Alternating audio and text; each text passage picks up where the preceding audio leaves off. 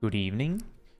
Tonight we're going to be doing the Four Lords Trial series from Stormblood, which is, of course, from back in the days where we had entirely optional trial series, you know, before Endwalker. Ching. We will... Yeah, tonight. It is night here. I'm guessing it might be a different time for you, but it is night here. But yeah, that's what we're going to be doing. And we're going to be doing it with Astrologian. And with that said, hey Chris, hey Guzzle, hey Aridel, hey Ajibasta, and hey Gambler. I hope you're all doing very well.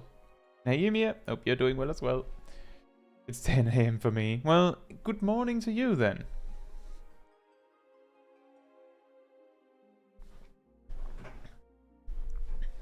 It is night here though. Well, it's evening. It's like early evening. You're still mad. Well, Ymir. That is the best you can do now that we've established that that tank that was messing with you probably was trolling. The best you can do to fight back is not be mad. Because the only thing a troll wants from you is for you to get mad. Like that's the target. That's why they're here. That's, you know, the whole woo, yeah, baby thing. That's why they're here. Just to make you mad. I have not had time to read the rest of what you've said after the stream started, because now the stream started.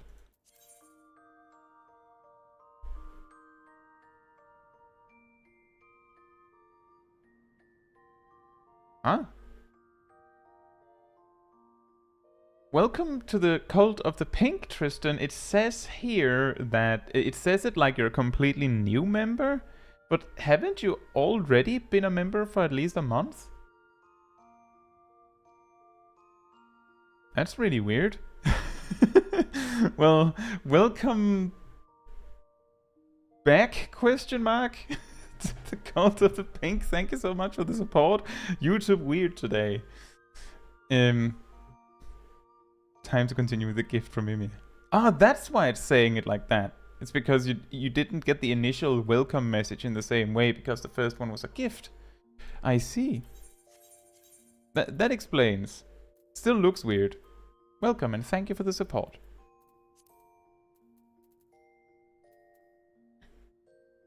Yeah, exactly as Aji says. If once you have clocked that someone is trolling, the best you can do is start reacting opposite to their expectations. Like really weird them out by not getting offended or annoyed. Like that's really easy to say that you should do. Like it's very, very easy to suggest. It's not very easy to do. But yeah, that is typically what you can do. I had a while back... Let me take that story in just a moment. Hey Siren and hey Zach, I hope you're both doing very well. What are the odds they will expand the Glamour Dresser on Dawntrail? I would say it's really high, because I'm pretty sure they've doubled the size of the Glamour Dresser at least once in Endwalker, if not twice. Like, they've actually expanded it a lot, so it's very, very realistic to assume that they might do so again. Oh, right. My pants storage is big. Particularly pants. Why do I have so many pants? Specifically. Hey Cheryl, hey Tracy, I hope you're both doing very well. So the story I was about to say is... So, I have like a series of shots where I demonstrate different openers for every job, like one opener per job, something to that effect. For the healers, I instead, because the openers there are relatively simple and straightforward, I instead demonstrate how do you like heal a big AoE pull in a dungeon as a specific healer, like in place of an opener. We do that instead. Specifically, oh, we have friends. Specifically, the machinist short. There was someone, I believe it was a machinist. I think it was the machinist one. Could also have been the samurai one. I think it was the machinist one, where someone said, oh, this opener's completely wrong. And also that they were very tired of all the people just copy-pasting whatever the balance says. When it's wrong, allegedly. And then I, were like, well, what do you think is right? And they generally just skirted around the subject. Like, they basically spent more time saying you're wrong, rather than actually answering the question. And when we'd gone back and forth enough times, I kind of just left the conversation there, and then someone else came back and responded, I believe. But the reason I left the conversation originally was because I'd already clocked the person to be a troll. So I just stopped responding entirely. And when someone else came, someone else joined the battle and tried to combat the troll, of course, swung back again, only for me to say, thank you, da capo, very well done, Mr. Troll. Leave now before I delete and hide you from the channel forever. Stop now before this starts getting problematic. And he didn't respond to that. So, I told him it was very nice trolling, well done, and then said to stop. And apparently he had gotten his fill because he stopped responding. He could have responded, but that was a pretty funny exchange at the end of the day. I was surprised that it worked, I'll say that. Why is there not... I guess that's the faster option. But yeah, that was like a case where I had to deal with a troll, and it's not the first or the last time. Did I say hi to Tracy? Regardless, Tracy and Chelsea, I hope you're both doing well.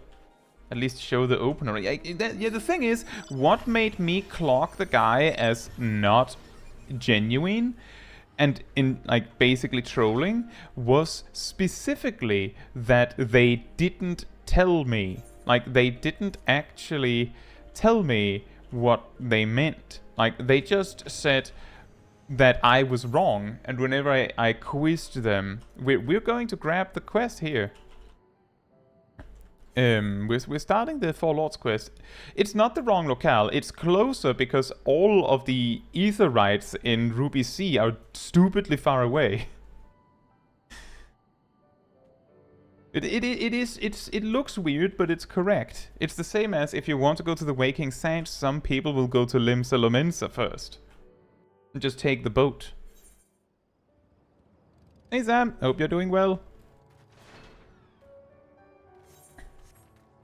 But yeah, exactly, the problem, the thing that clocked me to realize, oh, this guy's just trolling, was that he didn't add anything.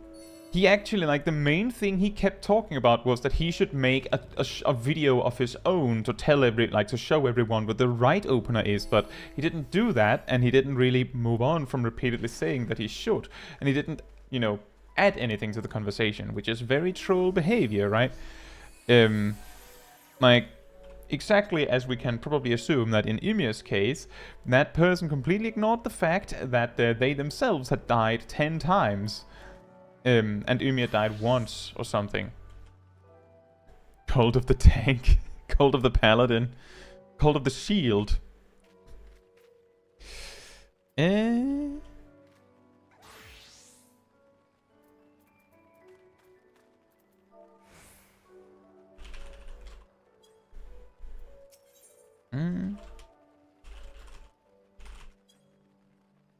Right, so this is the start of the Four Lords quest. So just reiterating as I do, if you want to join up for this storyline and everything, we are on EU Alpha Light, and as long as your character is on an EU server, you can visit. If you are on a Light server, on the Light Data Center, you can go to the big Aetherite in one of the 3 major cities and use world travel to visit Alpha specifically.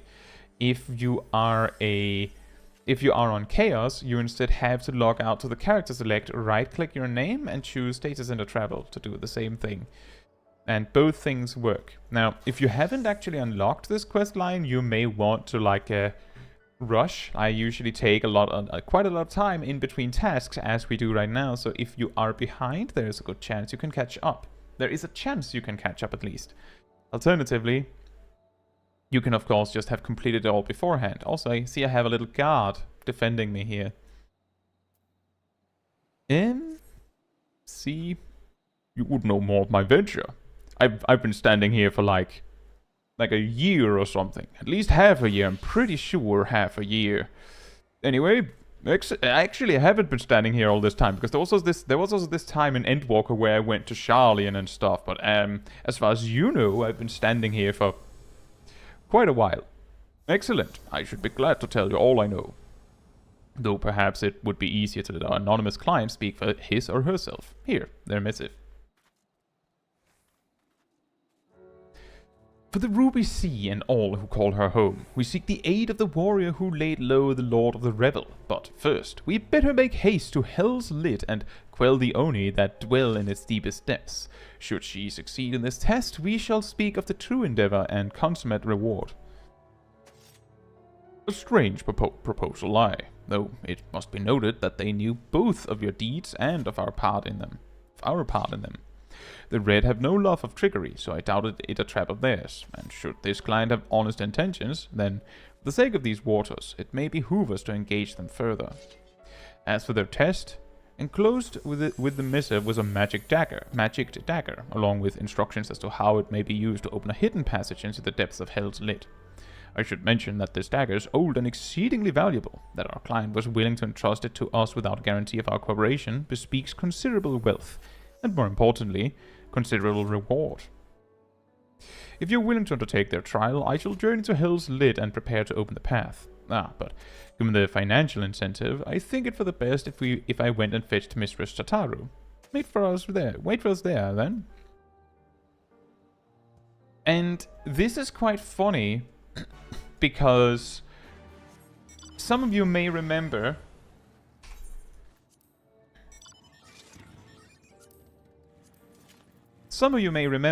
that, that in Stormblood, there's this incident where Alphino basically spent most of it gives the impression that he spent an absurd amount of the money that the Scions have just on a sword, because he didn't actually haggle at all, or even consider what he was signing, which leads to an interesting situation where they needed money, which leads to Soroban being like, oh yeah, there's this thing you could do that. I have this proposition, this possible reward that might help with that. And then in Shadowbringers, there's no longer money problems. I don't know if it's just because, well, it's not important for the story anymore, or it's because they're like, well, in Stormblood this happens, so there's no more money problems. Thank you, Chris. I hope you have a good day, and I hope that you enjoy the stream for as long as you can be here. But yeah, I'm going to guess that the reason why it's no longer there's no more money problems is specifically because, oh, Tristan's here too. It all got resolved by virtue of us getting this. It's just that if you didn't actually do this quest, oh, Coco's here as well. Oh. We're 9 people now. What do I do now? Well, we'll figure out what we do.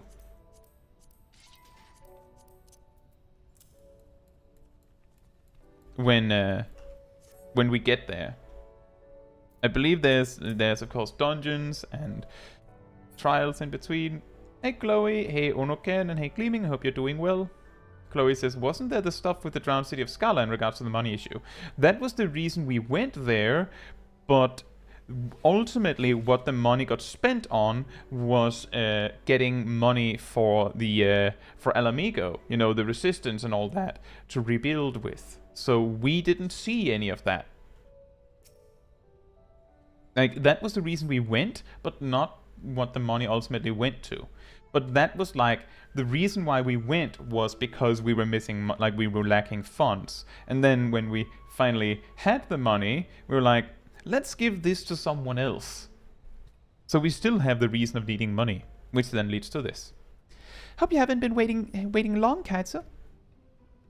My apologies for the delay. I thought it best to explain everything to Mistress Tataru on the way. Did that make you walk slower? Honestly, all he had to say was that he'd found a way to make up for Alphinaud's obscene expenditures. No matter how reckless or dangerous the scheme, if it balances the ledger, I'm all for it. So, there's a bunch of monsters living beneath us. What kind of place is this?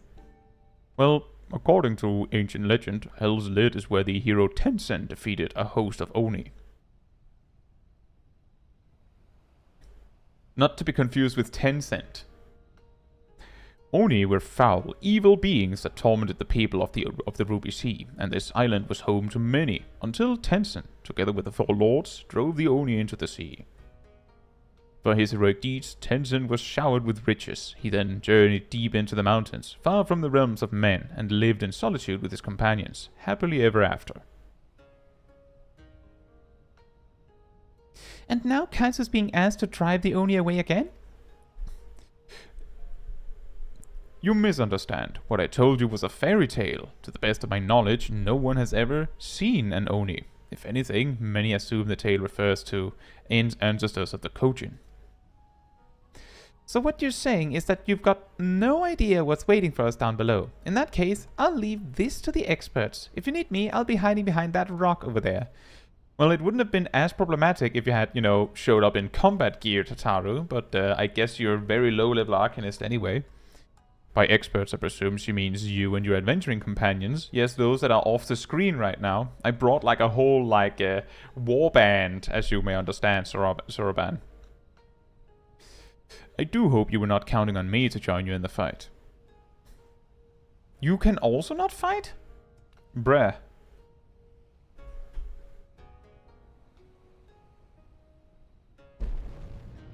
Boom. Does that mean we start with a 4-man dungeon? We brought an entire alliance. Yeah, we brought a lot of people.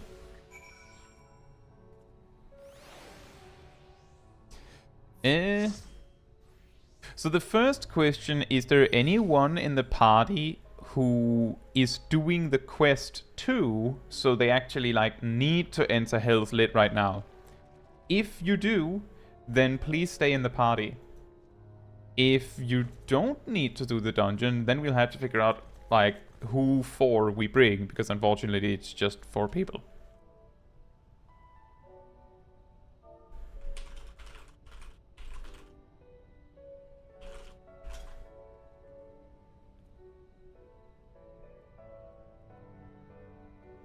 Gleaming says, I found out Tataru was in her early 20s and everything suddenly made sense. Oh yeah. That's also true, as Ymir says, we could make 2 parties. Part of the reason why I'm suggesting doing it like this is because, while we could make 2 parties, the party that does not house my character might not need to do, you know, Hell's Lid. Like, they could have done any dungeon if they liked.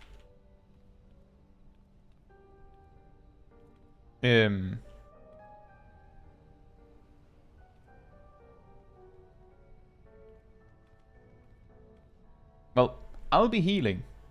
If like that's how it's going to be. So that works. Thank you, Castle, and thank you everyone else who showed up, only for the group to be too full. What happened to Coco, by the way? Did Coco fall into the pit down there?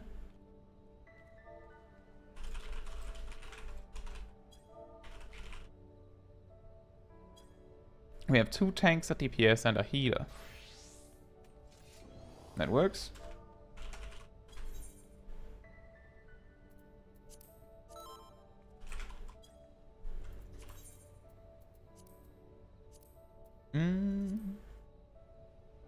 It is a very precarious looking pit. It's just randomly a hole there. And hey, Dratharian, I hope you're doing well.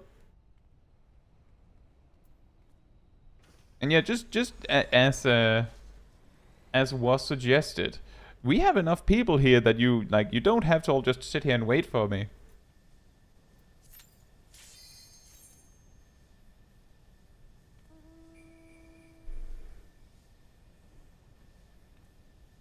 Like, you could probably easily do like a leveling roulette or something if you'd like. You can also wait. You can also just watch. Might be hard to watch Smol Kai while doing a roulette. It might also be easy, it's just a roulette. Okana, coming straight over from Monster Hunter, just kidding, says, why is it called Hell's Lid when Hell doesn't have a lid? Oh, that's because the lid is here. That's why Hell doesn't have a lid. It's because we're here, and this is clearly not Hell, right? So we found the lid, finally. Shade says this is one of these dungeons where it's not possible to wall, right? Kind of. Like, yes and no. You can still like pull the mobs up to the wall, but like there's weirdly many walls in the dungeon. That is absolutely true.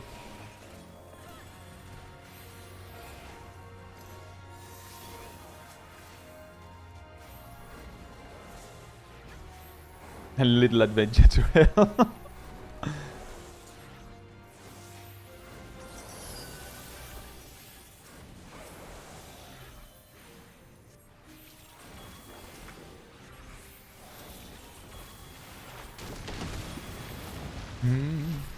Yeah, this stuff really made it awkward when we did it on... Oh, my earthly star is still upstairs. Whoops. This pull, like these kind of pulls were really awkward when we did it solo earlier this week. Like the mobs are perfectly spaced so that you can't AoE them, as far as I know. Like, not really. But they're simultaneously very weak. Like, very, very weak. Like, look at this.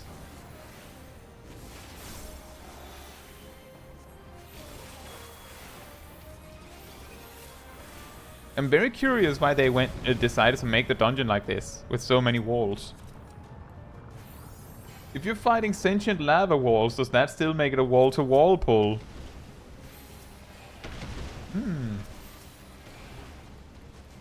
Very good point. We're yes, I think, maybe? Yes, I think.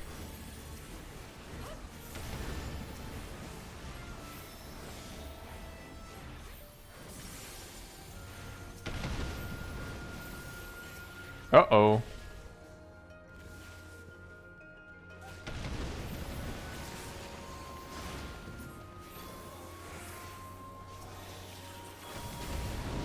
The wall surrounds you. Maybe the wall-to-wall pull is the fact that we're running between walls and killing each individual wall one by one.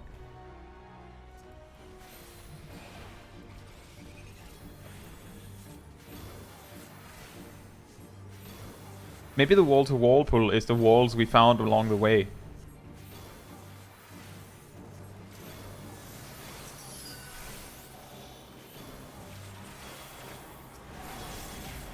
Ow.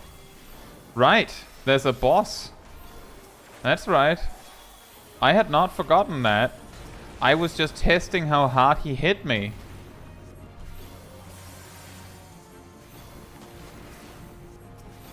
Oh, here comes the swing. Boom.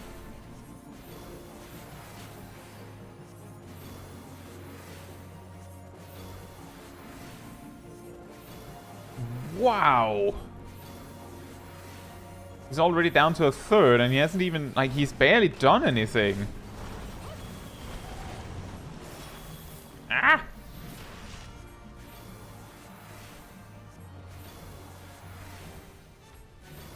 Stop chasing me, bro. Like, he chases you just long enough that it starts to get awkward. I don't think we even got to see the ominous rocks, did we? Did we see the ominous rocks?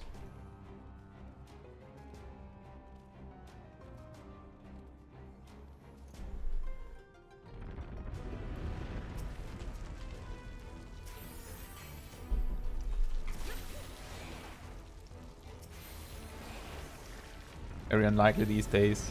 It really it is a shame when you need to like solo content to be able to see the mechanics properly. Like that is a little bit of a shame.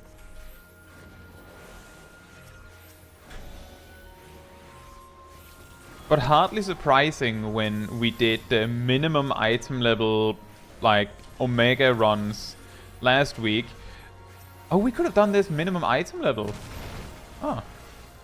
Well, we can rectify that later. We can do the rest of the dungeons and trials at minimum item level. If people are up for it. Just pull an Alexander and go back to Stormblood. Just go there. Just go, Lemao. No, that would be very interesting. Imagine an MMO where they make it so that when you go back like to previous expansions and such, you actually just go back to how the game was at that time. That would be very interesting. And very confusing. Because that would mean you'd have to know every way your job has ever worked.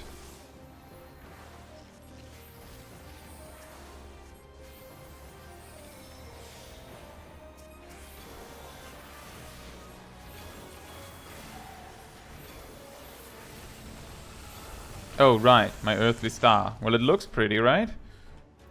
Right?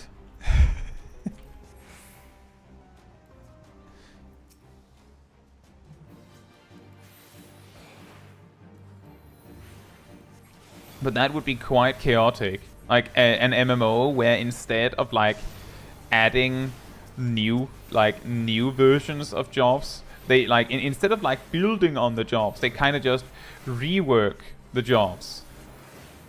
Or rather than remake the jobs for every like build on top. Hey, look, it is the Ninja Phantom. It's Kamaitachi. It's not a phantom anymore. It's actual Kamaitachi. Now that would have been funny. Like, you just come into this dungeon after Ninja has gotten Phantom Kamaitachi and the boss's name just is changed to actually Kamaitachi.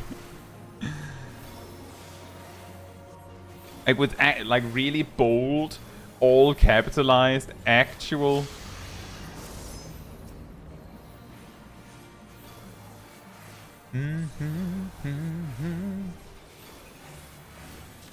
Oh, an AoE card. Nice.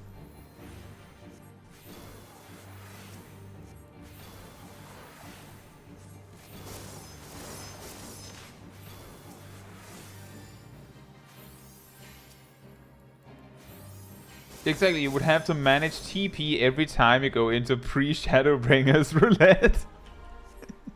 You would also have tank stances and stuff to deal with.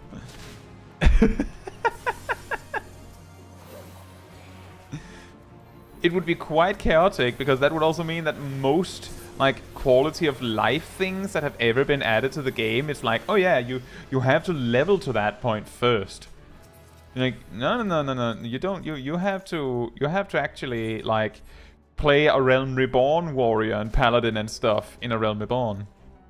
Now, the big question is what happens when you take a job that didn't exist in a specific time in the game and do a low level content with that. You just queue leveling roulette with Reaper, and you end up in Sastasha, and you just go, why am I a monk now? What happened? Why am I a monk now?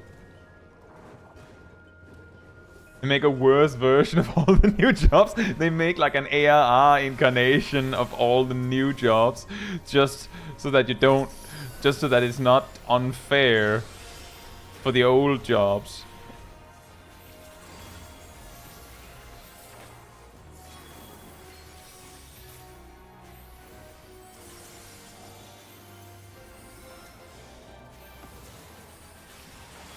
Farmer.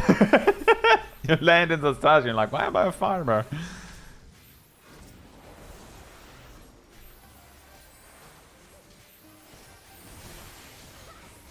Right, Reaper would probably become a Dragoon instead. That is true, Sharo.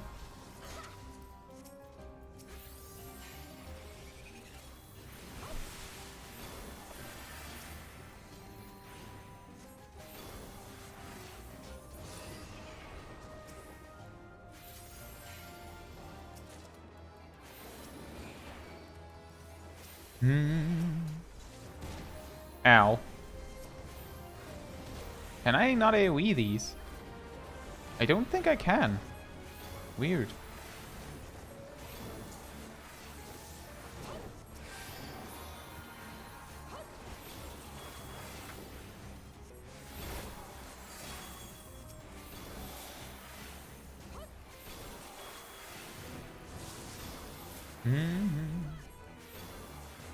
On the one hand, it sounds really silly. On the other hand, I do think it sounds very interesting. That would be certainly a way. It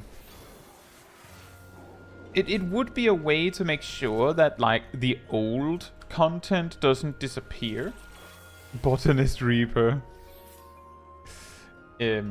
Whereas now, we just have to, like, think back to, like, oh, that's how the job used to work. But we don't get to see it.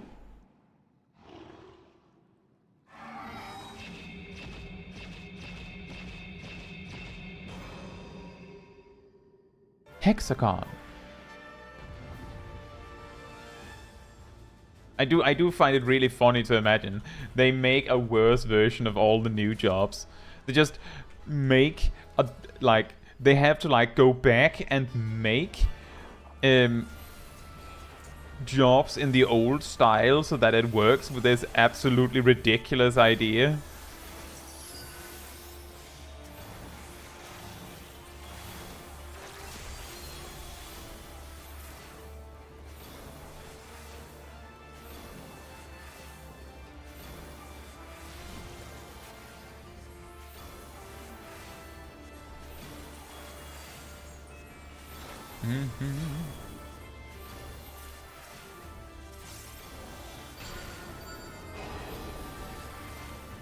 Oh. That is, wow. You almost had us, Genbu. You almost had us.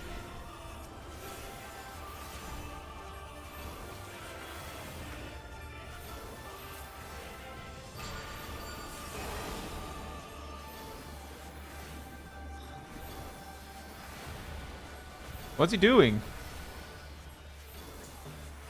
What the turtle doing? Or the tortoise? I don't even know. What the Genbu doing?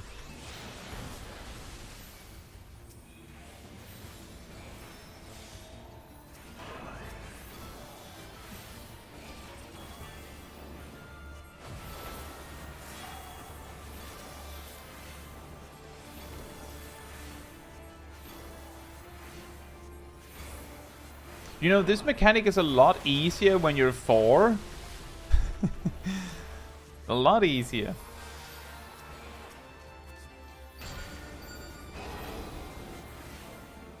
You're doing a funny blue? Oh yeah, right, that is true. That is actually what you're doing.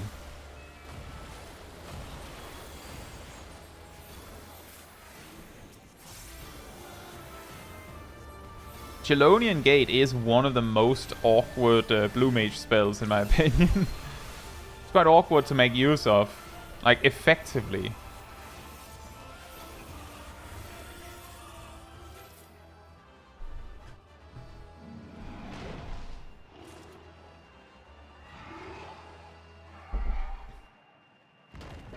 Also, it's actually also very interesting how, like, Chelonian Gate is a pretty good example of a spell that works completely differently when the blue mage uses it, isn't it?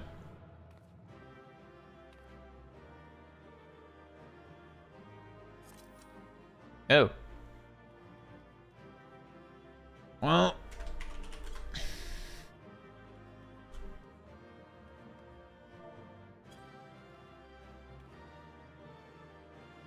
Guess it's just you and me. I thought you could float. Anyway.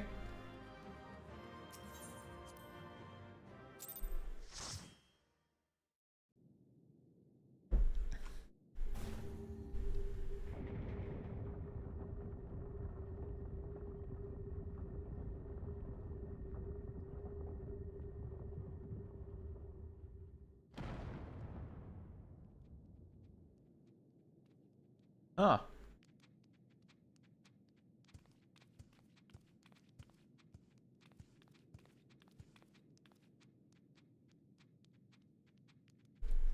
Perhaps we should turn him right side up? I just fought the guy.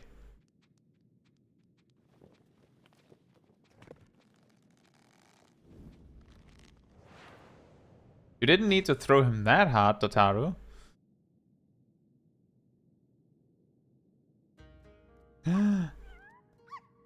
It's the fat cat. The weasel. Hey Thoth, hope you're doing well.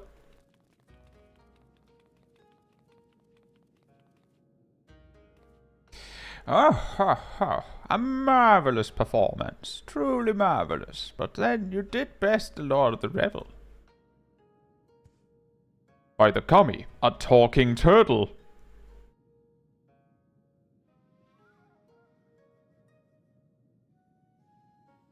Yes, Soroban, I know. Incredible. I don't even know where to begin with that one. Bro.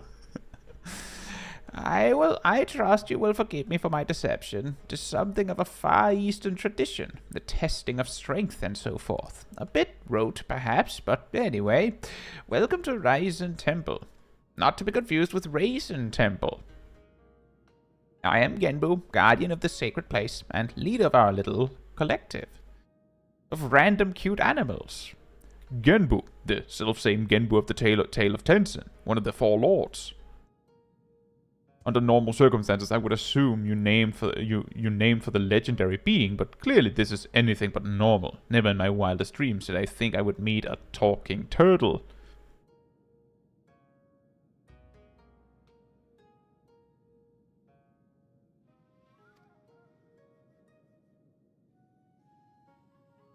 Bruh. It's just Soroban like, what? What? I don't get it.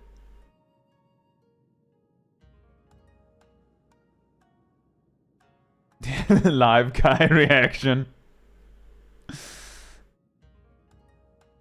Indeed, Chelsea. Apparently there's a difference between Kojin and turtles according to Soroban. I suppose you're right. Apparently so massive a difference that he can't even see the irony. Oh, but every one of us here can speak your tongue. Is it truly so surprising? After all, we each have lived more than 1,000 years. I knew turtles were long-lived, but I had no idea that was even possible. How about the fat cat over there? That one has also lived 1,000 years. Now, you might be wondering how he did that. The way he's done it is that he's eaten other cats, thereby collecting their 9 lives to his, meaning that he's just died a lot. That's also why he's so... That. Just kidding, I have no idea how he's lived that long. It's just a fat cat. In this wondrous land of ours, it is said that a beast which lives 1,000 years attains a measure of divinity. This temple is a place where such auspices may gather. But take not my word for it. Speak with my comrades and learn their tales. We will talk of the endeavor after. Is that a tapir? I think so. We may as well do what he says. Besides, who knows what valuable secrets some 1,000-year-old animals may know? I know exactly which part of my ear that itches the best when you pet me. Thanks. I don't know what we'll use that for, but thanks. That's a pig. Oh, fair enough. Well, I don't know. I'm not a biologist. Kojin can stand on 2 legs, that's the difference. Massive. That is also true, Shadow says. I mean, the fat cat is a voice sent in the description of the minion or mount or something. I do believe I heard that. Apparently this isn't that then. This is just an actual fat cat. Judging from the way you and that woman are gulping, I'm guessing you're not from around here?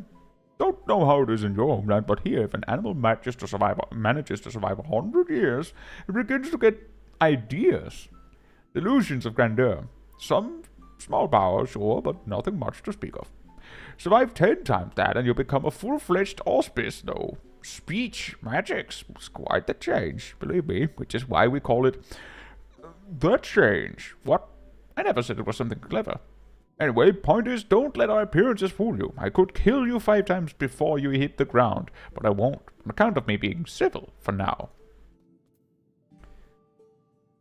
That is, ominous. If you're that powerful, Senryu, then why would you need my help?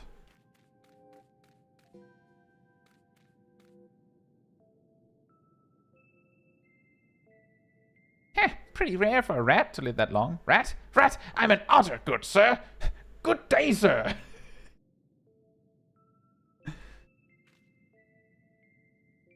Zudo says, I mean, I feel like it would be like us being surprised by a monkey speaking fluent English and going, a talking monkey! You know, you have a pretty good point there.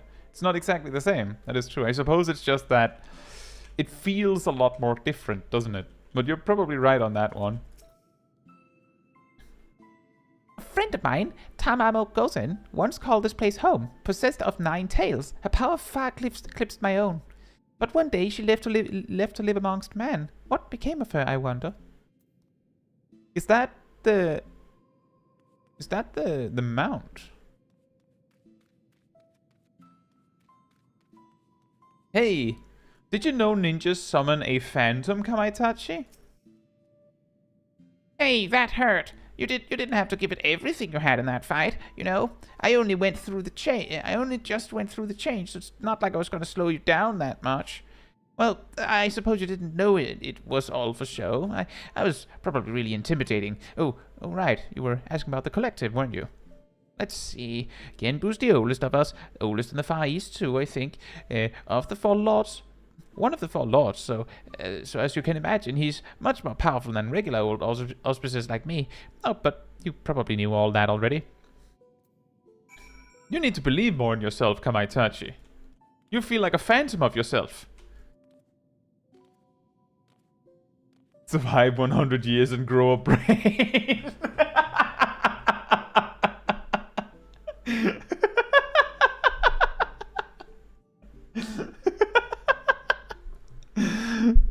I mean, that's kind of what the fat cat says, right?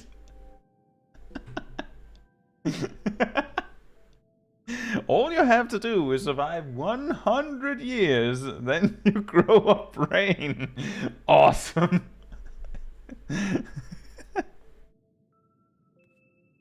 Nice.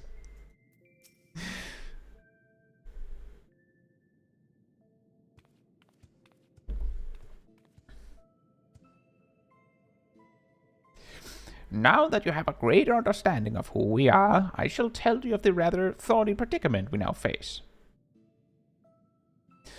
The divinity of we auspices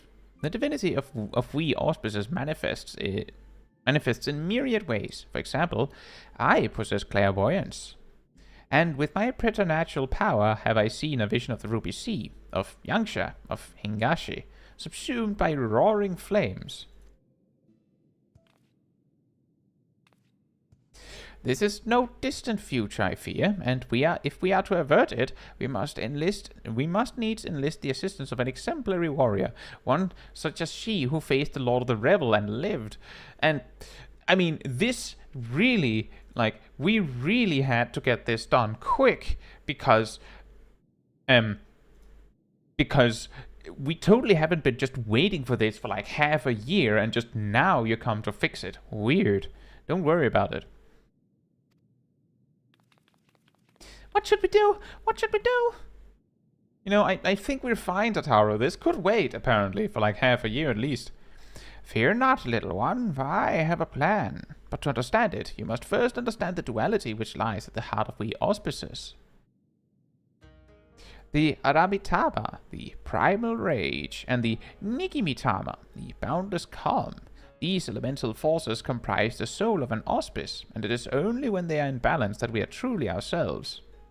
Alas, over great spans of time, or when caught in the midst of tumultuous events, this balance may be disrupted, and the soul may be divided. An auspice overcome by the Aramitama is a wild, feral thing, and all the more dangerous for their divinity. Calamity and catastrophe invariably follow. Tremors and floods which destroy men's work. which destroy men's works. Auspices can bring about these natural disasters. How frightening. Perhaps, but you must remember that there are auspices who delight in aiding the peoples of these lands. Auspices who may have even wreaked havoc in the past. Recall you the tale of Tenzin and the Four Lords? The one Soroban told us before, about a samurai and the auspices who drove the Oni from this island into the sea? Just so, yet a fierce accounting of events is not quite accurate, for it was not Oni we and Tenzin cast out from this place, but an auspice. An auspice with the power to move heaven and earth, Koryu. Only consumed by the Aramitama, he stoked the flames in this island's heart until it very nearly erupted in a fiery maelstrom. Tenzin led us in battle against our mad brother, and together we sealed him in this temple. In that rock over there. But as the truth of the tale fades from memory, so too do our wards weaken, I fear. Should Koryu break free, he may well finish what he began, and ensure my vision of flames comes to pass. So, long story short, you want Caetsu to give this Koryu what for when he wakes up? Totally. I should think not. Her accomplishments notwithstanding, it would be foolish for any mortal to face Koryu without proper assistance, to wit, that of the Four Lords. Regrettably, I am not the young auspice I once was, and to make matters worse, my 3 compeers have nearly succumbed to the Aramitama. Kami forfend. 3 of the 4 lords have gone mad. The Ruby Sea is doomed. Nearly succumbed. Nearly.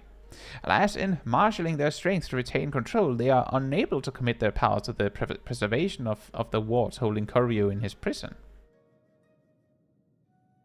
And now that you have a full and complete understanding of the situation, we may at last discuss your part in all this, warrior. I'm an astrologian.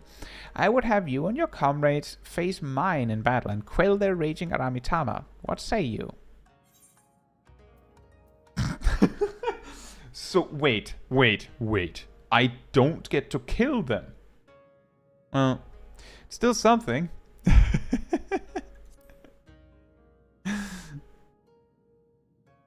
You are an intriguing one, aren't you? We are grateful for your assistance. Let us brook no further delay and introduce you to another of the 4 lords.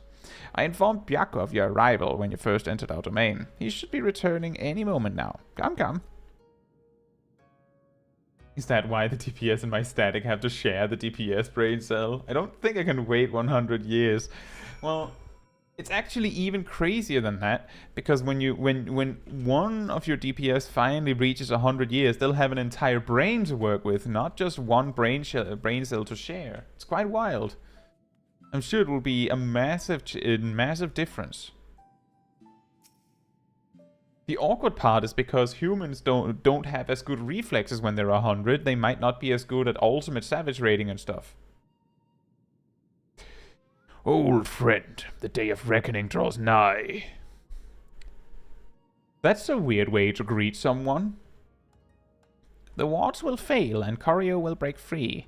Before he does, you must quell the raging Aramitama in your soul. This warrior will help. Doubt not her strength, for she has danced with Suzaku himself. A bold, audacious claim, yet if Genbu believes it true, aye, the more I look at you, the more of him I see. A similar presence, perchance. Tinier. A light. Very well, I will bow to my brother's judgment. Wonderful. Then, without further ado, I shall bid my comrade relax and surrender to the Aramitama. What, here? Now? Won't he go on a murderous rampage? Why, yes, that's rather the point. He will be reduced to the feral beast. And then it will be Caetsu, was it? Caetsu's turn to do battle with my brother and help him quell the fury within. But if all it takes to quell the Aramitama's battle, then why did you not do the same for Koryu? Why seal him away? Because it was too late. As I said, Koryu was wholly consumed by the Aramitama. Naught remained of the Nikimitama. All that he was forever lost to us. The effort I expend to hold back the fury I will instead use to safeguard the calm. It is then you must act, but know that if you fail, it will only hasten my fall. My soul is in your keeping, Caetsu. Do you understand? No. No idea. Then let us quit this place. Genbu may not mind the chaos, but if I am to wager my everything, I prefer to do so in the land of my birth, to look on those familiar wilds with eyes that may soon belong to another.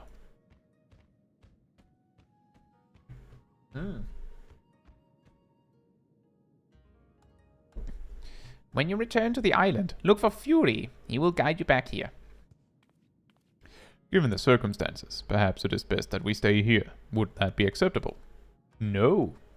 Ah ha ha, Soroban, was it? Be at ease. I have a task for you and your excitable urchin. Follow me.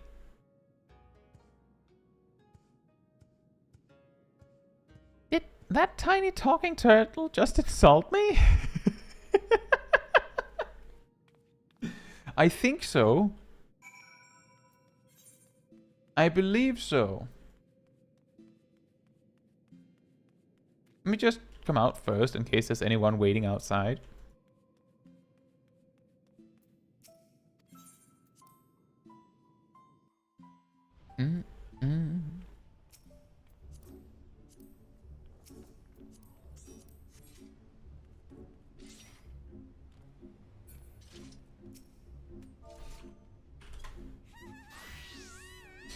Right.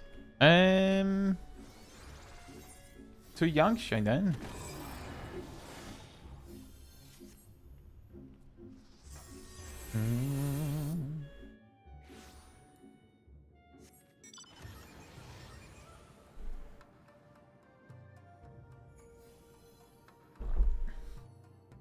It is quite a different story.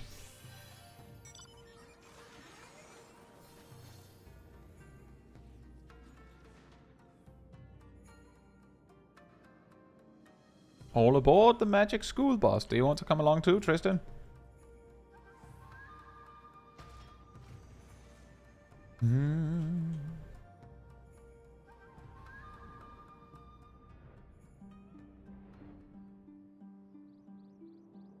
I believe we are getting all the way up to... I'm pretty sure the next thing is the Byakko fight. Seat I picked was full. I thought if you chose a seat that was already taken, it just gave you a different one. No, that's already here. We've arrived, Byakko.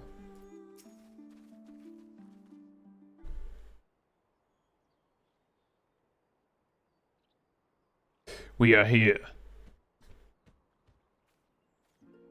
My earliest memories are not pleasant. From birth I was shunned by man and beast alike, for my snow-white fur marked me harbinger of doom. Cast out and hunted, I struggled to survive. But I endured. I struggled to survive. But I lived. I grew older and wiser, and then one day I resolved to protect this place and those that call it home. For in spite of everything, it was mine as well. And then, after around 100 years, I grew a brain. And then, after 1,000 years, I grew magic. It's quite wild. In time, they came to see me as a guardian instead of a demon. And yet, for all I have done to rise above the beast within, I may fall to madness and become the sum of their fears.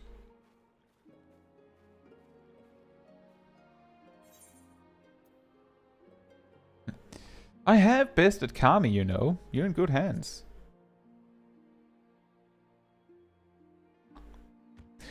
Such confidence from one so young.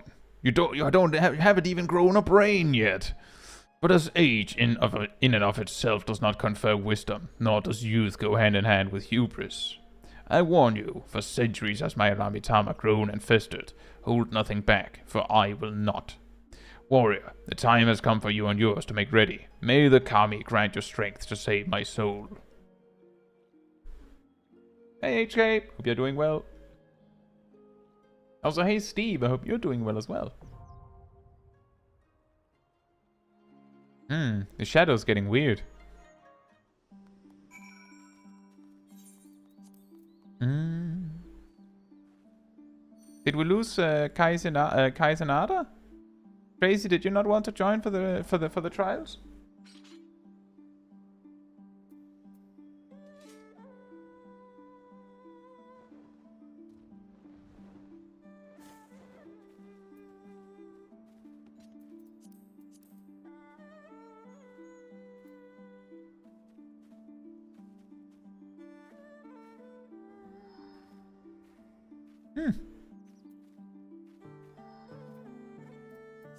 Well, we have an 8th slot if there's anyone that wants to come along.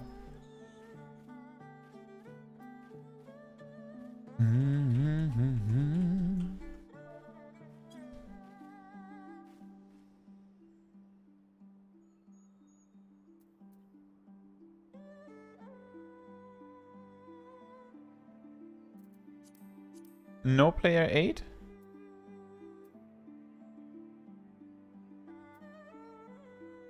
Well, then the question becomes, do we try a 7 players minimum ice level like we did in Omega?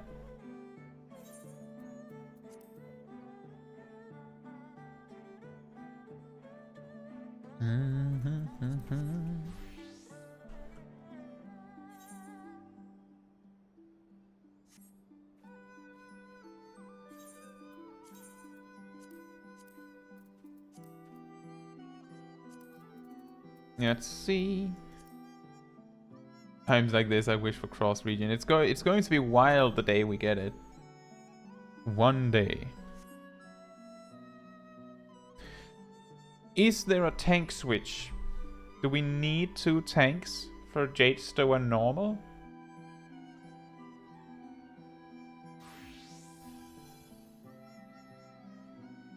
I think it might be safe. I think it might be safer to have 2 tanks just to be on the safe side. It would be it's a quite long fight because of the whole intermission, so it would really suck to fail because we're missing a tank. I think it's probably better to bring 2. Oh yeah, also we reached level 73 in the dungeon. Right, I don't know if we need 8. I'm pretty sure we don't need 8. I also happen to know that, to my knowledge, Suzaku, which is coming later, you don't need 8 because the Dance Dance Revolution mechanic just has less seats if there's less people.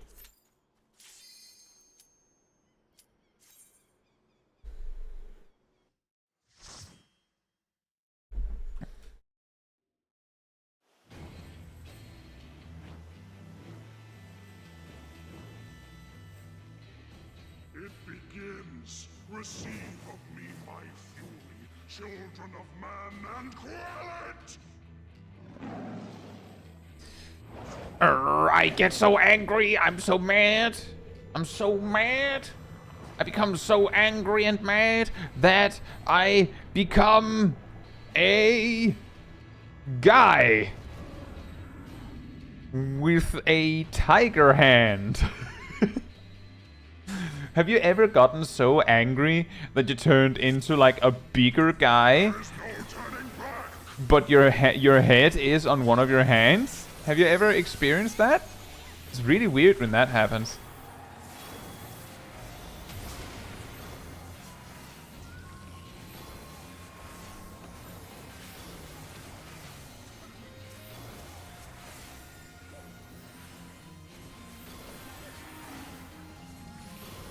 State of shock. Unhoomst. Run! The stack marker. Ow.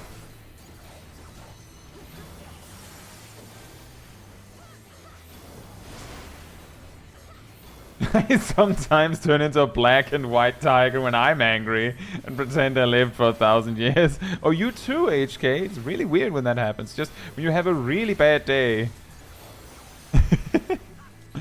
I also really like seeing people's first reaction to these kinds of ridiculous intermissions that are in some fights.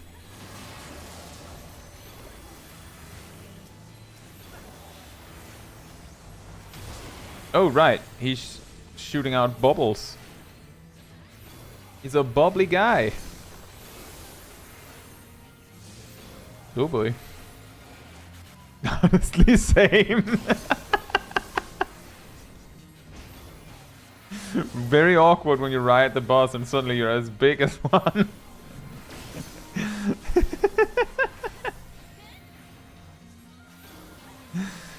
Oh, that I can just picture that. It's just so funny. Oh, I'm so mad. It just turns into a whole tiger, a giant tiger. You just turn into that. Have you ever tried getting so mad that you just shoot yourself out of your own human hand?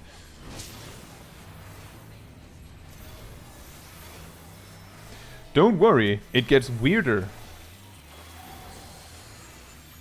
Sorry? That you took a lot of damage all of a sudden from my perspective. Wait, what?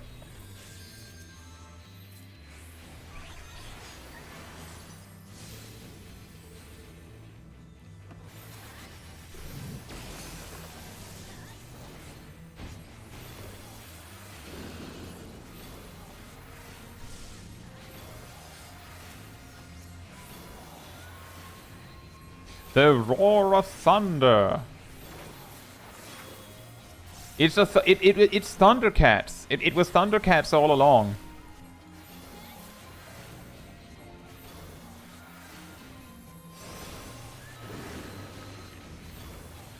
All creation trembles before my might. Behold, fury given fall.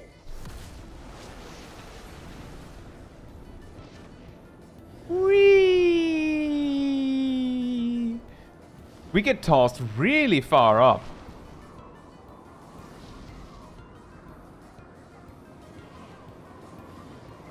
My wrath is a ceaseless torrent. Make sure to point your camera downwards so you can actually see what's coming.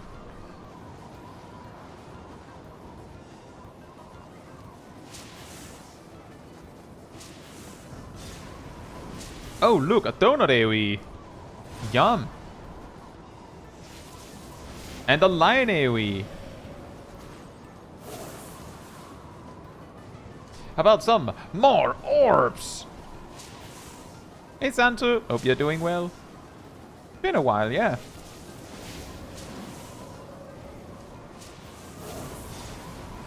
More donuts!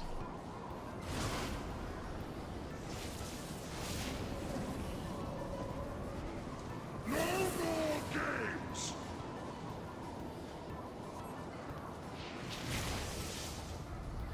And pancakes. It's just somehow we just stand up after all that. To ashes with you.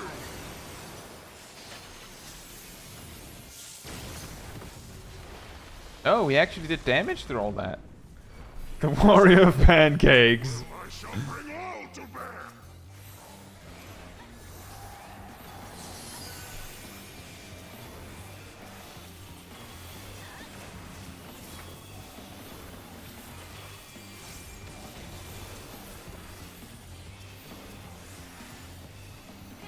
Lightning sear. No, don't sear me, bro.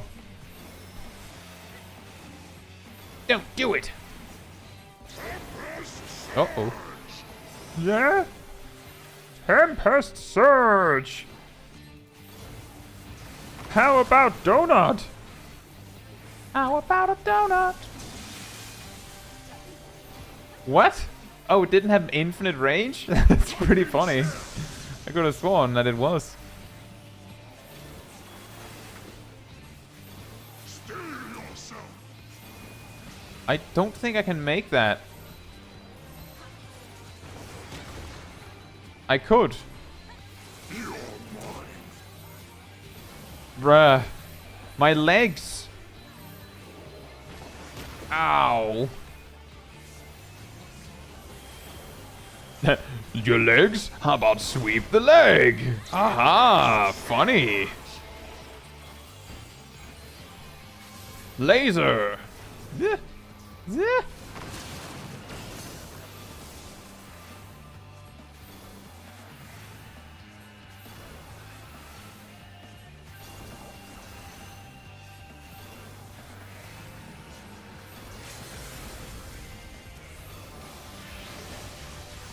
Oh, now I understand why Ymir dropped so low earlier. It was because of a tank buster. Ow.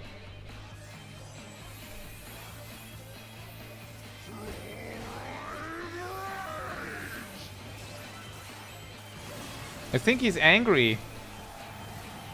He's angry. I don't know what leads me to think that, but I'm pretty confident that he's actually very angry.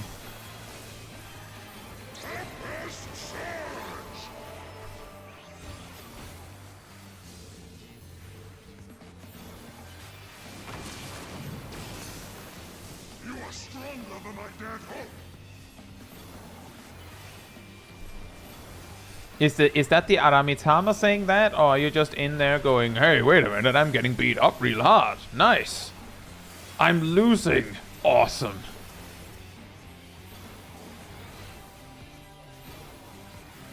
the warrior of pancakes? Pretty sure that if that was a title you could have, that would absolutely be Smol Kai.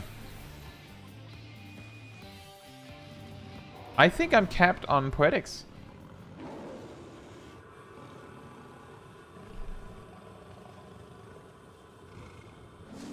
I should buy some level 80 gear if I don't already have that. Man, you ever get so mad that you just become a literal ice lady? Does that happen to anyone at all? Oh, which one is that? When does that happen? Is that Shiva? Oh, we do have maxed out poetics.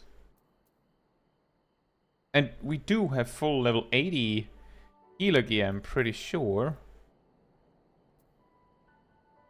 So what could we invest our poetics in after this?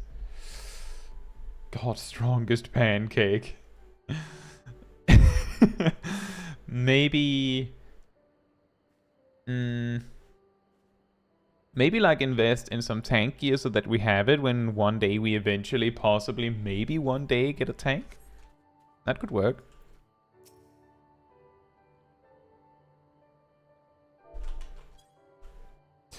You are indeed the warrior they say, not unlike him in many respects.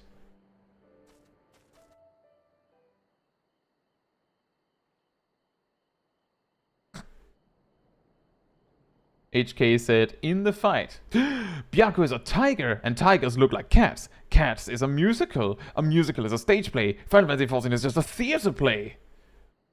You've figured it out. Actually, Final Fantasy XIV is a theater play all along. Tentacles also says, Tristan.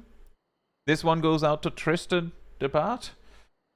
If you want, I have a macro for pillion rides. It'll automatically pick a seat for you, so no need to keep clicking to check seats. I genuinely thought that it would just pick a different seat for you if the one you took was taken. Siren says, me on the edge of the arena, definitely knowing that the donut AoE didn't cover all the screen, I promise. Yeah, I was just ready to heal you, and then you just didn't take any damage. And it says, decided to try out Black Mage in the Epic of Alexander. Finally get why Black Mage mains are like that. Also, Ultimate as Black Mage, despite not having played it at high level before, is an interesting experience. I could imagine. I suppose if you haven't had the luxury of like the more quality of life you get at higher level, it might not feel as bad to be at lower levels, right? Why is there an Asian man in my room? Help! SCPs! I think we lost HK. HK, are you alright? Apparently it was a donut AoE. And not an infinite donut. As you know, we've been lied to. The donuts aren't infinite. It was in another era that we first met, him and I. Long, long before the kingdom of Doma.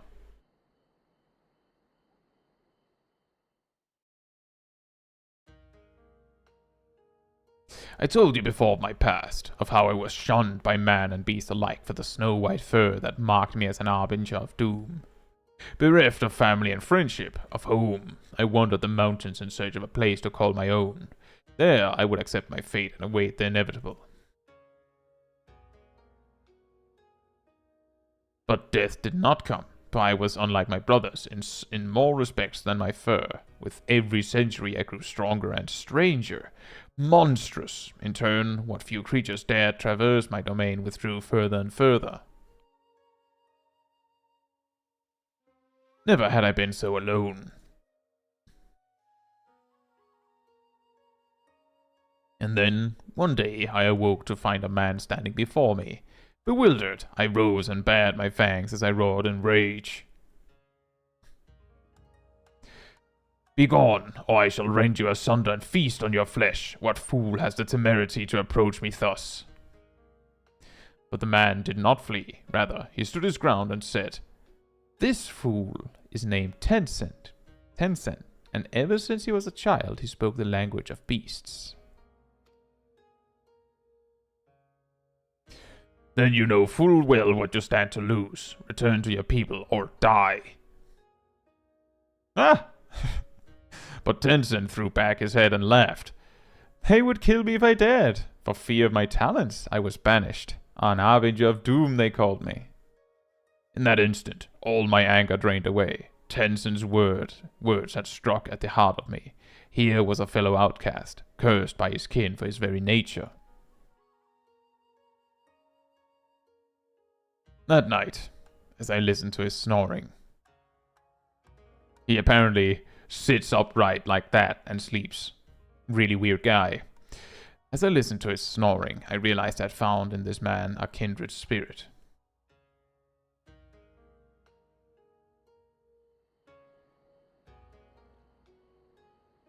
Soon after we embarked on a journey together. In the days that followed, we met other solitary souls and aided them as we had aided each other. But those are tales for another time. I doubt very much you are willing to stand here in silence while I recount my every adventure with Tencent. Come, let us return to the temple. Genbu is doubtless eager to learn the outcome of our battle. Whee!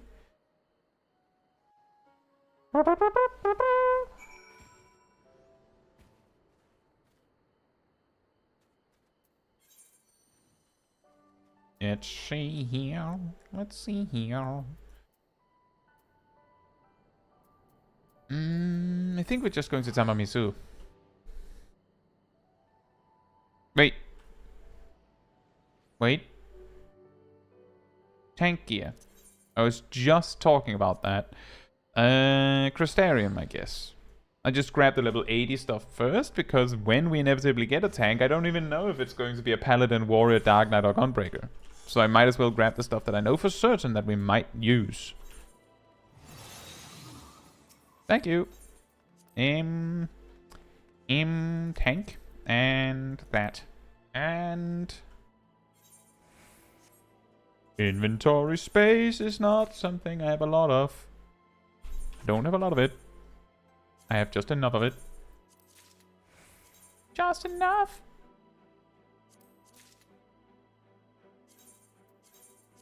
I'll just actively dodge the pants because I don't have space for pants.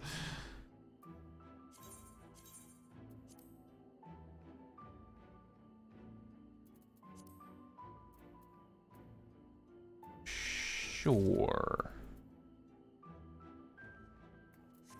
Right, you go in the armory chest, and you do too, and you do too, and you do too, and you do too. Now, where was I?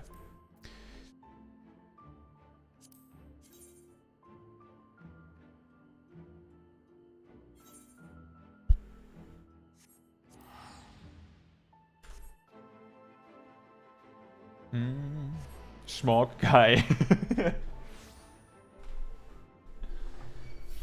Chelsea says, wouldn't Gyroskaven work since the highest starting tank is 60?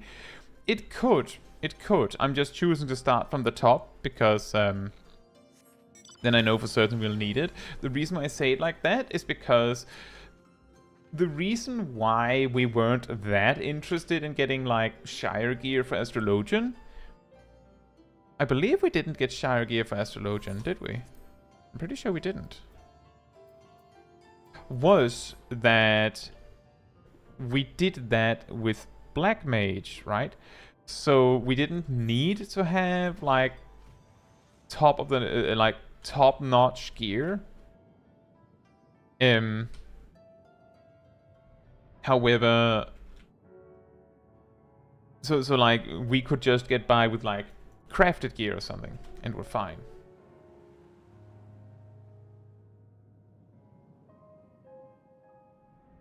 But it would work. You're right, Chelsea. I think it's just that I don't know what we will do with the job. Like, I don't even know why, when or why Smol Kai would ever get a tank, but I have no other thing to spend my predicts on. So that's what we're spending it on.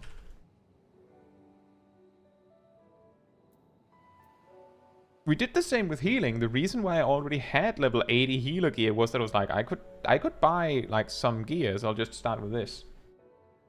Don't get a tank, why not? I'm really good tank.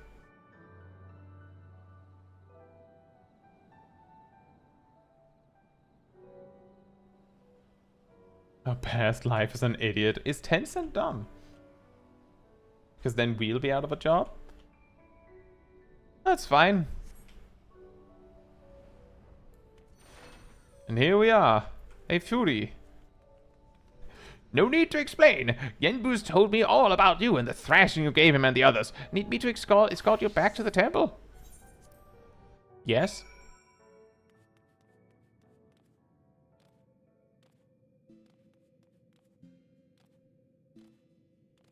Why are you all over here in the corner?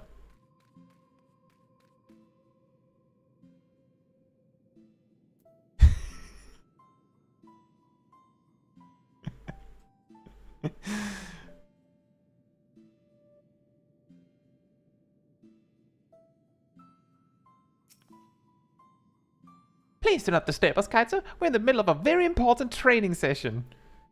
I see that.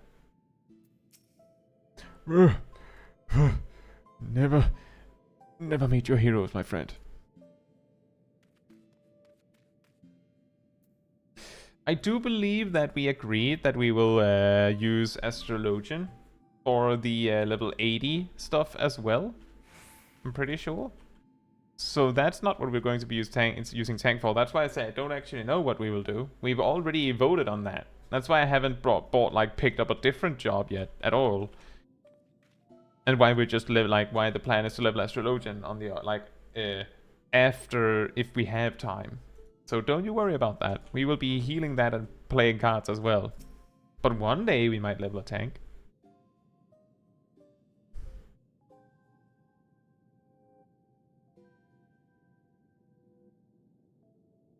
Well done, Kaitsu, well done. You've done my friend a great kindness, one we shall not soon forget. Oops, I've already forgotten.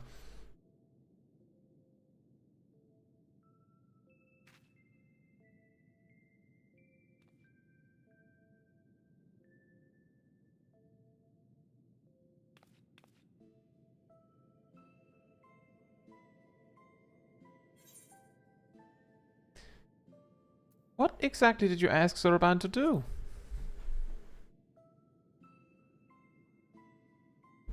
Ah ha ha, you needn't be so concerned. You know well the power of the Kojin's incantations, yes?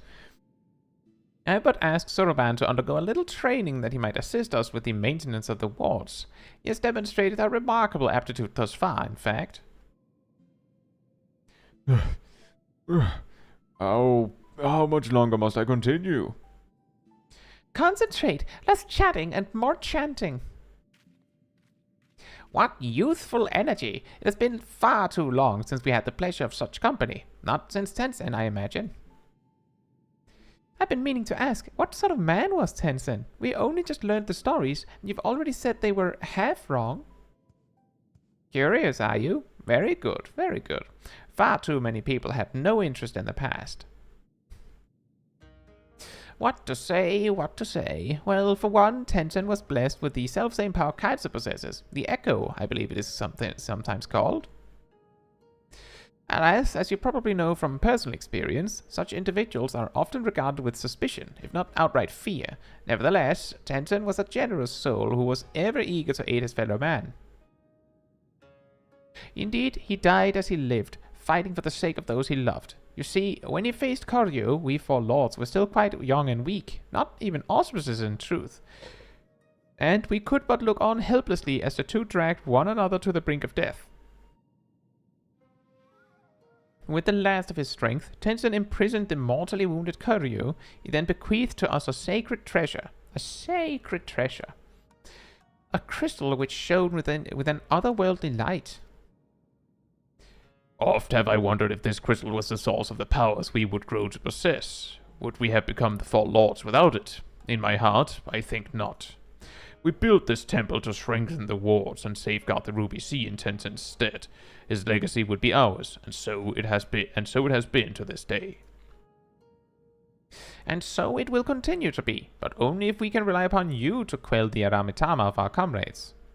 That can wait, though. Byakko needs his rest, and so do you, Kaitsu. Until the next patch. In that case, it'd probably be for the best if I went back to Kogane. There's no telling what mischief that man will get up to in my absence. He's not that bad, Tataru. In my experience, he typically gets up to some generous and weird stuff. Weird, but generous. I too should take my leave. Doubtless I am needed in Tamamizu. Ah ha ha, you're not going anywhere. Your training is far from finished, my friend. But I can't possibly refuse the request of the four lords, can I? I hate to impose upon you, Kaitsu, but perhaps you can go to Tamamizu in my stead. It may be some time before I am permitted to return home.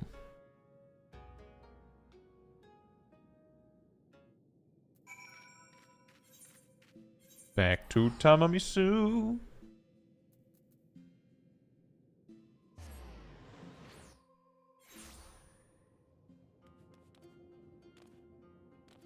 Is Tenzin a character in Final Fantasy XI? Is Tenzin a samurai in Final Fantasy XI?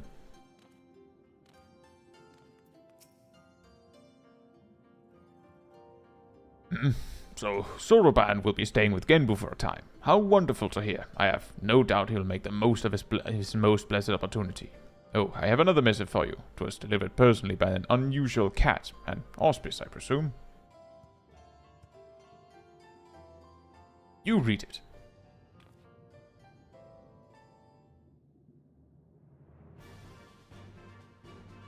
The timing of the combat music. You're welcome to come and go from the temple as you like. Fury will remain at his post above ground. You need only seek him out. And also, battle music. I should be glad if you take him up on his invitation and look in on Soroban every now and then. After all, he is in essence our representative there. Also, have this music randomly. Why did it have to stand up for that? Oh, well, you see, Ymir. They don't have a hand item emote for sitting. I think.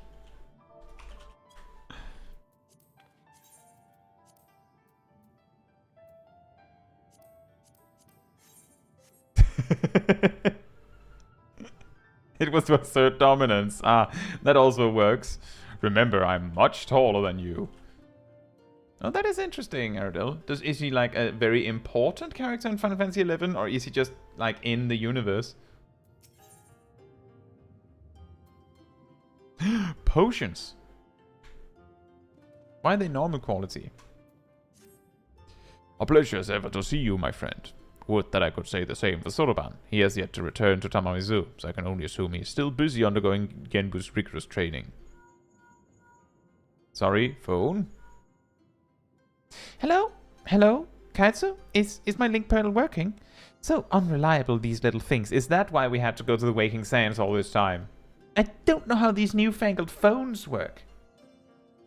I'm going to pay a visit to Ryzen Temple to see Soroban. Give him a treat to keep his spirits up. If you're available, you should come too.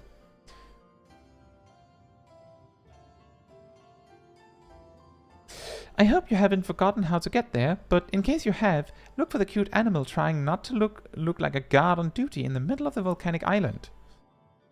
I was, of course, not privy to your conversation just now, but on the off chance you are bound for Ryzen Temple, give Soroban and Genbu my regards. I didn't hear anything you said there, but ominously I just happen to know where you're going. Don't worry about it.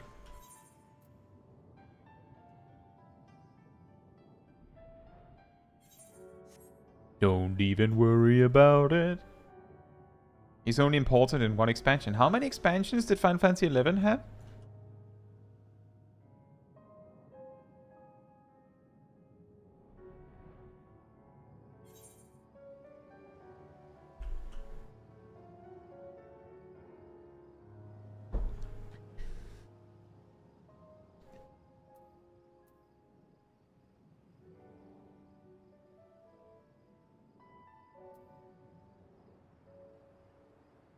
Also, Gleaming said before, I now have an EU alt because one of my friends plays over here. Making an alt character seems like more trouble than it's worth though. All my cool glam is gone. Well, the big advantage there is if you make sure to make your alt a different race and, well, a different look than your main, then you can, like, explore new things, like explore new outfits. Instead of like going, oh, I can't make my character look like how it's supposed to look because I'm used to it looking like this or like that.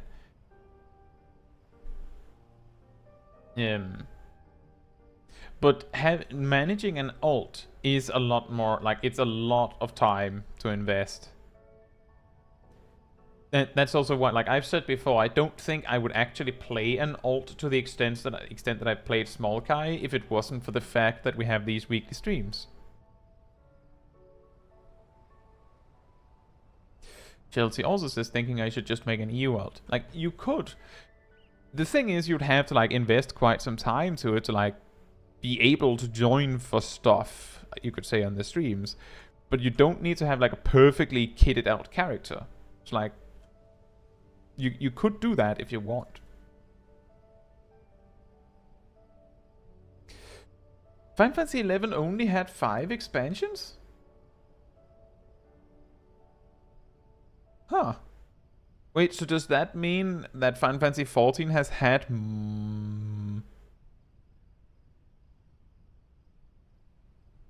Oh. After Dawn Trail, we will have had more expansions, right? Than 11.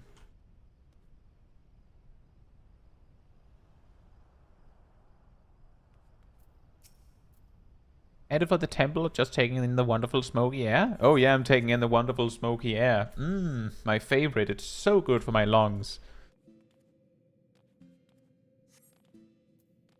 Hey, Genbu.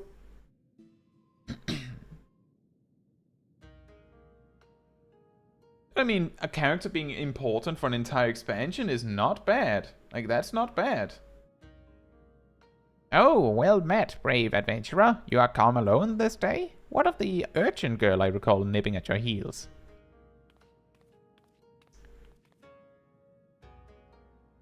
That's Tataru. Tataru. Tataru. And I'll thank you not to forget it, or else you'll get no takoyaki from me. Oh my, that would be most unfortunate. My sincerest apologies. I shall endeavor to remember little urchin Tataru. Why am I not an urchin? Of course, your name I will not soon forget, for you saved my dear friend Byakko from descending into madness. Your name was... Blatsu. That was it, right? Blatsu. It is good to see that you are here, Blatsu. I mean, Caetsu, of course.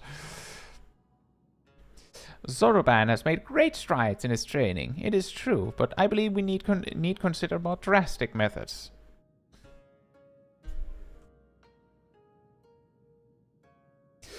Though he is not without potential. Sorry, Soroban, I almost spoke with your voice. Though he is not without potential, Soroban, as he is, simply lacks divinity. Should we carry on as we are, he may not be ready when we have need of his strength. As with Byakko before, there will come a time when we must confront Seiryō and Suzaku, and quell the raging Aramitama within them. Accordingly, we must use every means at our disposal, no matter how dangerous, to ensure we are prepared. No matter how dangerous? What exactly did you have in mind? Oh, there is no need for fearful trembling or withdrawing into one's shell.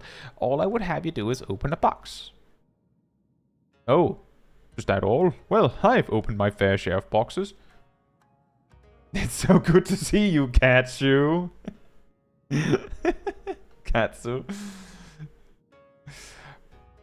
But know that it is no ordinary box you must open. It's actually like a box with like IKEA furniture in it that I need you to put together without the manual, and there's something missing, but who knows what'll be missing. Actually, what it is a Byakko of geomancy, a sacred vessel which harbors the very power of time itself. And yet, you say there's no need for fearful trembling. This box sounds terribly dangerous. To what end would you have me open it, aside from putting together the IKEA furniture? That you may bathe in its temporal magics and age 1,000 years in an instant. That you may undergo the change and become an auspice, albeit until the magics dissipate. Cat soup. Cat soup. You would have me become an auspice like the Four Lords? Hold on, Caetsu, didn't you come across one of these Byakko in Shisui of Divided Tides? You did, didn't you? I am aware of similar relics in the possession of the Ryan. However, their magics alter only the appearance of those exposed, a mummer's trick, a glamour, altogether unlike the phenomenal power of the Byakko we seek. Know that this is no legend, but incontrovertible truth, for the one who created the Byakko of geomancy was a fellow auspice. Like many of us, he had lived long enough to see comrades become consumed by the Aramitama, see them descend into madness and lay waste to the lands they had sworn to protect, and, like many of us, he had had no choice but to put an end to their rampages. This auspice knew full well that he was destined to share their fate, and so, before he too fell from grace, he resolved to craft the Byakko of geomancy, and when his work was complete, he bathed in its magics until he was no more. By the Kami, he chose to die while his mind was still his own. I don't know what to say. Once the true potential of the box was understood, that it could bring death to an auspice, it was decided that it should be placed under lock and key in the Swallow's compass until we had need of it. However, the Grand Mausoleum of King Ganon has been abandoned to the Shikigami, forever bound to its halls as guardians, and only a warrior of surpassing strength can hope to overcome their trials. Steel yourself, Soroban. Until the moment Caetsu returns with the Byakko of geomancy, you must train like you have never trained before. I have trained a lot before, though. Yes, of course. And I'll be pointing my finger at you like this. That'll keep you motivated, right? Kachao, Chaiji, Katsu, Cashew. Those are some good ones. Cat soup is also pretty good. Kite soup, Katsu curry.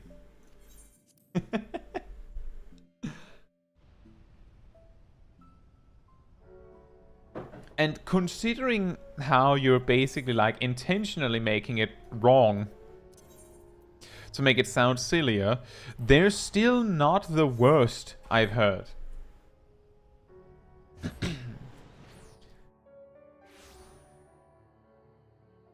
It's the Gazel added in regards to the Final Fantasy XI thing. It seems like there are some add-on content beside expansions. That makes sense.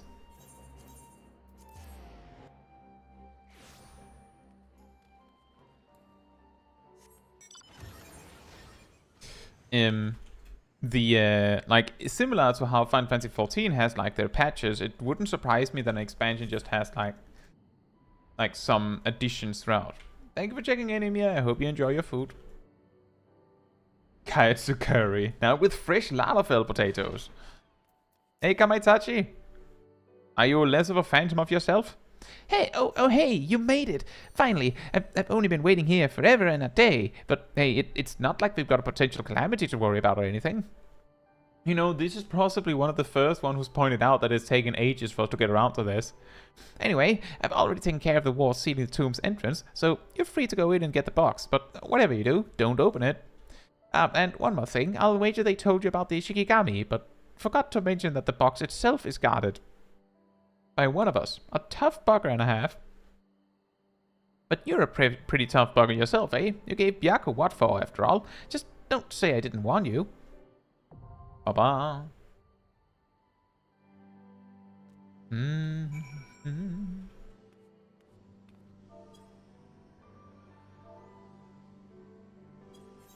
See, we're 6 in the group right now.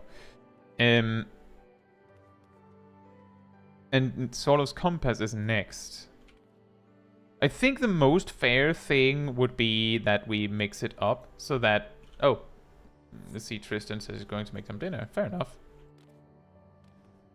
Well, in that case... Do you mind sitting out again, Ardell?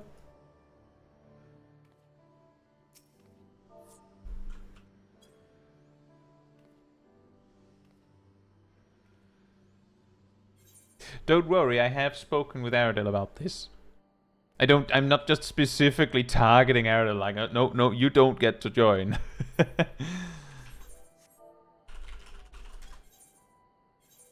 Oh, we could do this as minimum item level as well.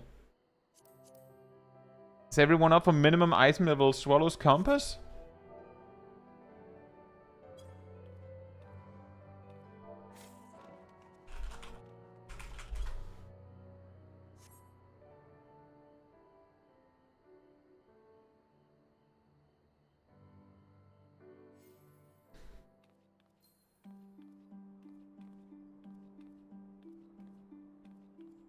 I suppose it's easy to forget that Swallow's Compass is part of this entire storyline, but it is.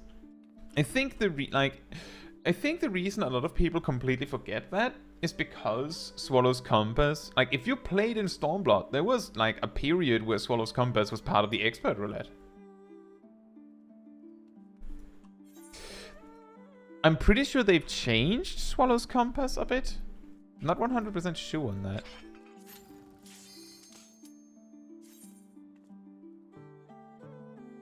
Also, hey Beamy, I hope you're doing well.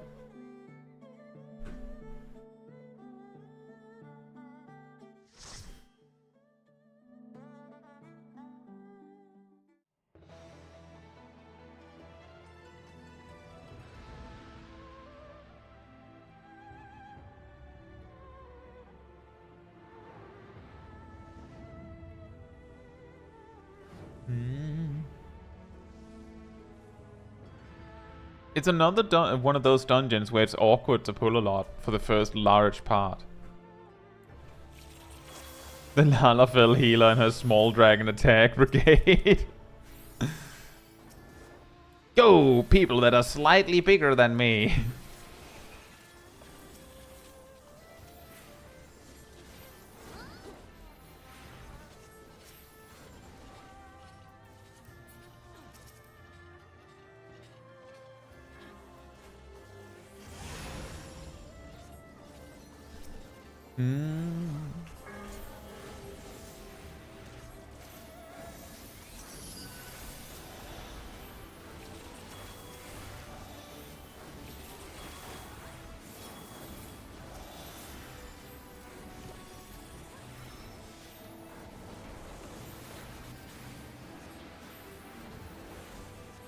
But yeah, the final boss is quite surprising, as I recall.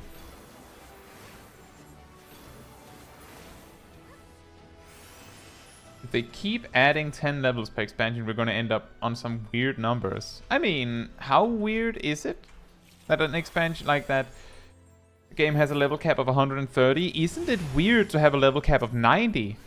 Like, when you sit down and think about it, won't every expansion have a weird cap? Like 100 seems weird to some people, but I guess you're right.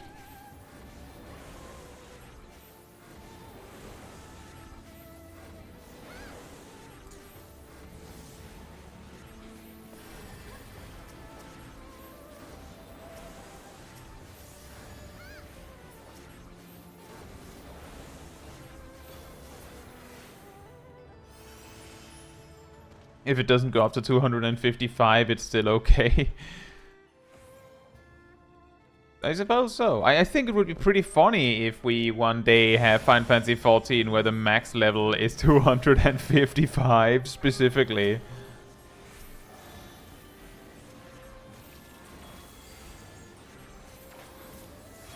But what we do know is that it is something that isn't being entirely ignored, if nothing else. Like, it's not being ignored.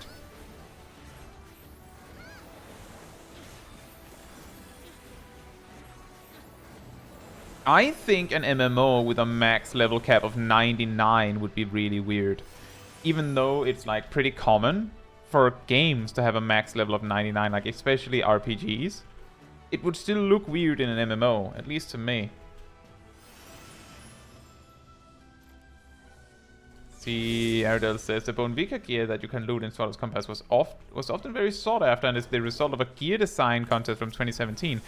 Isn't the Scala gear also like from a gear design competition? How much of the gear in Stormblood they just outsourced? I'm just kidding, of course, but it's pretty funny to think of it like that. Ow. Ow.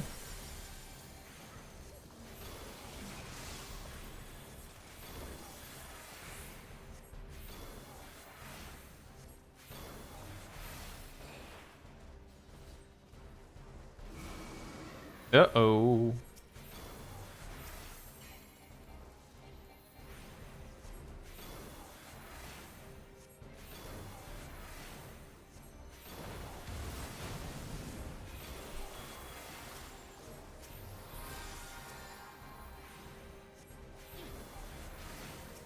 Mm-hmm.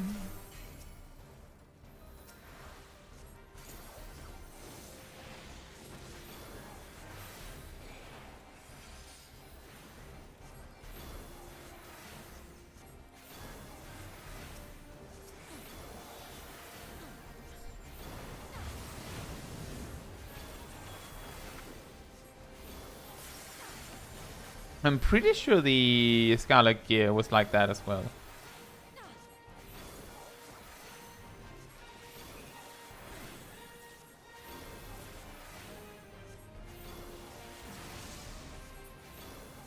And indeed, Steve, that is precisely the reason why an MMO, as it ages like that it becomes a significant concern that, our level caps are getting really high.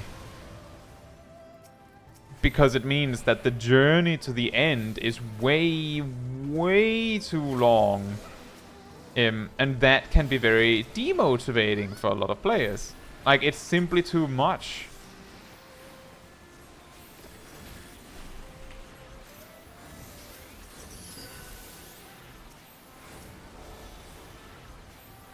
Even if, like, you can, as a veteran player, talk up and down stories about, oh, no, it's not, don't worry about it, it's about the journey.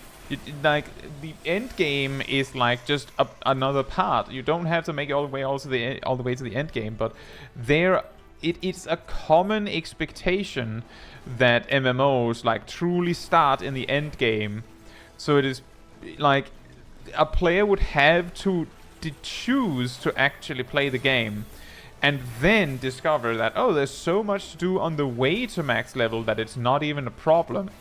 Like, they would have to start first, and if they're met with, oh yeah, by the way, there's like 340 levels on the way there, not a lot of people will actually give it that chance. It'll be far too late.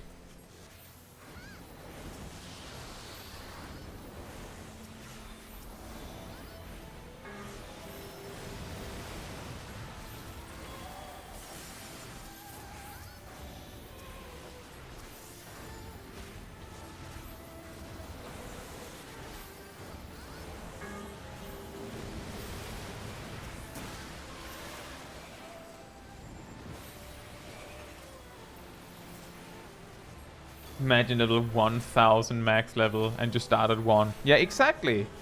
Pretty much. Like personally, I remember seeing, I think it was Maple Story where the max level was 200.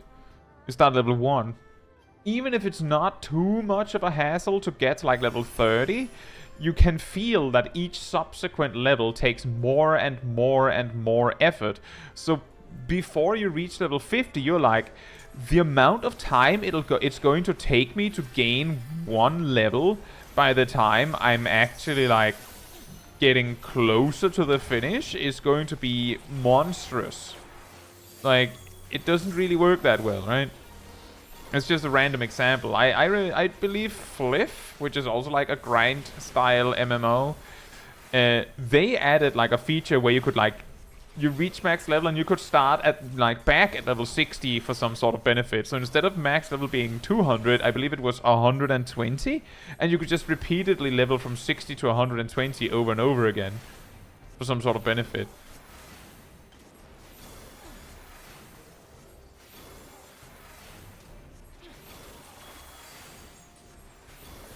And that is also a good point, that it would probably be mostly alt jobs that feel it the most. But again, they like, the one way to circumvent that with an MMO in general is that they can just reduce the amount of XP you need to level up, so that you can more quickly level up. Like, they could just reduce that, but with Final Fantasy XIV being so story focused, so incredibly story focused, you wouldn't really be able to skip all that. Like, you could, like, okay, congratulations, the MSQ gives even more insane... I think I'm dead. Yep.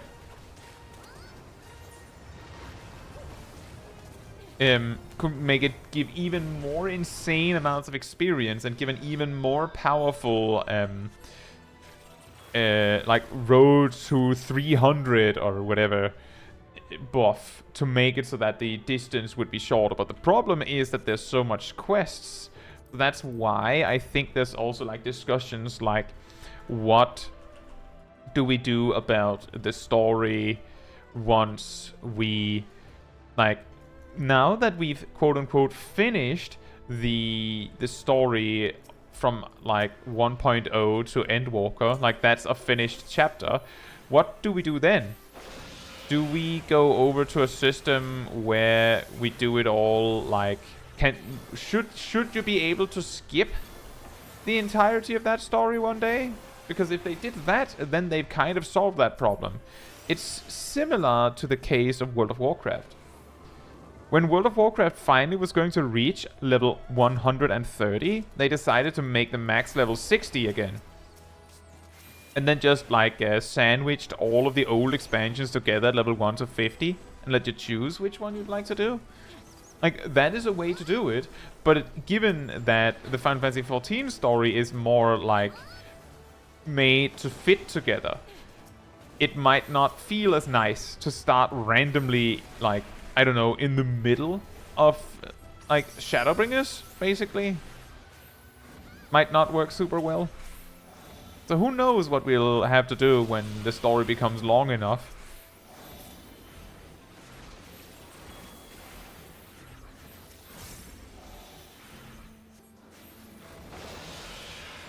Steve says, I remember when WoW came out, the rumor was that the engine could only go up to 120.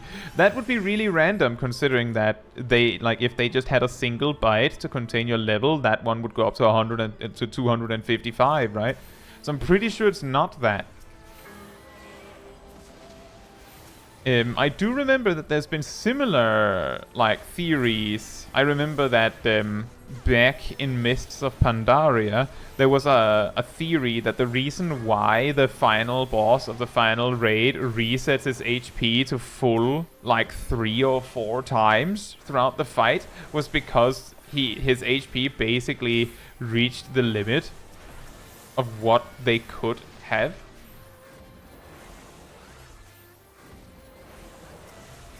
Which is like a similar hypothesis.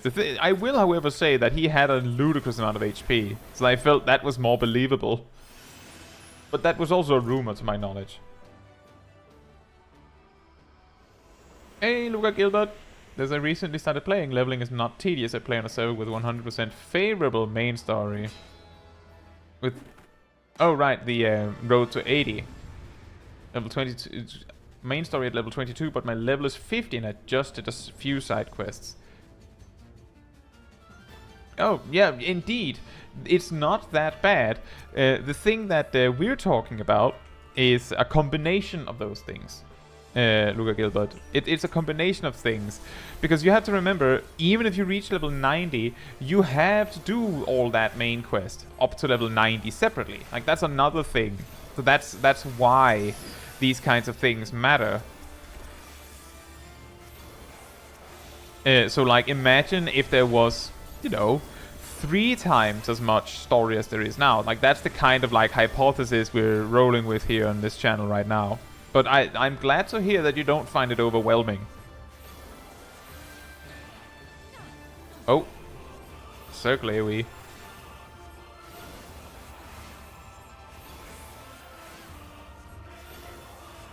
That's not entirely true, Steve. Not entirely true. It's kind of exaggerated, let's just say. For the first many levels, like, for the vast majority of levels, you'll probably be able to level 3, maybe even 4 jobs at once. No problem. But I can guarantee you that as you get closer and closer to the newest expansion, there will be less and less XP to go around. You will probably be forced, at the very least, to make use of, like, extra stuff. Like more daily roulettes and things like that. But it is a pretty effective way to put into perspective how much XP you have to work with.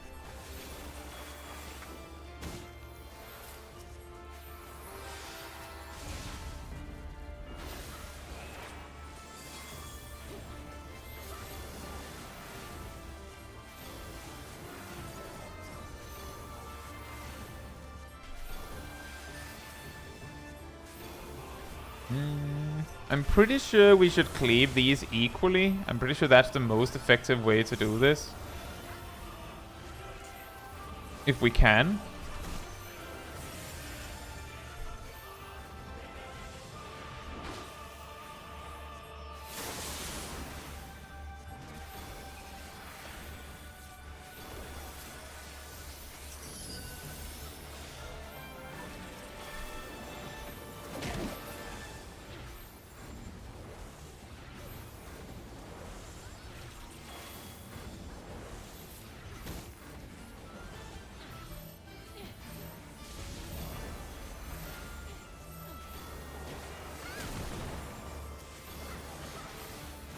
The reason why I know that the MSQ alone won't carry you that easily, like, to the end, is that Smol Kai basically leveled Dragoon exclusively through the main quest and only did, like, job quests, and then everything was only the mandatory stuff.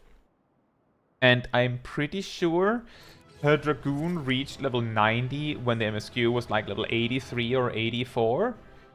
So if Smol Kai had level 2 jobs simultaneously, then it's pretty much guaranteed that there wouldn't have been enough XP to go around. It's specifically the part where Endwalker begins where it starts becoming a problem. Pretty much.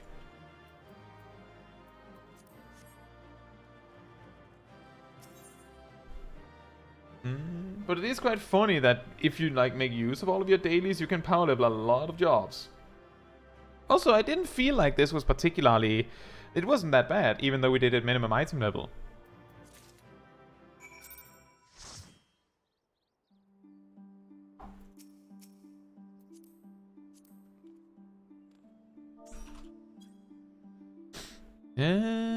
Everyone here? Wait.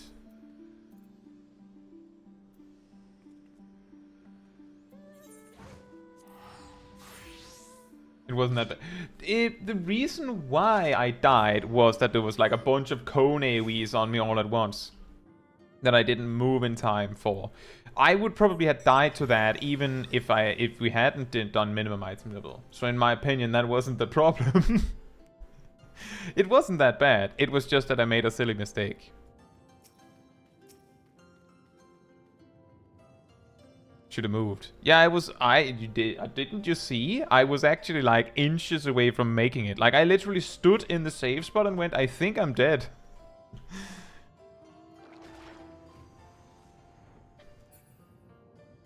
That's the sadness of telegraph snapshotting. I made it! Wait, I didn't make it. And yeah, frontline XP is quite ridiculous. Just move and let thing resolve. Yes, indeed. The meme. The meme. The meme.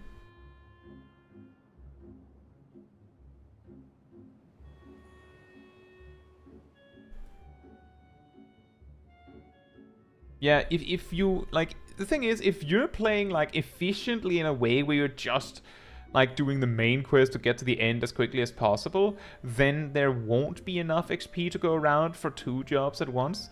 But if you play Final Fantasy XIV as a game just to have fun and explore, where you like do random stuff, like I feel like doing dungeons today, maybe I'll explore this random side content, maybe I'll unlock the Four Lords story randomly, even though I'm not even in Shadowbringers or something like that. Like, if you do normal stuff, like that a casual player would do, then you will have way more XP to go around. So you could absolutely, just, you know, level a whole bunch of jobs all at the same time, if you so desire. But it does require that, you know, you mix up what you do and don't just do the MSQ, at least to my knowledge. The food buff being on all the time does help a little bit, but it is worth pointing out that the 3% XP bonus, to my knowledge, only applies to combat XP. Or rather, like, action-based XP. So if you're a gatherer, the 3% XP applies to you gathering stuff. If you're a crafter, the 3% XP applies to you crafting stuff. And if you're a combat job, those 3% only apply to you fighting things, which means that it's 3% extra XP of boss experience when you kill a boss in a dungeon because they moved all of the XP to the bosses. That does mean that you get more XP out of every boss, but the roulette XP is not boss experience, so that one is unaffected. It helps absolutely. 3% on all combat is significant. It matters. Every percent matters. You should, like, if you're leveling, specifically leveling, you should eat buff food. Steve says lots of combat in MSQ. Did anyone in the chat watch like a lot back when we were doing Rewind Replay and doing the MSQ? I recall that sometimes we would have a stream where I wouldn't fight a thing for like 2.5 hours. Like, not a thing. There is combat in the MSQ, but there's shockingly small amounts of it in my experience. Like, when you have a dungeon or a raid, like a trial or something, there's combat, but the solo duties are far and few between. Like, after doing that playthrough of the main quest so far, we are missing 6.5.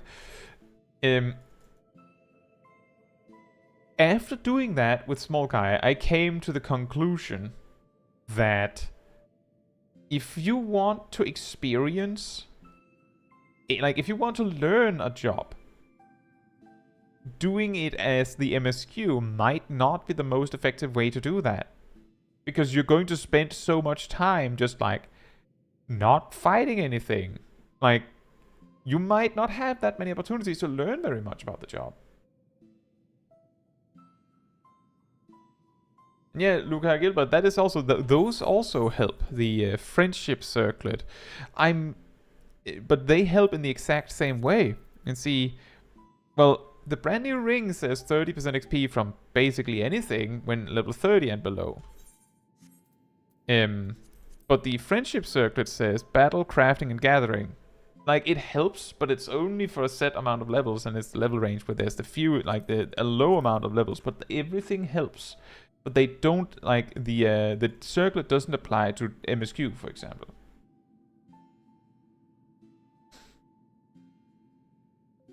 Endwalker has a lot more, like, MSQ has, the Endwalker MSQ has a lot of solo duties. The thing is, Endwalker also has way more cutscenes. Like, way longer cutscenes and way more cutscenes. So there's, like, unless you're just mashing through them or skipping, you will still spend a ridiculously, like, hilarious amount of time just not fighting anything. I think that's part of the reason why we never were that focused on having food buff up on these streams, because, well, if we weren't specifically leveling anything. Thus said, didn't the Stormblood pre-order earring help with Disciple of the Land and Disciple of the Hand XP?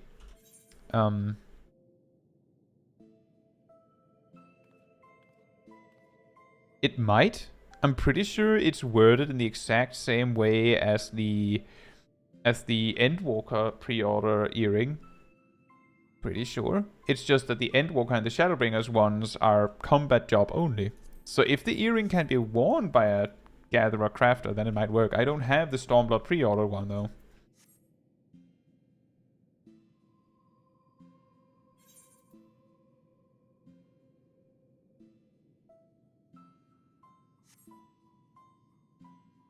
Endwalker's only battle. Well, the thing is, the Endwalker one is only combat job, so we wouldn't know that. But if it's only battle, then it's probably the same as Gatherer Crafter, in which, you know, it would be doing stuff with the class or the job. And not quests and hand-ins and, like, fixed XP gains. But if you can't wear it, we'll never know.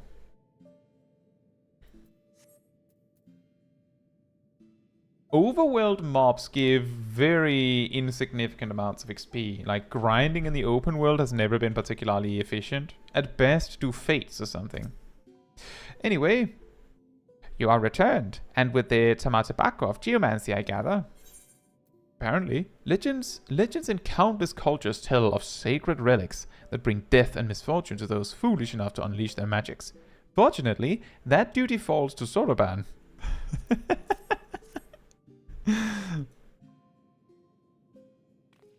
Very good, very good. Of course, there was no need to fear for the well-being of the warrior who faced my brother Byakko and lived. Let us brook no further delay and make ready for this next stage of Soroban's training. Listen well, everyone, for the magics we are about to unleash are ancient and terrifying. It is exceedingly dangerous, especially for Soroban. I wish you would stop saying that. Be at ease, Soroban. You're only maybe going to die. Only maybe. Byakko will devote his energies to maintaining the wards on Codio's prison while we are occupied. Should you be indisposed for a time, we will manage. And I've been secretly practicing my Arcanima in preparation for a time like this, so don't worry. No matter what happens, we'll be ready. I'm wearing, like, I'm pretty sure it's like level 60 gear, so I'm totally geared for this. After all, we've each got to do our part if we're going to claim the fabulous riches. I mean, if we're going to save the Ruby Sea from certain doom. You know, the thing is, with Tataru, you don't even have to add anything to her dialogue to make it ridiculous or funny. Because she just does that herself. And yeah, that is true, Luca Gilbert, but the thing is, the road to 80 uniquely applies to nearly everything, as far as I remember. Like, basically everything is doubled by that one. It's absolutely crazy. I believe Yeah, Shadowbringers also had an earring, I know that. It's just that it only lasted up to level 70, whereas the Endwalker one lasts up to level 80. Even roulettes, indeed. Enthusiasm notwithstanding, I expect we will need to turn to you should this trading go awry. Take a moment to see to your equipment and let me know when you're ready to begin. No! Why? I have to leave. It's a solo duty. Everything is in order? Then let us begin. Tortoise in time.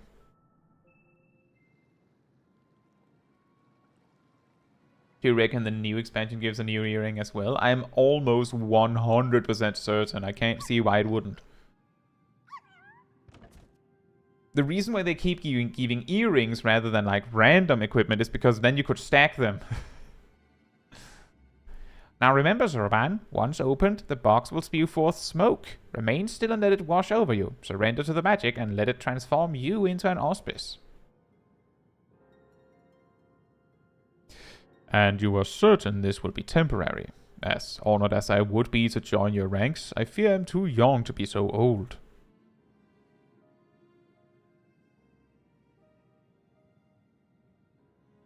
Come, you lot, let us retreat to a safer distance. It's totally safe, radioactive waves. Don't worry about why I'm behind protective glass. It's totally safe. Just go for it, man.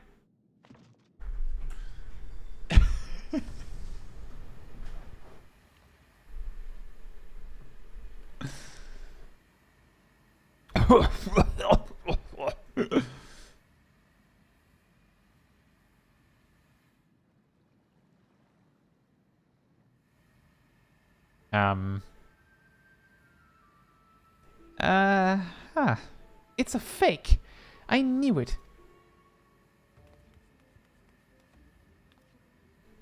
Don't worry. If anything happens, we will be safe way over here. Somebody sort of bad fart in there. A really long one, too. Wow. Gosh, what a waste of time. There had better be some treasure, something interesting inside. Foolish urchin! Ah! Wow. Was that really necessary? You couldn't just ask me to move nicely? What? What's that look for? Is there something on my face? Oh boy. My face! My beautiful face! It feels like an algot leather left in the sun. Get a hold of yourself, child. You've been aged, nothing more. Be grateful you were not exposed longer, or you would have surely died. I may as well be dead. I can't bear to go on like this.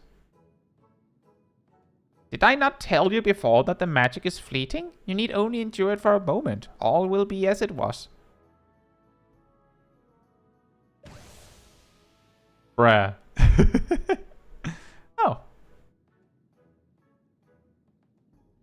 Can we have that as an animation? Like as an emote? That would be nice. Ah, so preoccupied with the urchin I have been that I completely forgot about Soroban. I hope he has not been overexposed to the magic. Just turn and there's just like a pile of dust.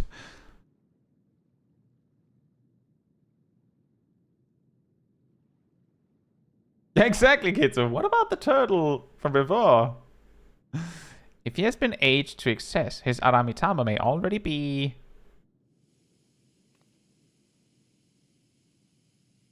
I've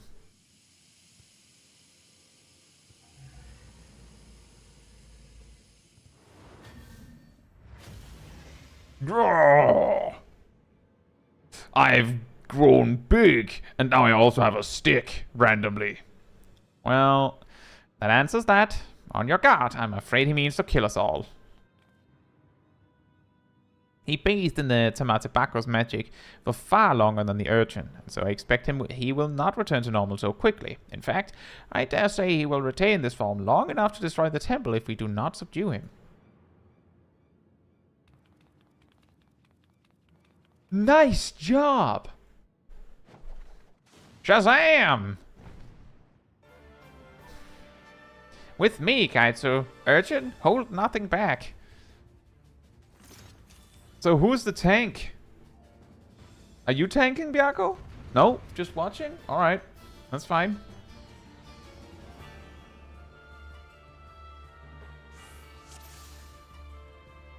Who's the tank? Yes. Ow. Ow. Ow. Can I buff you? I can't. And now, you know why I don't always give buffs to the NPCs in solo duties? Because you don't know when it actually works. It's very inconsistent.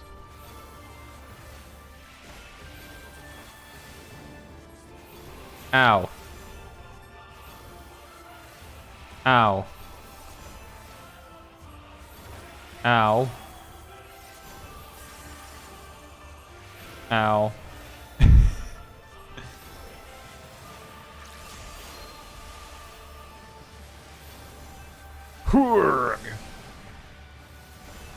You don't like the sound of that? Him saying "urgh." It would be nice if they were in the NP, like in the party list, yeah.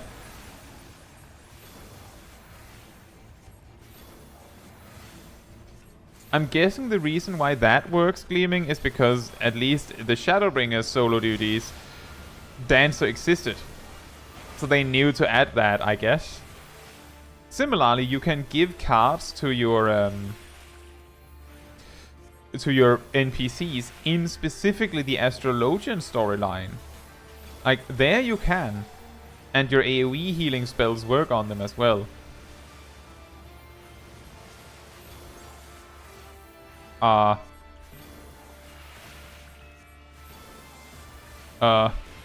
Should I be doing something? Oh no. Ow. Don't chase me, Tataru. You figure that one out. It's your boss mechanic, not mine.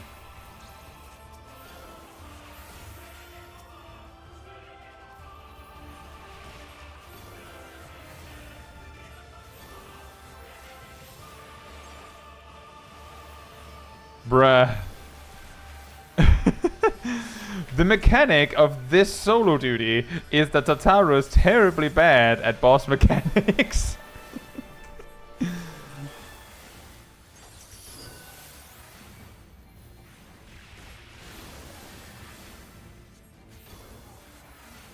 That's the mechanic.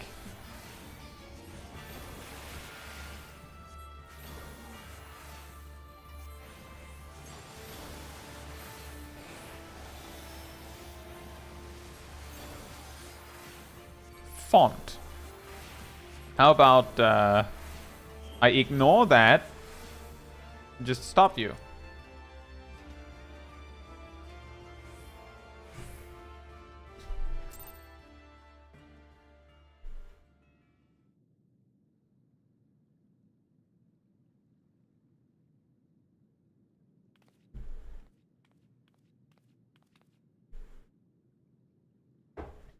Oh, I could imagine so, BSR. Next you're gonna tell me that your pet doesn't actually heal the NPCs.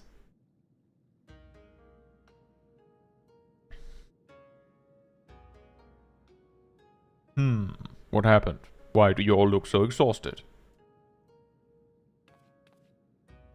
Well, that one's on you, Tataru. You were the one who distracted everyone.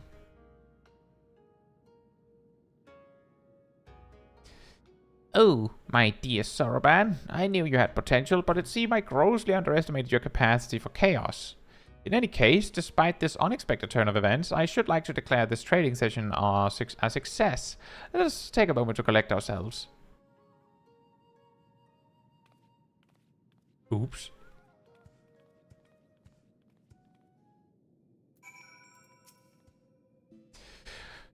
Truth be told, this comes as a relief. Though Soroban's present strength pales in comparison to that of Byakko and myself, we now know for certain that his potential is extraordinary. I struggle to believe I could ever wield such power. All who are strong were once weak, Soroban. I am no exception. Until I met Tenzin, I was no more than the floundering turtle you see before you.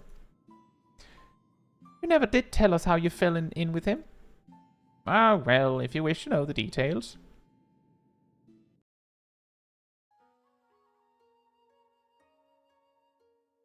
Long, long ago, when I had lived 100 or so years and had only just grown a brain, and had only just begun to become something more, I received my first vision. A terrible calamity, one that would claim the lives of countless innocents, was imminent. But what was a little turtle to do? For while I had seen the future with crystal clarity, I was powerless to stop it. I could but look on, helpless, as cities burned and men died. So it was for centuries. Until one day. If you wish to know the details, pulls out PowerPoint presentation. And here you see when I grew a brain. This is where I approached humans. After 500 years, I had grown stronger, more reckless. I believed I could make a difference. So when I foresaw a landslide that would bury a nearby village, I ventured forth to warn the people. Alas, while they were quick to discern I was no common animal, they could make no sense of my panicked flailing. To them, I was a queer dancing turtle, a source of considerable amusement, for I knew not the words of men, and so my warnings fell on deaf ears. It would be no different. Yet again they would die. The people turned and walked away, bored with the fleeting amusement. With a heart fit to burst with sorrow and despair, I made to quit the village.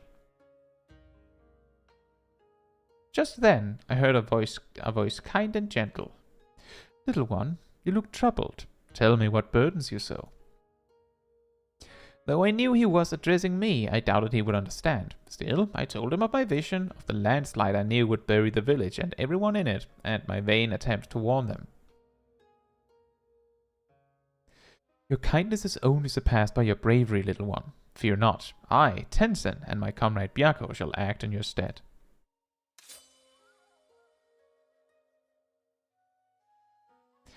As Tenzin drew his sword, a great white tiger emerged from the wilds.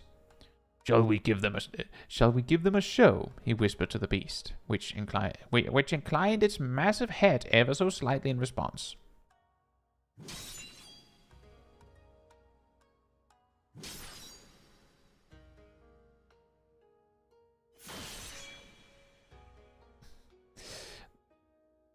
They then ran into the center of the village and began to fight as if they were bitter enemies intent on killing one another, blade and fang flashing, too fast for the eye to follow. The two broke apart for an instant, and Tenzin bellowed, Hearken to me! This white demon thirsts for the blood of man. If you value your lives, flee this place. Seek shelter in the next village. Needless to say, the bewildered villagers gathered up whatever was at hand and ran screaming, too terrified to even look back. Smart. As the three of us watched them go, I heard the white demon mutter, You know full well I had not once tasted man-flesh. The village was later destroyed in a landslide, as I had foreseen, but for the first time I had managed to make a difference. That is pretty smart. Instead of trying to explain, oh, there's a landslide coming, this turtle told me so, they just went and made a reason to leave. Thereafter, we became traveling companions and close friends. I shared with them my visions, and together we labored to save those that we could. On the eve of what may perhaps be the greatest calamity I have ever foreseen, I feel Tenzin's absence keenly. Nevertheless, we must carry on. You may not have him, but you've got Caetsu, and you know she's no slouch. I have cards? Oh, indeed I do, and for this blessing we are grateful beyond measure. Right then, Soroban, we must resume your training at once, ere we forget the lessons of your time as an auspice. Yes, of course. Getting back to it? In that case, I should return to the mountain of paperwork in Kugane I've been doing my best to ignore. Oh, and Soroban, I left the takoyaki with Kamaitachi for safekeeping. You're not to get any until you've earned it. Bruh. Thank you very much, Chelsea. I hope you enjoy your evening. Or day. When next we call upon you, Kaitsu, I expect it will be to deal with one of my comrades. Shirk not your own training, for it will not be easy. Or will it?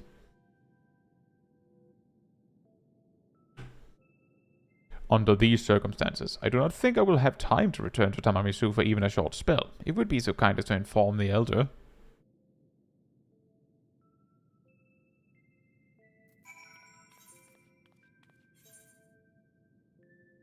Can whoever ended up as the leader of the party invite me back?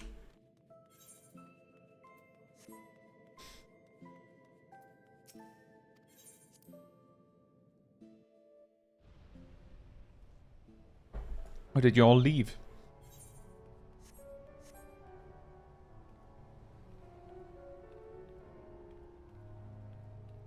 Hello?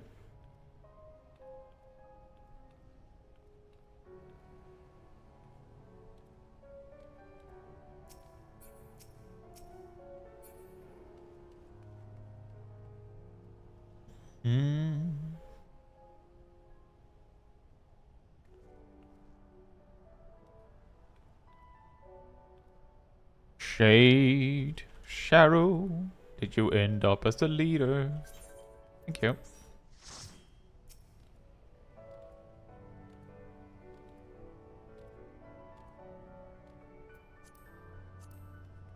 And BSR's here as well.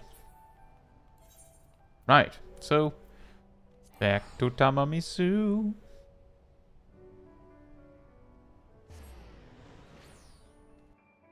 They made turtle soup. Oh yeah, landslides, that's true. Poor warrior of light. Titan.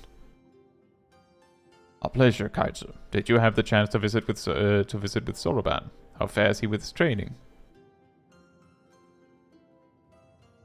Extraordinary. He has always been diligent and hardworking, but even so.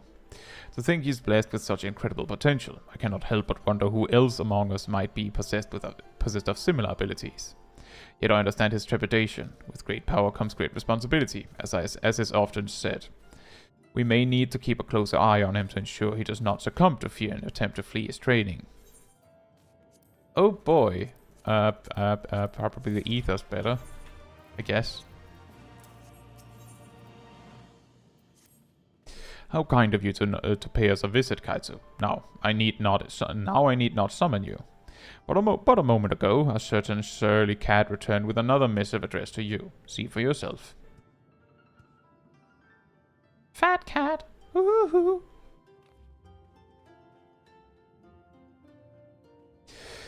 Brave adventurer, who stood fast and quelled the raging Aramitama of my comrade Byakko. The time has come for you to return to Risen Temple. I presume the auspices of Hell's Lid have need of you once more. If so, give my regards to them and dear Soroban.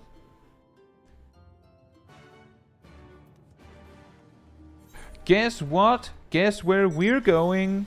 Back where we came from. Woohoo!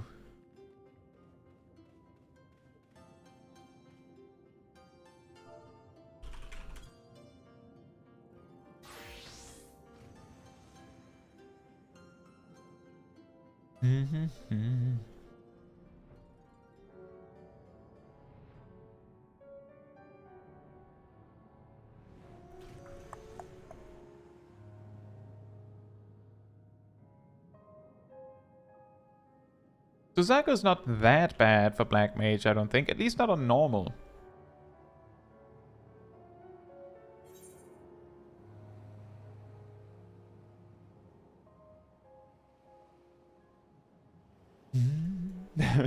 Volcana said, man, this is some great turtle lore.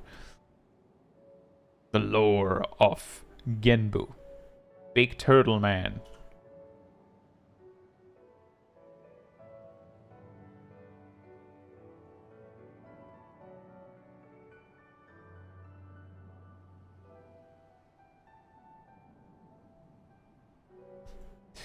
Yeah, the thing is, I could imagine with Suzaku that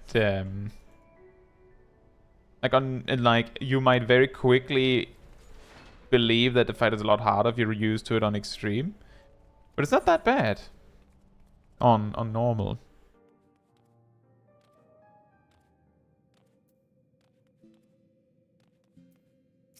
It is one of the more punishing ones to my knowledge, though. Well met, Caetsu, well met. But wait, where's the little urchin girl of whom I have grown so fond?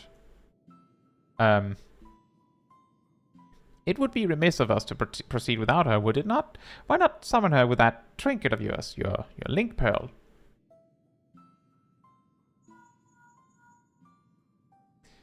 Hello, Caetsu, is that you?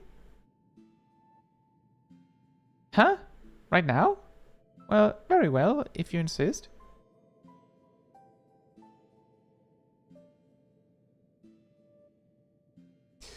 What wondrous things, these link pearls. Now then, let us wait until your friend arrives.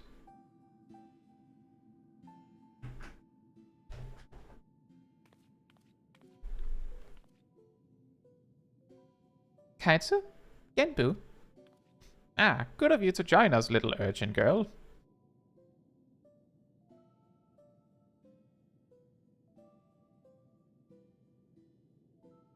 You know, there is such a thing as running a joke into the ground. It pleases me to inform you that thanks to your assistance with this training, Soroban's strength has grown by leaps and bounds.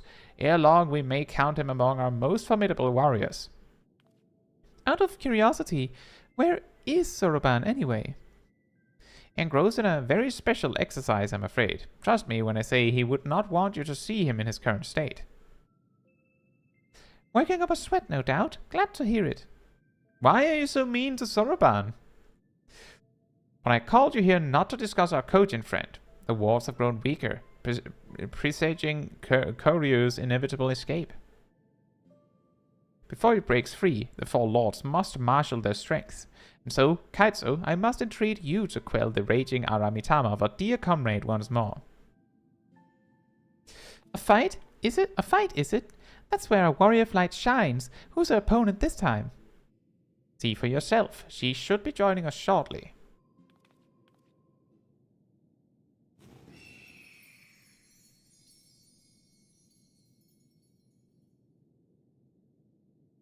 Bird! It has been too long, elder brother. Several hundred years, by my reckoning. Am I to assume you have kept your silent vigil all this time, Suzaku? Let us not speak of such things. You bade me come hither for another purpose.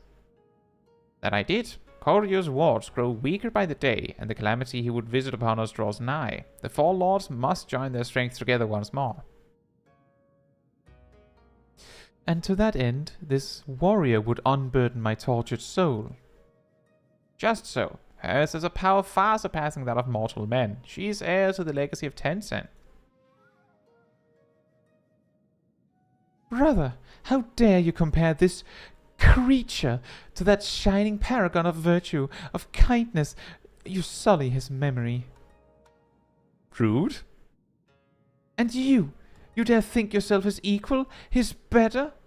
Then I will put you to the proof, and when you fall, it will be a fate most deserved. Rude. Turn back if you would not have it be so, or join me in misery.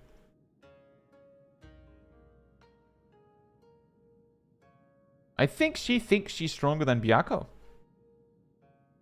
Compared to Byakko, she seems much more angry. The Aramitama feeds upon her grief and fuels her rage. She yet mourns a love lost, but it is not my place to speak. Go to her, brave warrior, and learn the truth of her heart.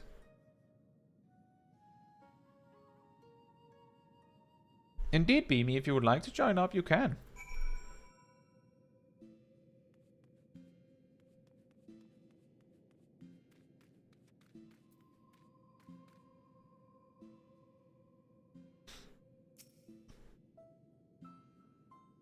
I wonder if they're friends with Rising Phoenix. You crave battle, then? even if it brings you your death. Out of duty, you pit yourself against enemies ever stronger. Without hesitation, without fear, you muster your courage and... Yes? No, you're not even a pale shadow of his glory. There was but one man fit to wear the mantle of hero, and he has long since passed from this world. If so, then the Ruby Sea will be consumed by Koryu's fiery judgment, and we, her sworn protectors, will have failed in our duty. Is Tensen's memory so sacred that you would doom this land out of spite? Get memed on, Suzaku. Take that. Oh, Byakko, do you not see? Before I called you brother, I was but a bird who loved a man. Perhaps that was all I was ever meant to be, for I can brook no replacement at my side or in my heart, not so easily as you. Have you forgotten his final moments? How he fought and died to defeat Koryu? How he sacrificed himself before our very eyes? How dare you ask me that? Every detail is forever seared in my mind's eye, a blackened scar upon my soul. How could I possibly forget? Nor should you, nor will I forget every day we spent together on the road. But to exalt the past over the present, to live life in mourning and never move on, is to dishonor his memory. How dare you speak to me of dishonor, you who have opened our home to this pretender? I see her plainly, how she has wormed her way into your hearts, mimicking Tensen's manner, cloaking herself in his scent. What? Seeking to supplant Tensen in our minds. Man, she's crazy. Are you listening to this? Kai, you listening to this? Is she serious right now? Listen to yourself, my sister. The Aramitama has driven you to see Oni in shadows. Let it be quelled before your soul is forever lost. Only to Tensen will I entrust my soul. Only his love will I accept. Bruh. You have nothing to fear from me?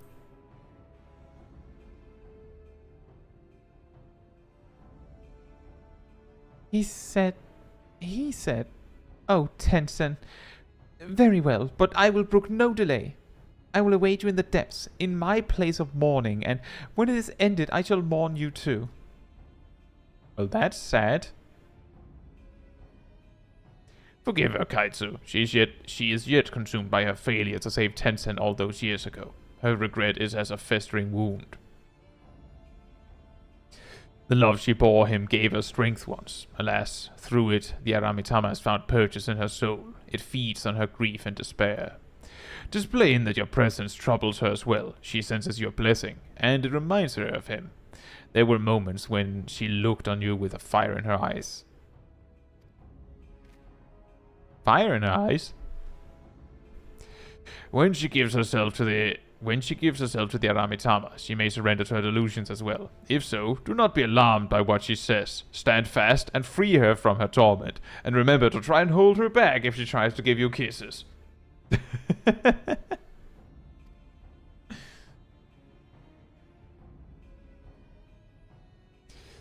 Be warned, she commands many powers, including the ability to manipulate geomantic currents. Only by remaining observant will you survive. Hey, Watch Owl, I hope you're doing well. Imagine summoners don't get their phoenix if they haven't done Suzaku. That would be pretty wild. Someone left?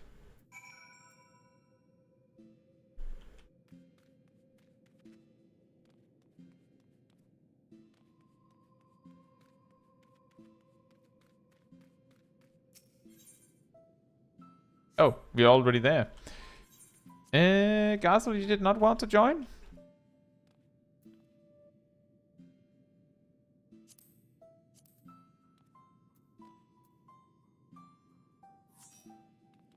Or was it something else? The gentlest man. Zach says, I now know how to gather with perfection because of your guide, even though I watched it 14 times. Well, I'm glad that it helped. Hope you do raid guides too. I have not done any raid guides.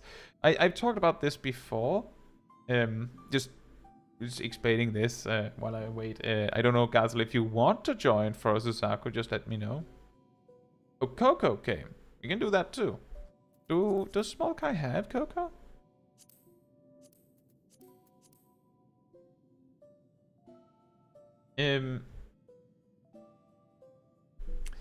I don't do raid guides that much or dungeon guides because by the time I've like the thing is with those kinds of guides, whether they are particularly significant and easy to find. So the thing is, a video of mine being easy to find is partly like necessitated by the video actually getting a bunch of views in the first place. If it doesn't, then you have to search extremely specifically to even find my guide over someone else's. So there's no reason for me to like put out a guide if I know that it's like if I know already before I start that no one's gonna watch it. Just at that outset. And making a raid guide or a dungeon guide at a time where it's helpful means that I would have to like rush putting out the guide quickly so that it's the first one on the market.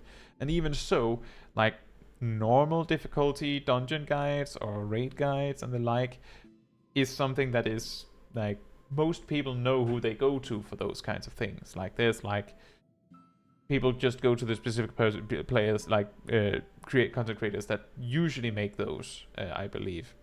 And I don't really do extreme or savage content that much myself, so I would not be the first one out with an extreme or savage guide. And even if I were to do that kind of content, I would need to do it in like a somewhat structured manner so that I would be able to know that we can do it somewhat effectively and quickly. So that's why I kind of just don't do that. I could make guides. I have considered making like dungeon guides and such, but I have just not done it. I haven't tried it yet. I just imagine that it wouldn't be particularly sought after, but I could try it. Maybe one day. And I'm glad to hear that you like my guide specifically. Thank you. Yeah, Zuda says, if she says I love you, it's not true. Sadness. She doesn't mean it. A Sastasha guide would be interesting.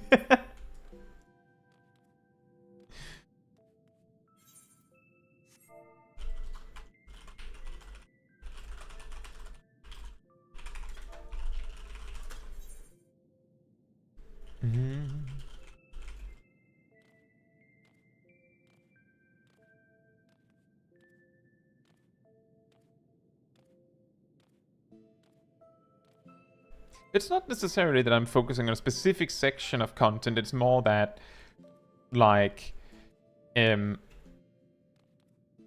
dungeon guide is like, it's something that you need, like, a dungeon is something that you need to learn, like, just generally, like, just kinda, like, you don't need to be perfect at it. So most people will simply not look up a guide. There's a greater chance that people will look up like a job guide when mastering a job. But I think it's very rare that people will look up, say, a Sastasha guide. Hypothetically, I'm saying this not knowing if people would.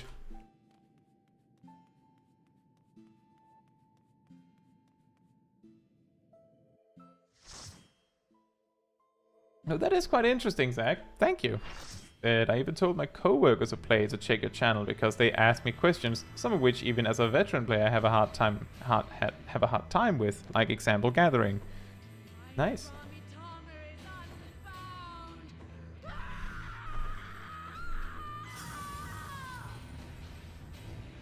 That sounded painful.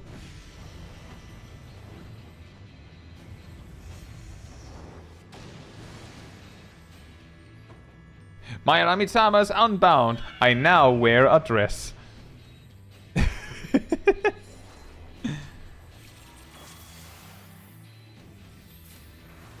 Tenzin?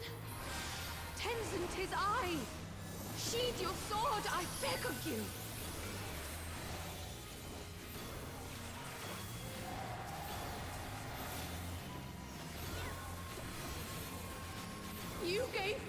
strength to rise from the ashes.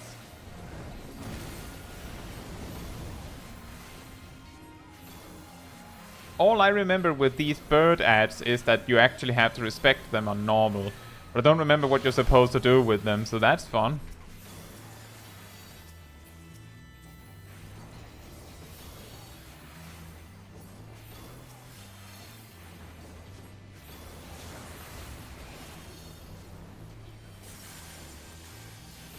Oh, they'll just kill them in the same spot. Well, we didn't do that. So we will have to kill this middle plume and also the one that is covering the bird off to the side if we want to fix this. Can we do that?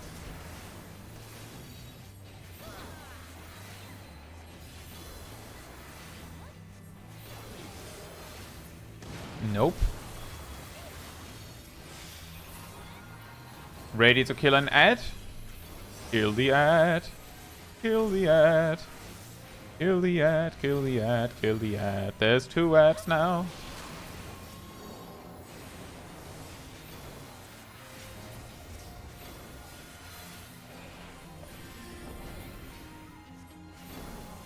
Oh, I have heard about that, Zach.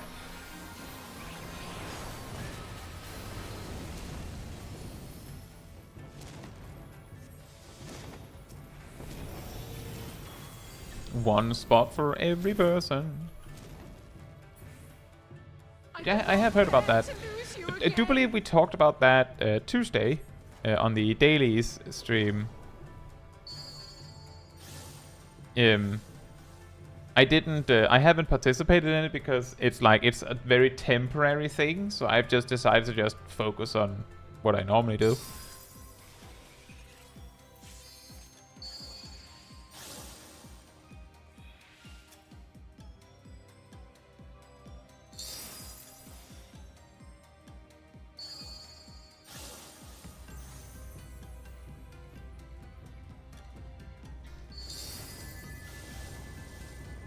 Dum dum dum dum dum dum dum dum dum.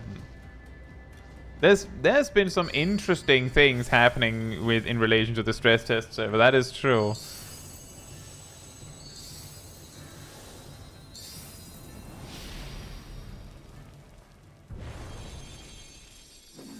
Trust in me, my love. I will protect you. I promise. Yeah, indeed, Lukatamachi. If you target yourself, you get a little arrow in front of you. Please, It just occurred to me in the middle of doing the mechanic, like, oh yeah, that might make this easier. Because I thought it was funny to do the mechanic like using tank controls. Oh, whoops. I reused that a little too early.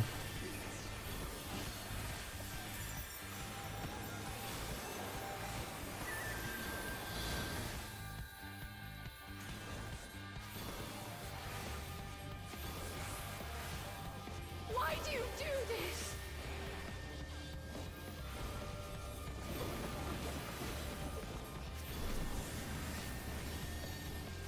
Look, that was a blue mage attack. All I ever wanted was for you and I to... Yes, Suzaku, to what? Go on. Hearken to my melody.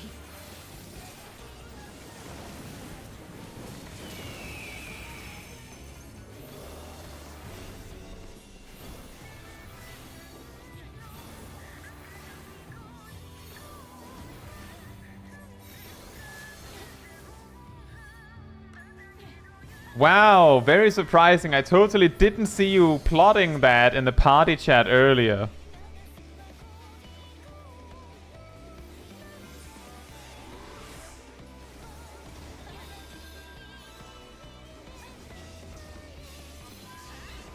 I need heals. All I ever wanted was for you and I to...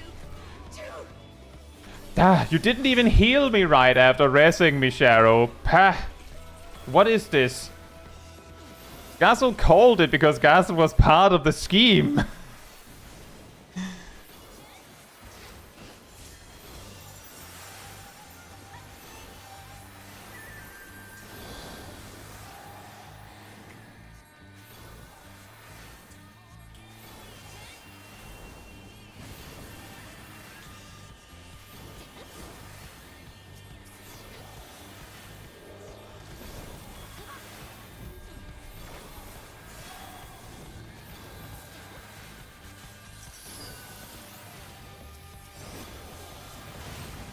Hey, Mia. Hope you're doing well.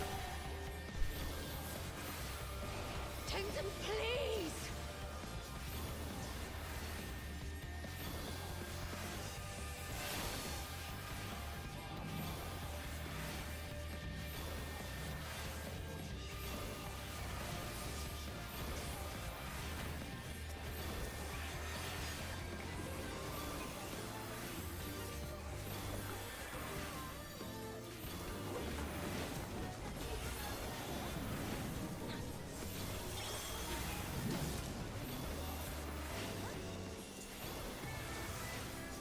You never did break it easy, did you?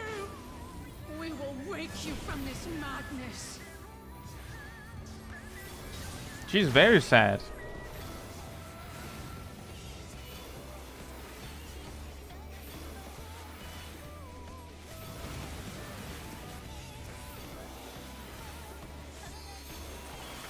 Hearken to my melody.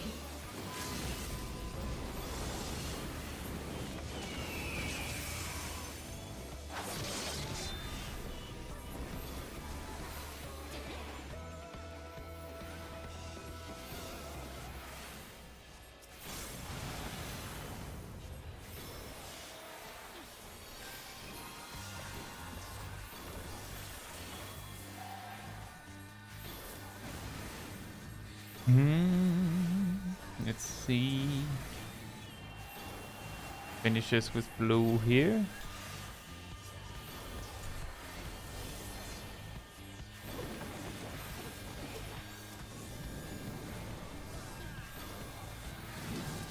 If it must be thus, then I'm glad. Hmm. It is you.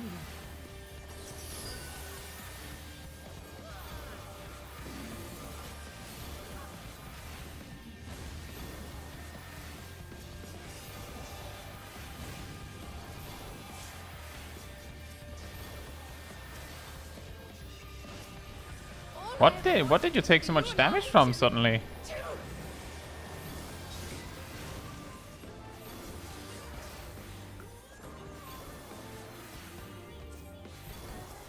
Surprise! I didn't kill you with it though.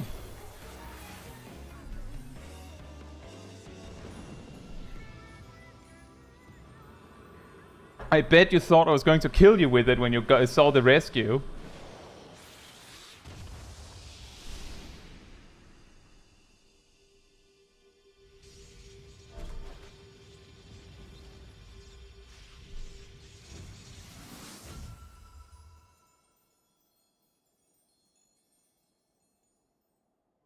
I'm not mean like that.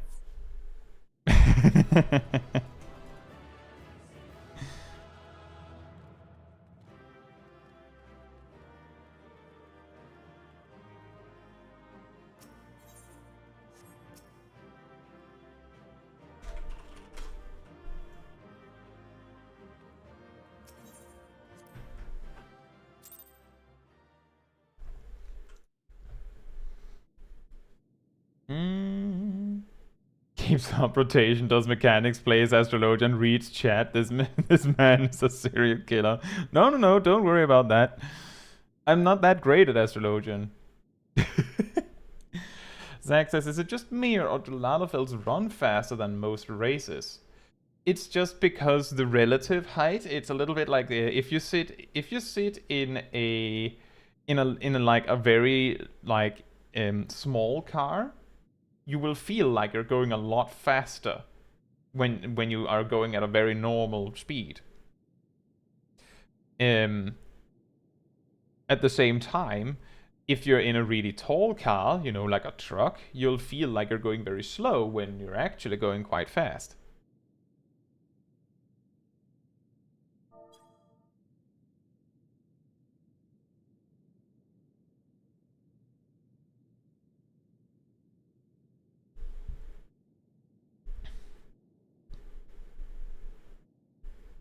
Yeah, exactly. As Watch Owl says, because all races have the exact same run speed, Lalafels simply have to cover more ground with smaller legs.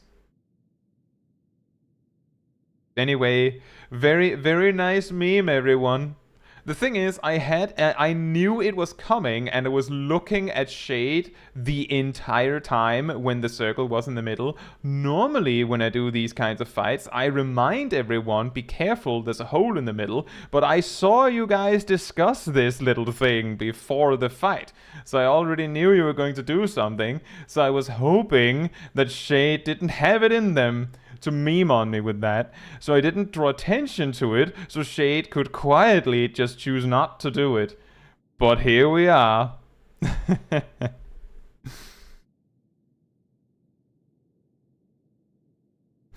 Anyway, it's all in good fun. But Shade chose violence. How long have I been blinded by this dream? This never-ending nightmare, unable to escape the memory of my beloved. I owe you an apology, brave warrior, as well as my life. In spite of the crude and disrespectful way I treated you, you nevertheless risked your life to free my heart from the terrible delusion which threatened to consume my soul.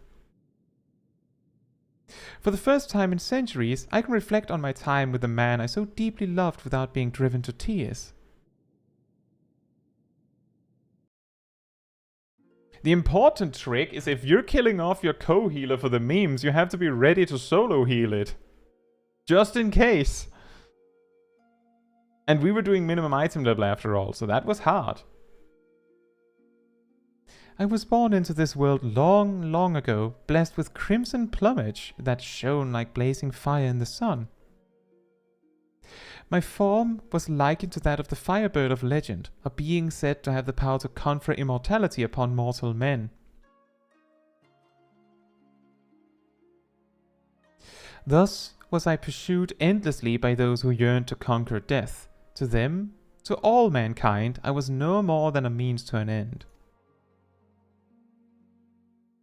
But Tenzin did not look upon me so. To him, I was so much more, and he would become everything to me.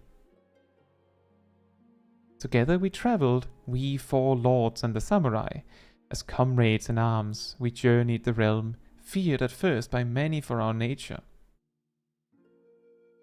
But Tenzin, dear Tenzin, would not close his heart to the people's plight.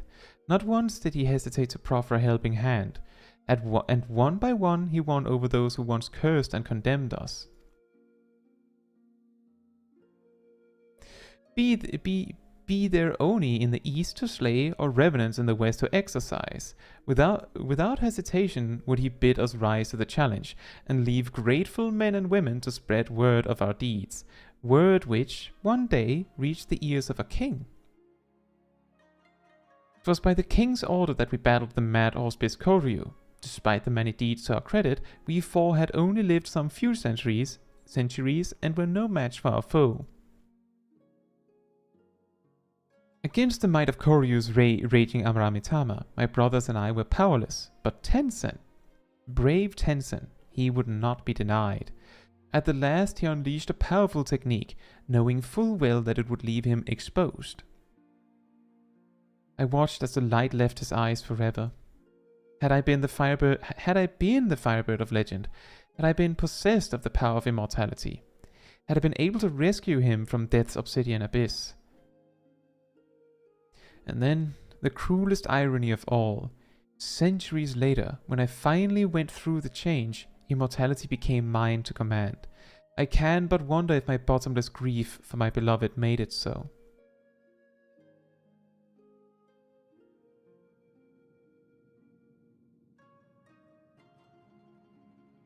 The power for which I yearned so desperately that day is now mine. If not to save him, then perhaps to save those for whom Tenzin died.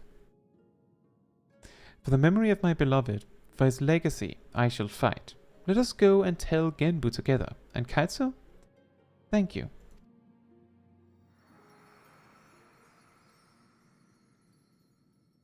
Gazel says, well, in case you were absolutely against the idea, you would have a chance to say no in chat. Gazel, you know how trolling works, right? If I had said no, then Shade had been even more likely to do it. That's how these things work. And like, the thing is, if I had said no, then I would both have been pulled into the hole and been a spoil sport and a party pooper, right? So instead of doing that, I just didn't say anything and just used the power of hoping that Shade wouldn't do it, and it didn't work.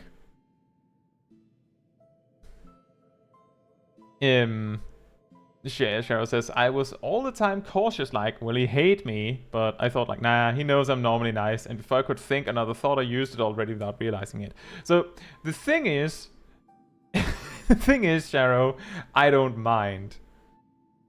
I'm just saying, Sip is one of my best friends. And he does that stuff, like, as a common pastime for the lols. Like, he will do that stuff regularly. And the only reason why he does it slightly less when I'm nearby is because he knows I'm not the biggest fan, but he still does it. And I'll get mad or annoyed in the moment, but that's it. Like, it's all in good fun. We didn't wipe. I would have maybe been slightly more annoyed if that mistake or that meme had led to a wipe. That, I think, then we would all have been a little bit more annoyed. But as long as we don't wipe, we still beat it, right? And it's all in good fun. But yeah, do remember, if you do meme on your co-healer and kill them off like that, you have to be ready for whatever your co-healer does. And your co-healer might troll you back with one of or multiple of the following. Pulling you into the same hole, choosing to heal less intentionally, or just choosing to not heal just out of spite. You chose that you didn't need that healer in your group. You killed them off. Now it's your problem to keep the group alive. You could have used Surecast. I could, BB, but I didn't know when Shade did it. And Surecast only lasts 5 seconds. 6 seconds. So it would be a very, very specific timing, and I didn't know when Shade was gonna do it.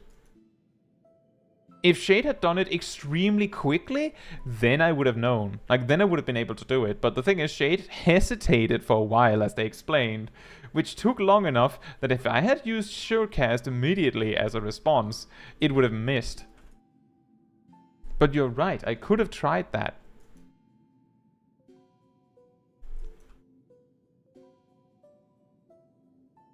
Just yeah, exactly, Beamy, that is also a good point. I could have just been, like, if I had been ready for it, I could have just, like, had Shade as my target, and the instant I hear the rescue sound, I also click rescue, and we both die. And then we would wipe, probably. So, like, that's the thing. Yeah, exactly. Suddenly it turns into healer PvP. And that's the thing. That's why instead of me pulling Shade down the hole, I specifically moved over and pulled Shade without killing Shade, just to be funny. Even though I suppose the predictableness of me pulling them at some point made it less of a surprise.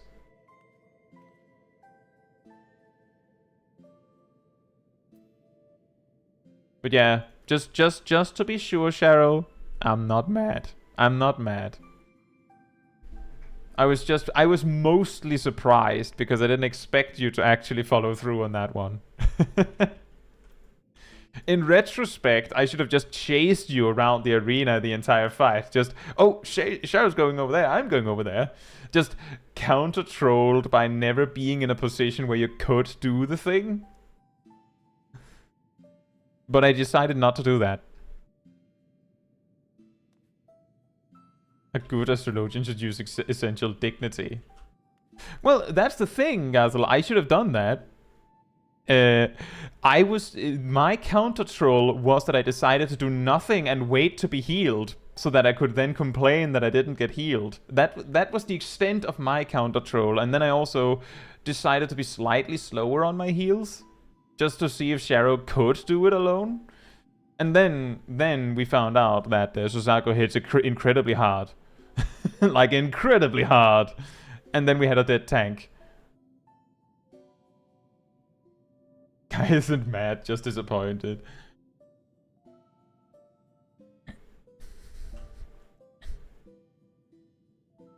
But yeah, it's fine. That was that, and this is now. And we didn't wipe, despite the memes. Isn't that incredible?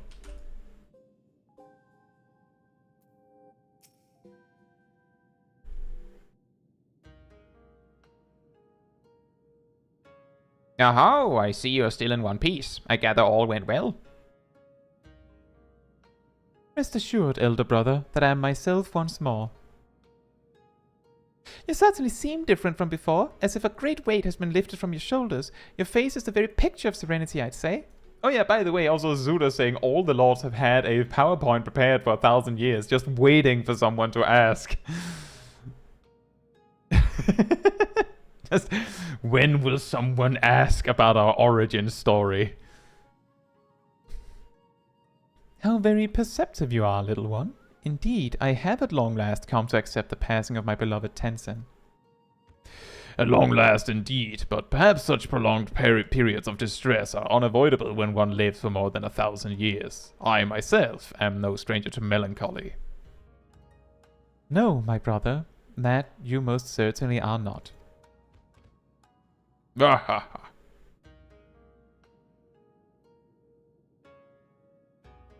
Oh, how forgetful of me. I have yet to see how Soroban's training is coming along. Soroban? Soroban?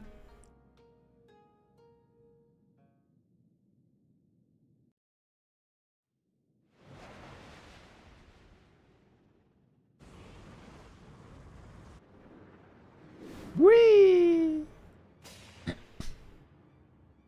Wait, I know this joke. It's a firebird. No, it's an airship. Oh ho ho, no, genre savvy urchin, for it is, in fact. Has he just been flying around the room all this time? Soroban!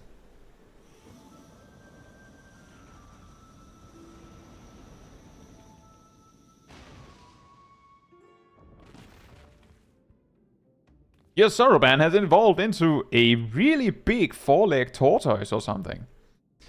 I mean, I expected him in some capacity, but not like this. Oh no, he's hot. Wow, it doesn't get better than that. You see those legs?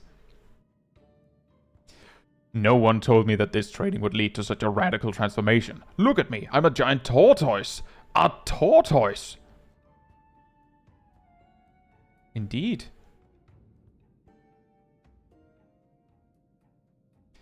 I was wrong.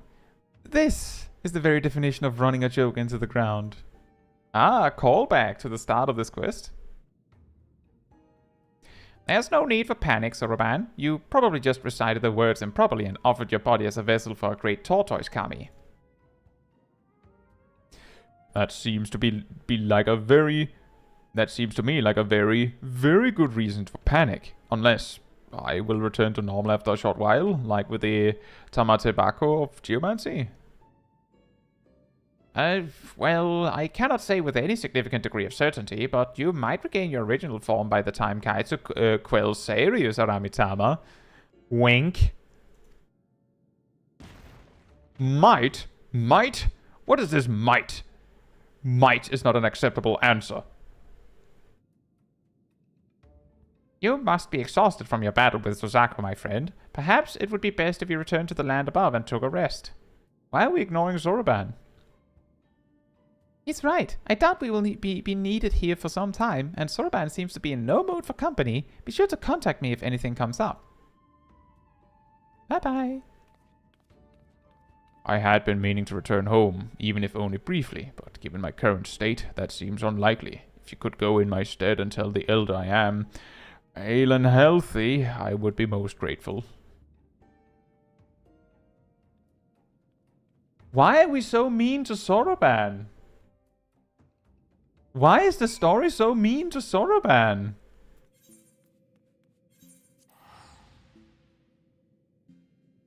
How does that fly? Magic.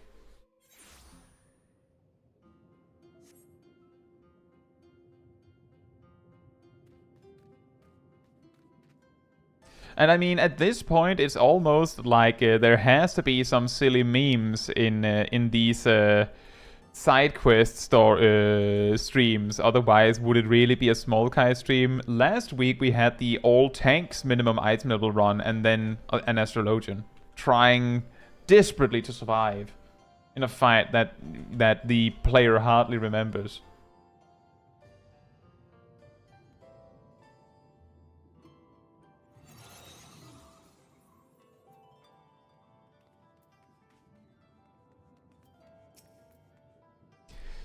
Ah, Kaitsu. All is well with our friends beneath Hell's Lid. What of Soroban? How goes his training? He failed to perform a ritual correctly and was transformed into a tortoise, you say. But you are aware that... oh, I see. This must be some manner of Eorzean joke. How very amusing. A pity we will not see him again for the foreseeable future, but I will trust it is for the best. As before, he should take as much time as required. He is a tortoise after all. Ha! Ha! Ha! Ha! No, it still makes no sense to me.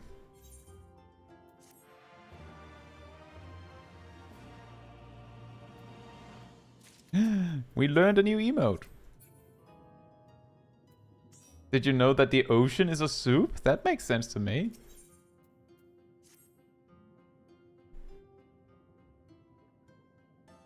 Passing through, or here for another reason? Regardless, I have tidings from our friends beneath Hell's Lid.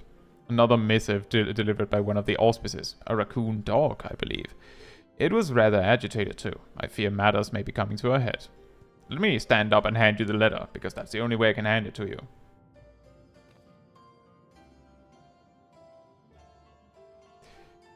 Courier's wards are on the verge of failure. Return to Raisin Temple at once, brave warrior. Worry not for the urchin. I have sent a messenger to her as well. Straight to the point, was it? Do not let me keep you then.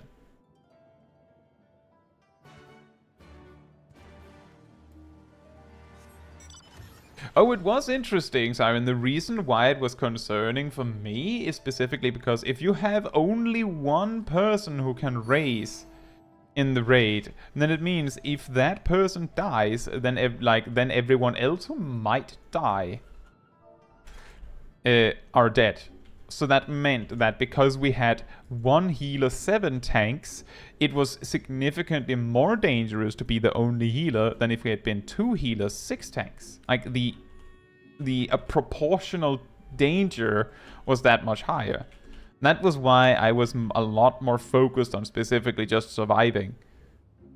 And why I didn't find it as fun, perhaps, was because if I died, it could lead to a wipe. And if anyone else died, we would be fine. That was the reason. It's like,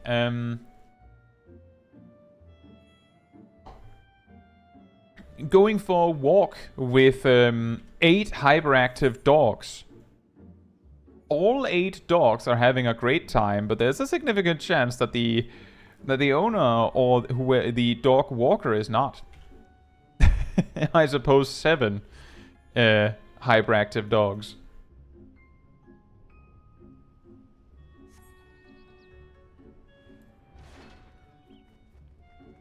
Hey, thank you so much, Emir. Thank you for the super chat. Time to throw money at Kai again. Thank you so much. I really appreciate it. And of course you can join. I was just about to invite you.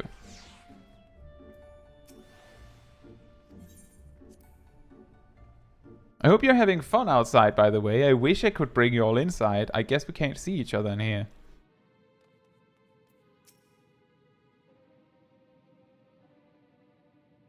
But yeah, the thing is, I'm having fun with the memes that you do. It's just that in the moment, I'm a lot more focused on it not leading to failure.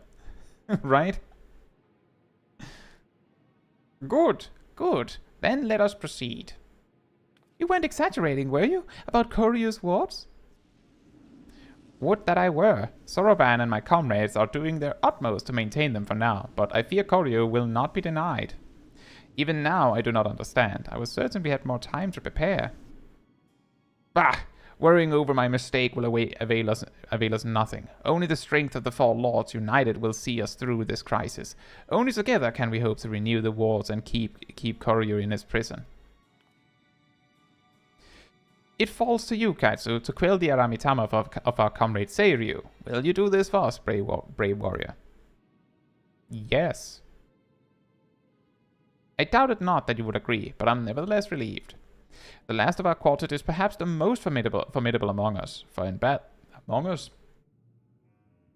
battle he commands a great host of shiki. You will see this yourself soon enough, but for now we must wait patiently. Nay, Genbu, you need wait no longer.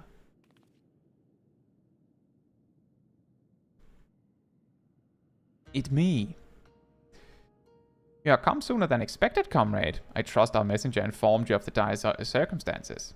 Then you know what must be done. This warrior, Kaetsu, will face you in battle, as she did Suzaku and Byakko before you. Very well, but not here, for this is a temple, not a battlefield.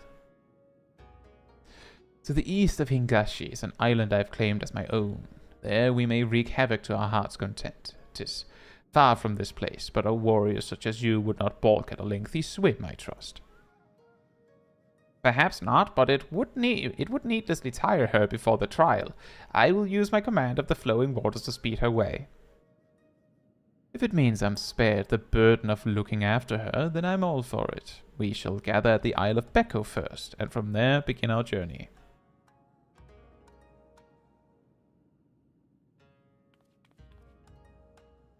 Urchin, while I'm away, I leave you in charge. Yes, sir. Tiny turtle, sir. I'll keep a close eye on the others while they work their magics or whatever it is they're doing.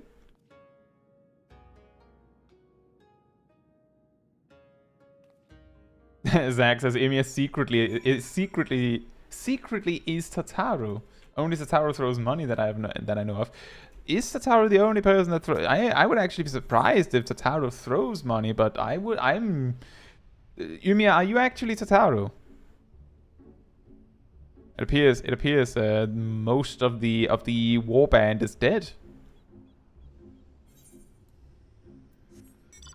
I believe you can't enter the magic school bus because we have cross-server people. Unfortunately. I'm pretty sure. Is that right? You can't enter. Is that right? Alfie throws money around. True. The thing is, Alfie just goes, "Bah, how much can an ancient samurai sword cost? $100?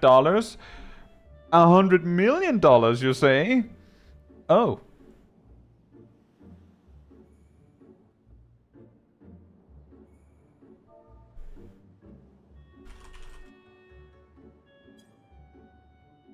Just taking a nap.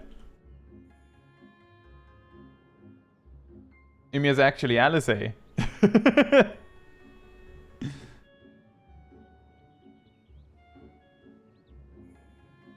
Yeah, Alphino's general game plan regarding money is just, yes, we have. We have money.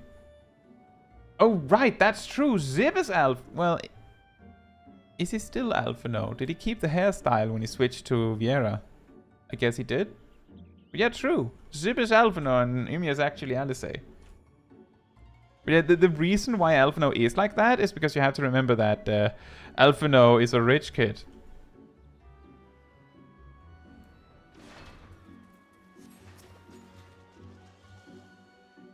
Alphino is a rich kid. Kaetsu was it.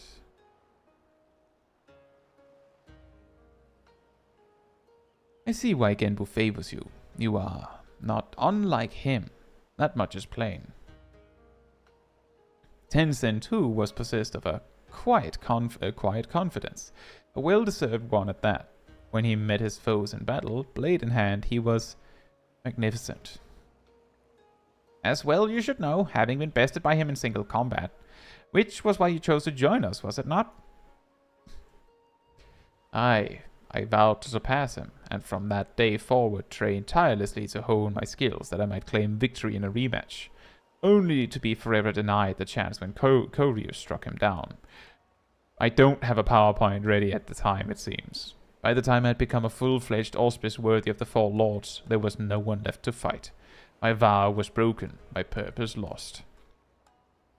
Serio? But the whispers within told me of another. There is another. They promised me redemption, vengeance, by destroying the fiend that robbed us all of Tencent long ago. Whispers? Brother, no, you mustn't. The strength to lay Koryu low can be yours if you but give voice to me. If you but let me lead the way. And so I have, brother. I have embraced the Aramitama. Folly. All know not to trust his honeyed words and false promises, and yet you would surrender to it, body and soul, perchance forevermore? Turn back, brother, I beg of you, before it is too late and you fall to the primal rage and become a broken shell, like Koryu. Think you I know not what is at stake? If I must become a demon to slay another, then I do so gladly. My vow demands it. This sounds like Arthur's story. This is the story of the Lich King. Technically similar.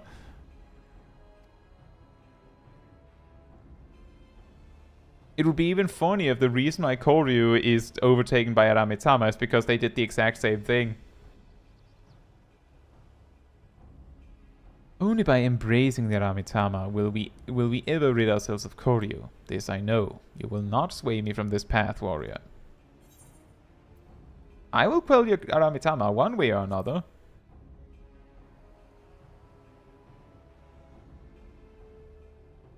I see you too were committed to your cause. Hardly surprising, given that you fought Byakko and Suzaku.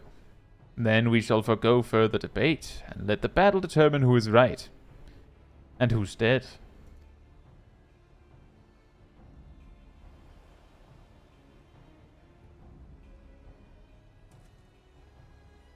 This is indeed a troubling development. In embracing the Aramitama, the Shiki he commands may pose a far greater threat. Nevertheless, our purpose is unchanged. You must show him the error of his ways, Caetsu, and save him from his primal rage. Yeah, he's not even blue, he's not even grey, he's green.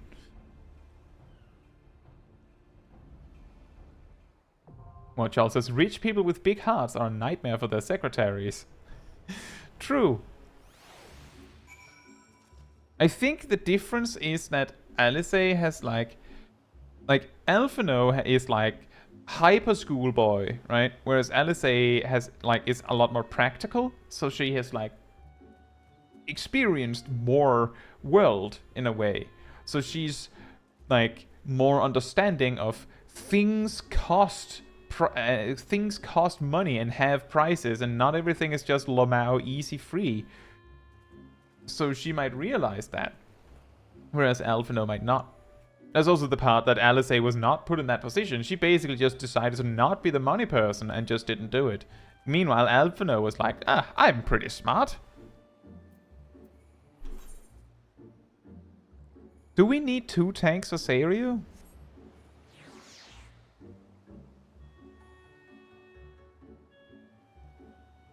Also true, watch out. She doesn't really help people in that way. She does it more hands-on.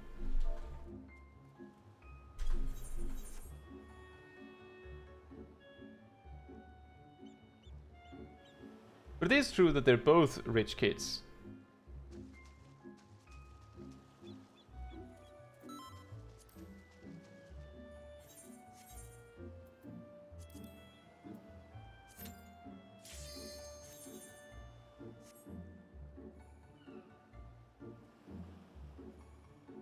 I think there are mechanics that target the 2 tanks, which might make it nice to have 2, even though we might not need it. Like, whoever gets targeted might be able to survive it without being a tank. But just, you know. Make me submit or die by your excellence!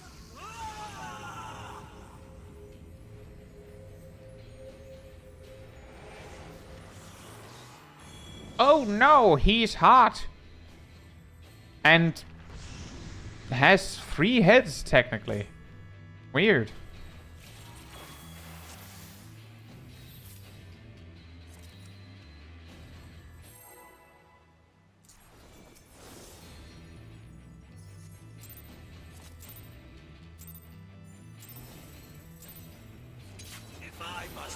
forsake myself to keep mine oath, then so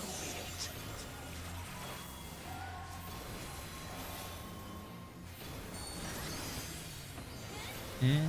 3 heads, you say? 2 shreds, you say?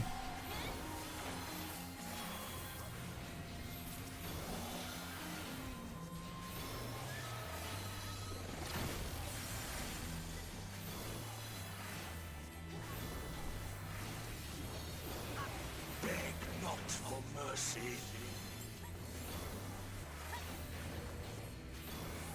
It's a circle of AoE.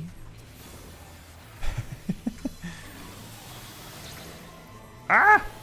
It's many circle AoEs. Also known as spread markers to some. It's a donut. It's a donut. You've nowhere to run.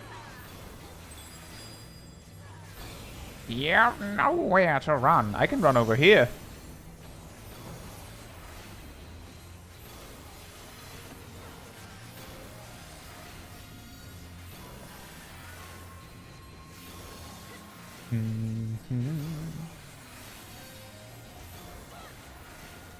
Summon Shiki. Tremble before true power.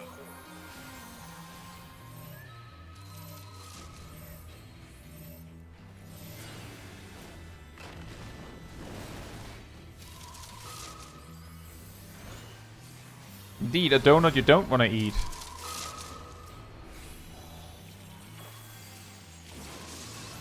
The sad kind of donut. It's a do not rather than a donut.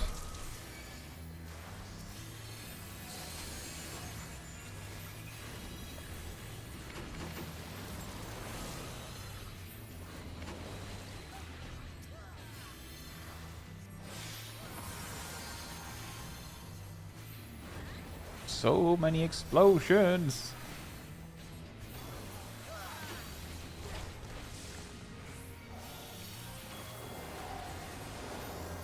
Impudent mortals. I'm not impudent, I'm just small.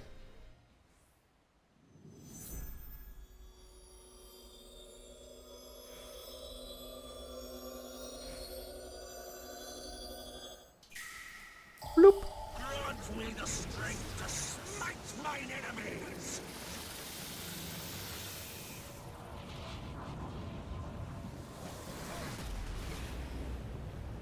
Ow. Stubborn fools. This is far from over.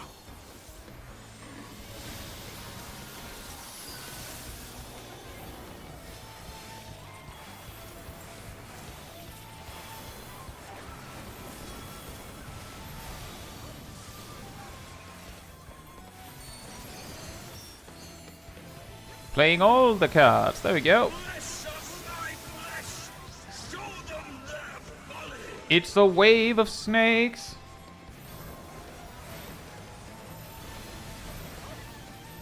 And a stack marker. None can match my might.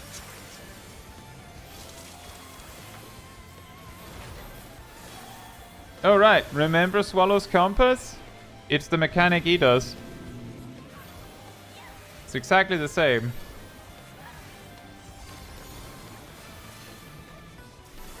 You just have to deal with that while also fighting Seiryu.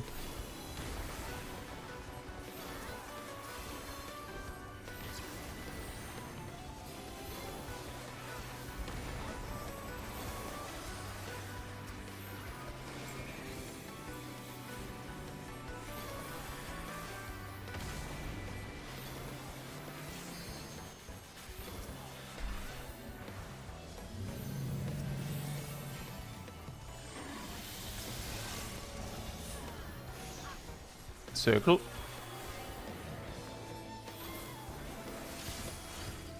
Nice! No one got hit.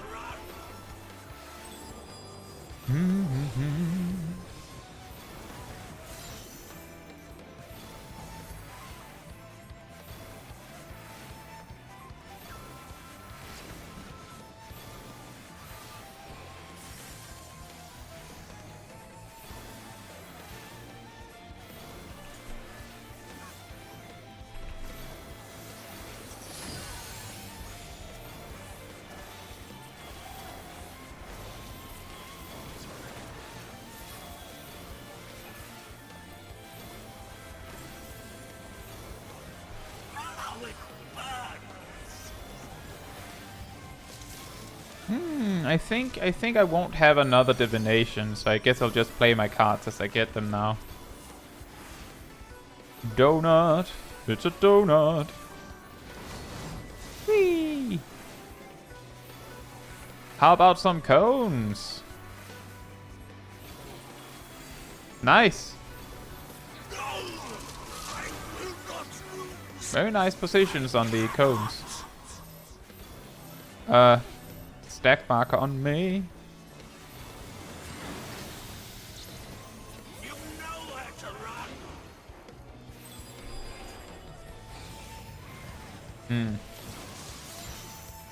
It wasn't the best position for the Earthly Star.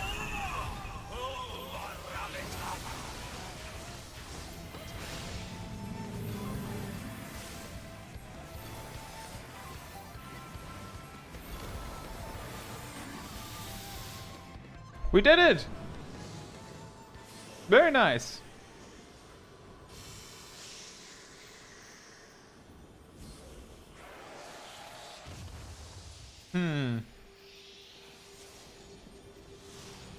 Weird.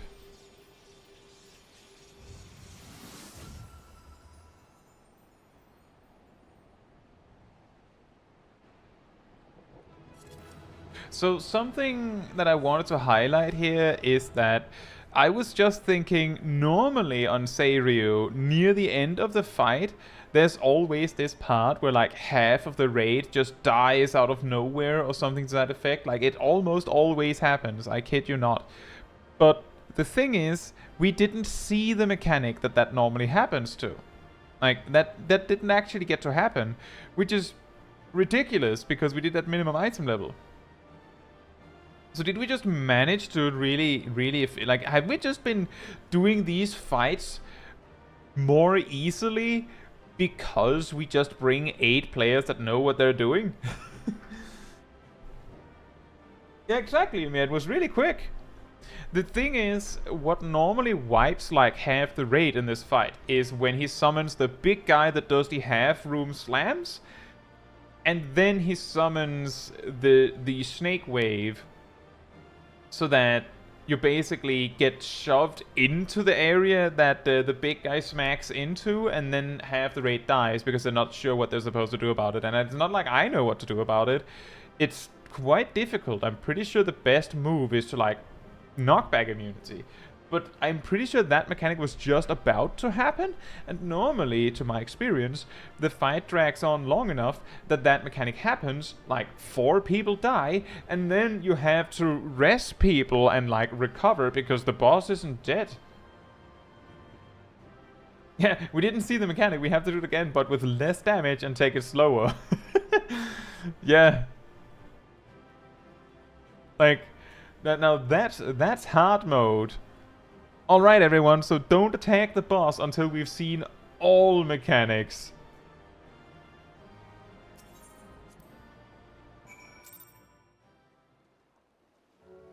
Two Reapers is too much? I mean, we also have a Summoner, and Summoners are insane at level 70.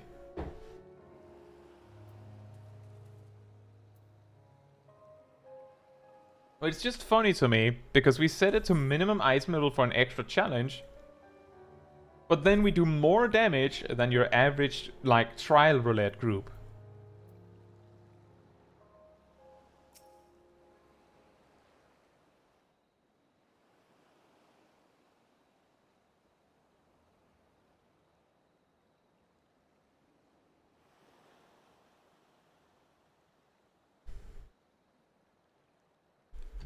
You are every bit Tenzin's successor warrior, for you are but the second child of man. For you are but the second child of man to have bested me in battle.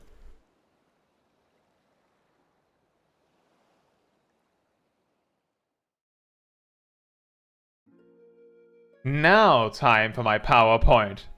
Right, so this is where my story begins. Are you listening? Hey, don't fall asleep. Come on. It's story time. Come on.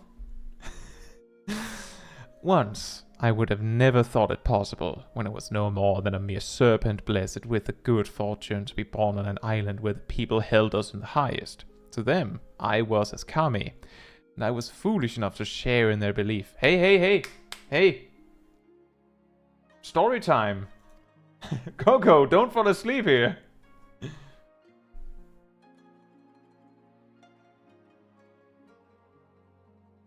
It's story time!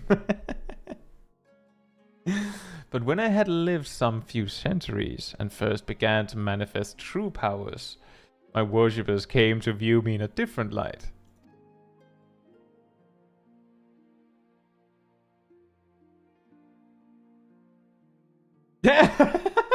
You know, I think you've got it right, Tristan. They broke rule 1 of PowerPoints. Don't have everything you say on the screen.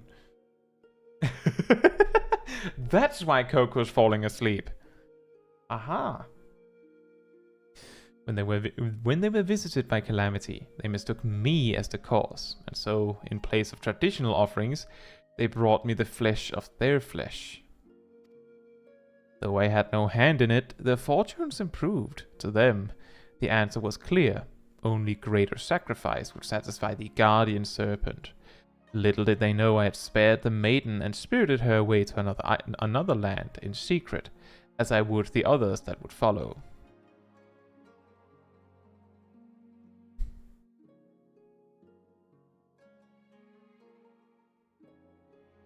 Ah!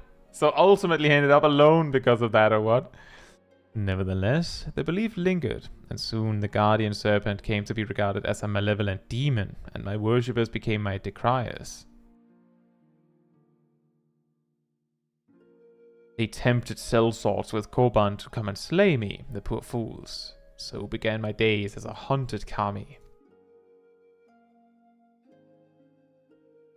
I dispatched them every time, though I took little joy in it, and then, one day, a man unlike all the others appeared before me, a samurai in the company of beasts.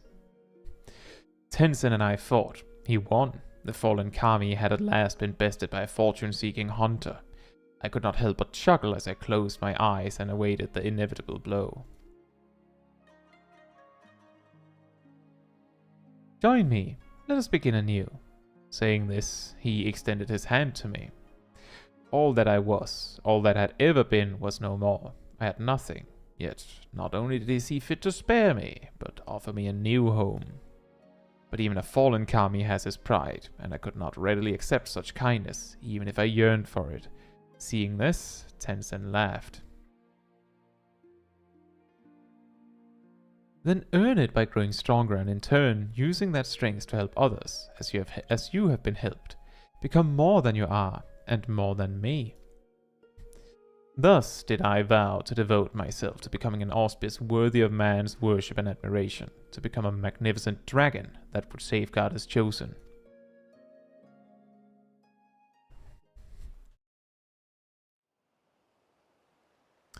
Right, that was the last slide. That was my story. How are you doing? Oh, you're sleeping. Right, that always happens. Anyway, strange. My recollection now is not as it was before. Details once indistinct are now vivid and clear. Perhaps the Aramitama clouded my judgment. Thank you, Caetsu. Had you not helped me to remember my vow, I might have lost a chance to honor Tenzin's memory forever.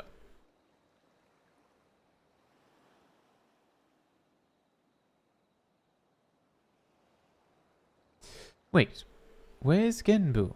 Has he returned to the temple without us? This bodes ill.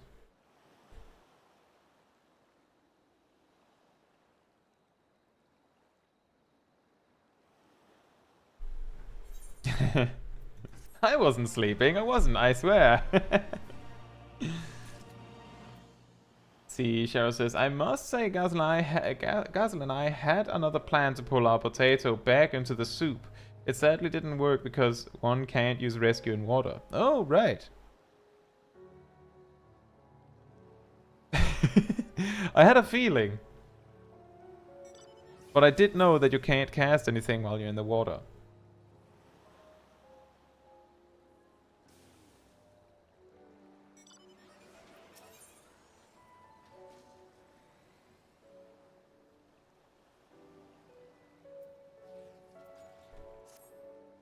If Genbu left without us, then it can only mean that Koryu's return is imminent. Come, we must rejoin the others at Raizen Temple. Not to be confused with Raizen Temple.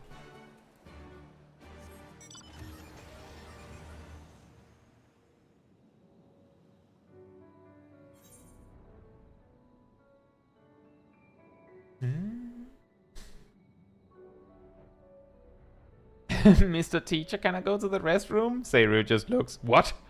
Restroom?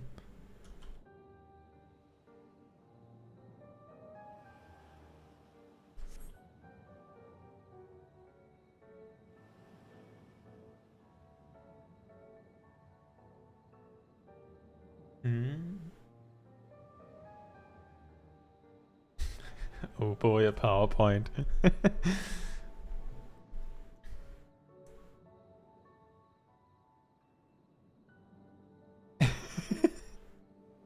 I really like the idea of the four lords just when they're talking about their backstories, they just pull out those white sheets that you put you have your projector on. They just pull it out of the sky, just right, and then pull out a projector out of their pocket that suddenly exists and just right then. So listen up, and a laptop, like a really old laptop, to run the PowerPoint on. That's why it's in black and white.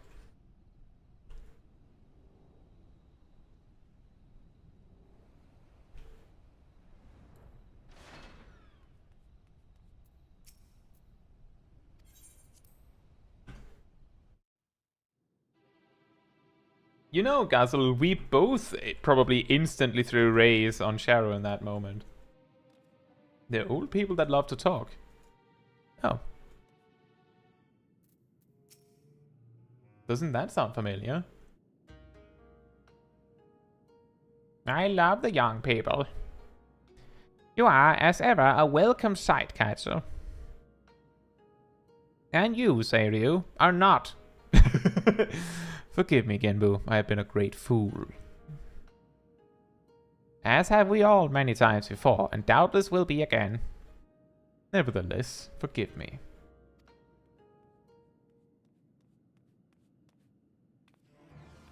The walls are at their limit. We've got to come right away.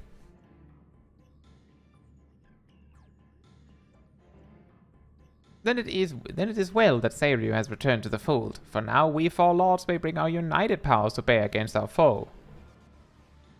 Your part in this is finished, my friends. Now you must go. Should we fail in this final endeavor, then the temple, nay, the whole of the Ruby Sea may be consumed by Koryu's wrathful fires. Don't be stupid. We came to see this through to the end, and will you do just that? That's the Scion way. Right, Kaitsu? Yes. The Scions.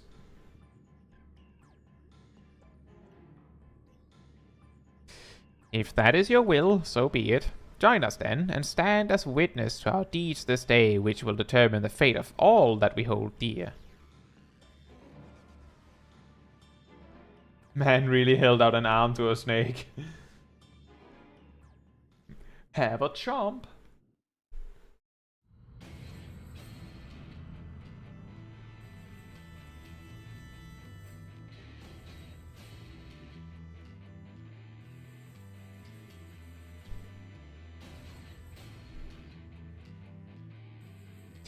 Hold nothing in reserve. Summon all your strength. Only then can we hope to triumph over our mad brother.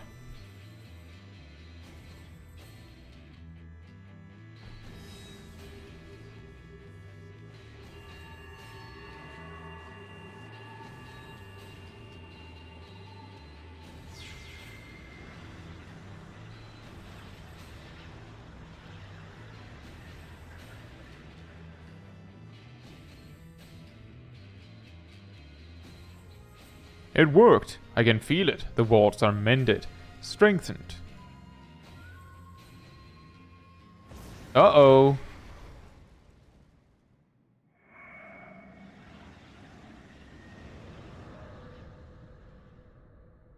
And then everyone died.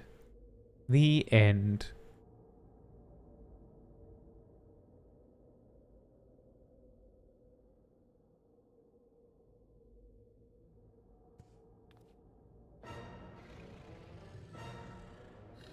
It's a giant horse? It's a giant horse! No, no, no. Even now, after everything we've endured, everything that has made us stronger, how can we fail? All shall burn. I'm afar in my laser.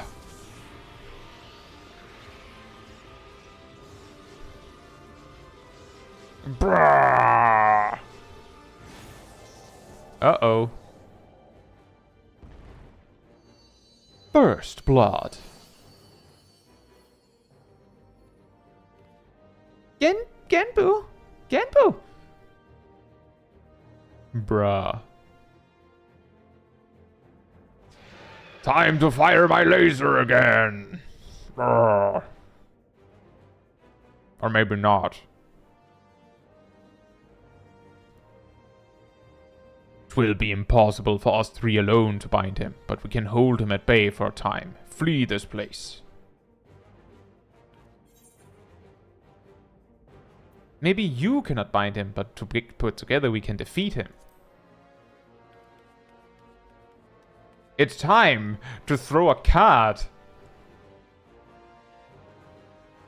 Fool, a hero you may be, but Koryu is an opponent none can defeat. Yes, that's how that works. It's time for Blade. You, I killed you once before, Samurai. I will kill you again. Time to fire my laser even harder.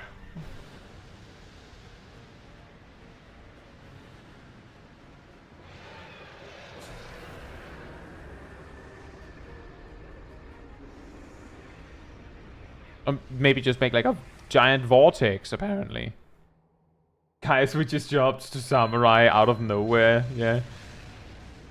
Like that? Is that how you play Samurai? You just summon a Samurai? Is that look, that's me, totally.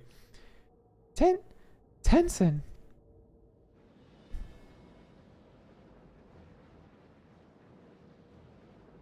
I've arrived.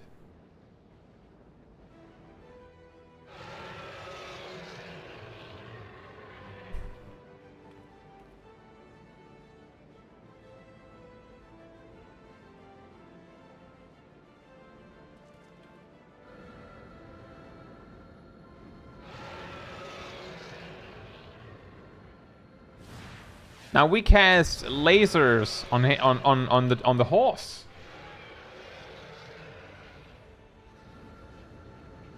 Brother, sister, now's our chance to restore the wards. How? Even in his weakened state, without Genbu, we do not stand a chance.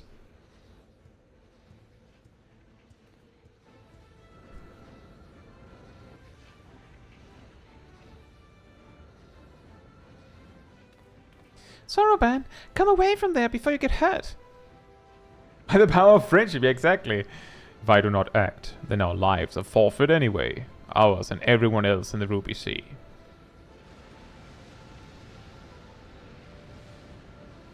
Take your time. Don't worry about it. We're only shooting a laser beam.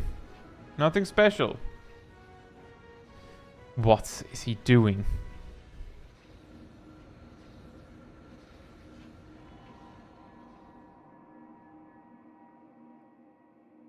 This is the ritual he performed incorrectly before, when he summoned the great tortoise kami into his body.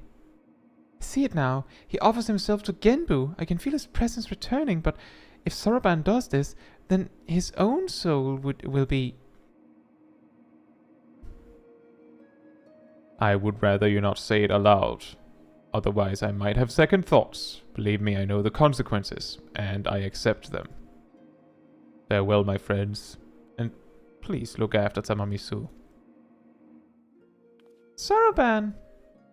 Yeah, don't you feel a little bit of like a bad guy now, Totaro? Oops. Should have been nicer to Soroban. He didn't deserve all that. Worry not, Soroban. We will not let it be for nothing.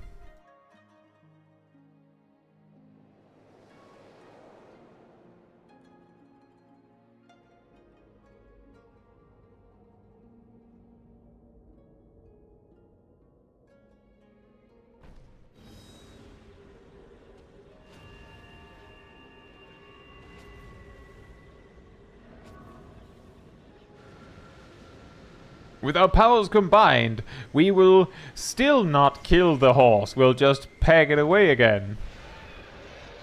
I guess.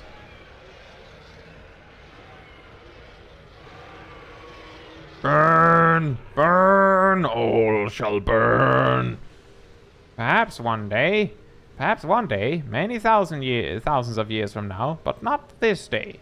Be gone. Be gone! Horse!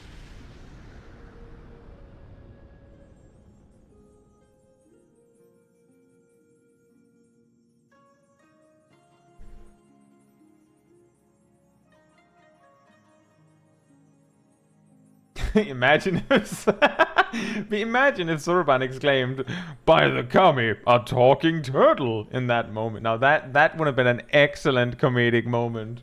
That would have been incredible. What? Another one?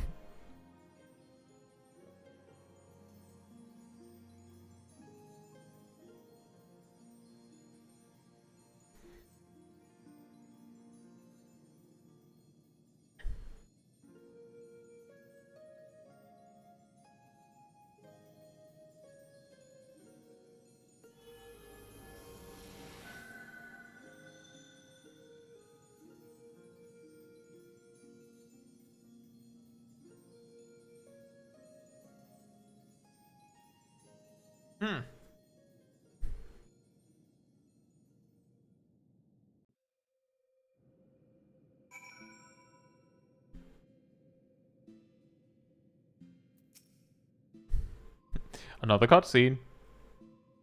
Another one.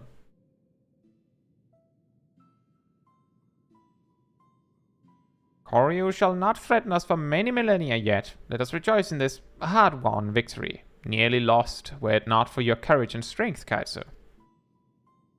But Soroban... Yeah? How does it feel, Tataru?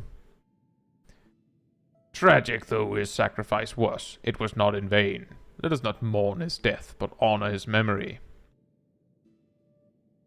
Huh? Death? Memory? What in the world are you on about? Soroban yet lives. Let me guess, in our hearts or some such? Honestly, if you're going to try and comfort us, you could at least do better than offer trite cliches. I am simply making a statement of fact, but I see words alone will not serve to communicate my point.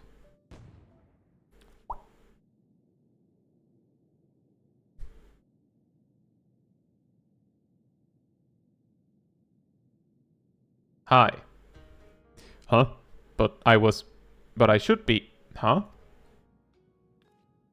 I do not understand. The ritual the Kojin performed, when one summons the soul of an immensely powerful entity into one's own body, it is understood, nay, expected, that the summoner's soul is extinguished in the process. That is true, when the summoned entity's soul is of surpassing strength relative to one's own. Soroban's, however, has grown remarkably robust, owing to his intense training, and his prolonged exposure to the magics of the Byakko of geomancy. His soul now eclipses mine in spiritual potency, which is why it holds fast to this vessel, and so, when the enchantment fades ere long, mine will depart and fade as before. And just when we were getting used to having you around again. Koryu's aim was true, as you saw, and in my final moments I was filled with regrets, but no longer. With my remaining time I will attend to my affairs, and train dear Soroban to succeed me as the next Genbu.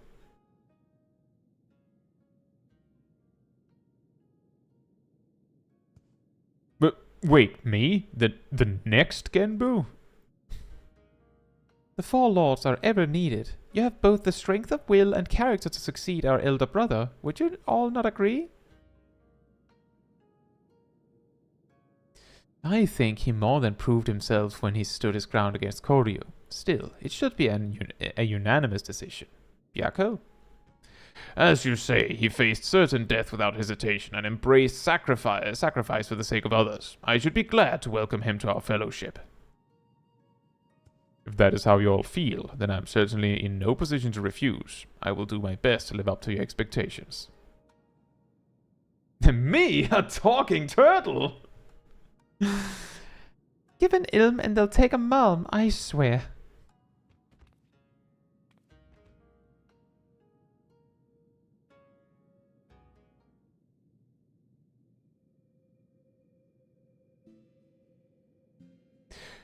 Do not think I have forgotten our bargain, little urchin. Great feats demand consummate rewards, and we are auspices of our word.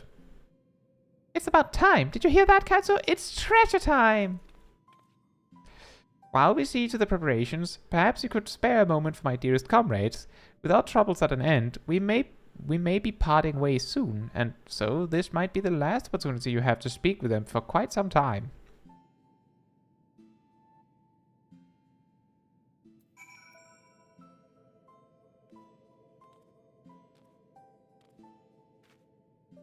You know, it's even weirder, Ymir, because Soroban and Genbu just have two voices in their head. It seems like Soroban only hears Genbu when Genbu speaks through him. Really strange. The treasure was the friends we made along the way. It always is. Worry not for Soroban. We will guide him in his journey and help him to reach his true potential, as Tenzin once guided us. I had long since given up on ever seeing him again, and then he was there, shining paragon of strength and virtue, a memory made manifest. But if he had been more than that, I would have told him. This body I once cursed, I've come to cherish. This I owe to him and his love. I think he already knows. Oh? Well, that would be wonderful if true. Wonderful if true. For all his virtues, he could be remarkably oblivious at times. But though he taught me to love and accept myself, it was you who helped me to remember, who helped me to smile again. For that, Caetsu, you will always hold a special place in my heart. Please come and visit us in the future.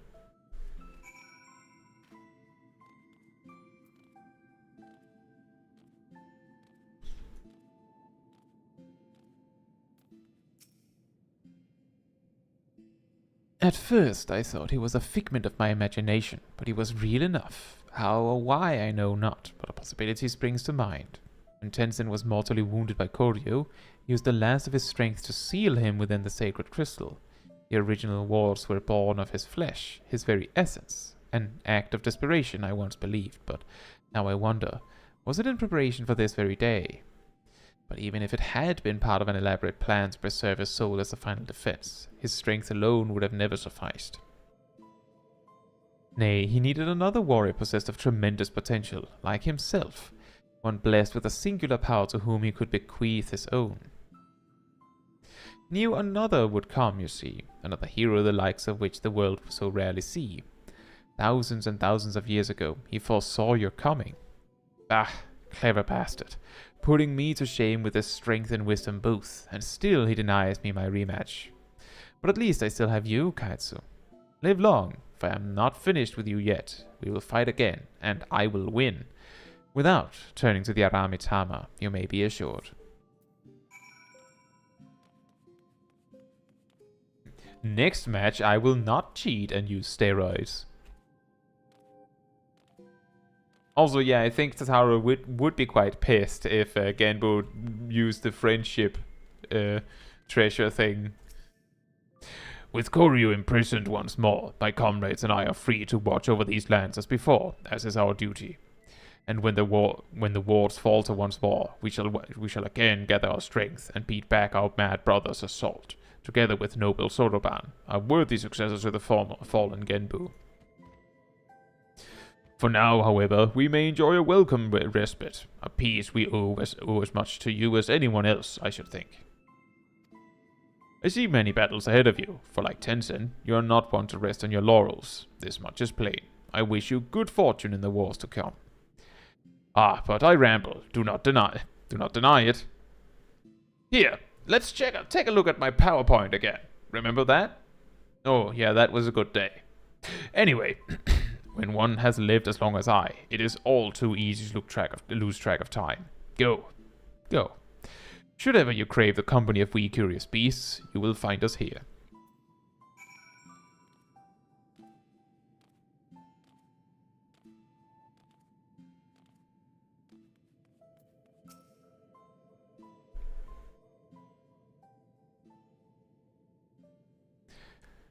Come and claim your reward, honored friends. He already has a new PowerPoint made of these events for our future selves. And this is past you. Right here, that's Tencent. It's beautiful. It's so beautiful. More than enough to make up for 1,000 of Alvina's reckless purchases. A fitting reward for saviors of the Ruby Sea.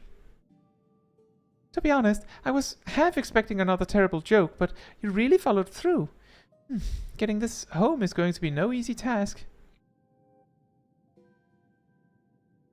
If transportation is a concern, we would be happy to deliver it to a destination of your choosing. Really?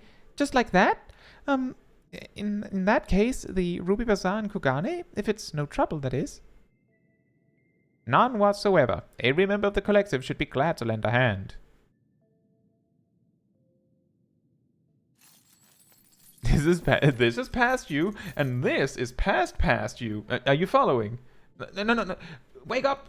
This is important. This is Koryu. It's a horse. It shoots laser beams. It killed past Genbu, which is not this, which is kind of this guy, but not this guy. There will be a pop quiz. And with that, I take my leave. So, Soroban, will you really stay here and not return to Samamizu? Well, I did agree to become the next Genbu. For the duration of his training, I would have him remain here. It will be a long, hard road, believe you me, and I intend to spend my remaining years guiding him. All 500 or so. And there you have it. I hope I can impose upon you to deliver Bunshin the news. Bunshin the news.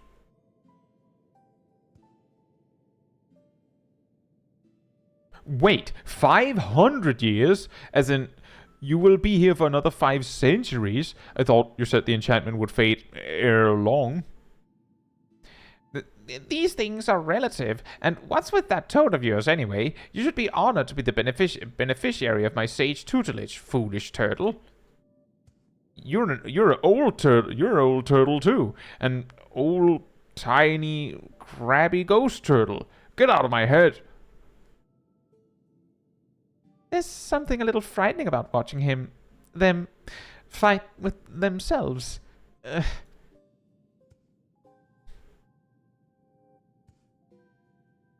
At least they imagine each other next to each other, because one is talking like this and the other one's talking like this. Maybe we should leave them alone for a while. And then we didn't check in on them until Endwalker or something. Ahem.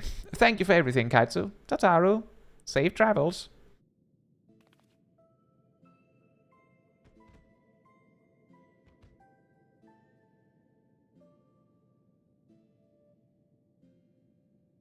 Like us and Frey. Yeah, kinda. It helps that you can just summon him next to you, right?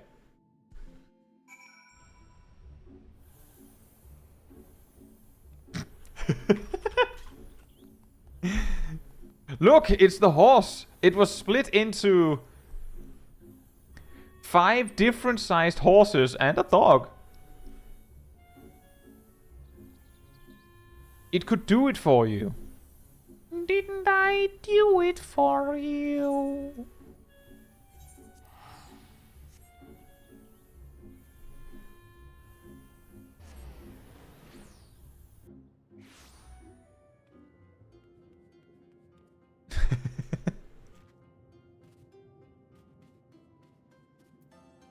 Who would have guessed that Koryu is actually comprised of like 5 different sized horses and dog and a dog, just part dog. No one would have seen it coming. That's actually where the laser beam powers come from. The burning hatred comes from the tiny horse. I sense you have reason other than the usual for this particular visit. Might it have something to do with Soroban? I beg your pardon. Soroban is to become the next Genbu. I will not feign understanding. However, this extraordinary state of affairs came about is utterly beyond my ken, as unbelievable as I yet find it, though I have no doubt that you speak true. Soroban's had an incredible string of bad luck, succumbing to the Aramitama, becoming a giant tortoise, and now this. On the other hand, he could have refused and instead agreed to take on this responsibility, so we may as well support him, don't you think? Indeed, though it pains me to imagine Tamamisu without our Soroban. It fills me with pride to know that a Kojin of the Blue has been granted this great honor. We shall pray for him, that he may rise to the occasion and serve as a benevolent guardian to all who call the Ruby Sea home. Thank you for helping him to find his true calling, my friends. Oh no, the pleasure was all ours, and the profit. I am not sure I take your meaning, but I appreciate the sentiment. But if I might ask a final favor, would you be so kind as to look in on him from time to time? Just to see that he's getting on all right. Of course.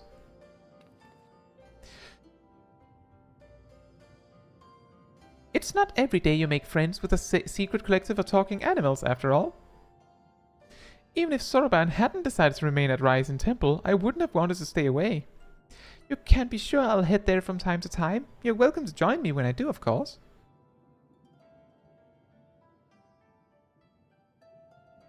You know, it would have been nice if there was like a random, like occasional, like repeatable quest that would appear that just like it might not even give anything, but just had it pop up like, oh, Totaro's actually going to visit the auspices, so you want to tag along? And like it's just there that specific day. Or something like that. I think that would be really nice. Well, that means we finished the 4 lords already. And we got a new emote.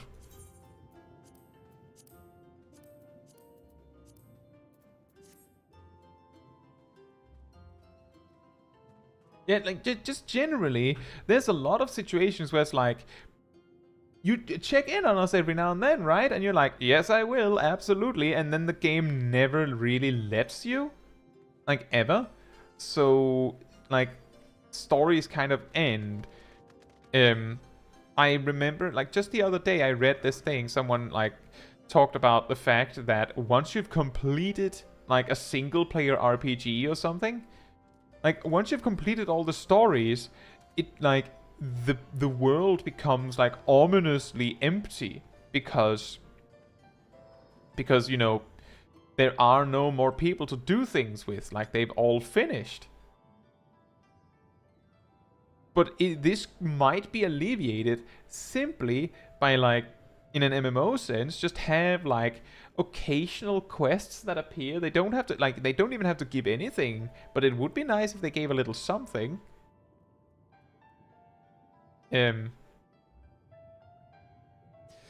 That lets you, like, actually visit these people again.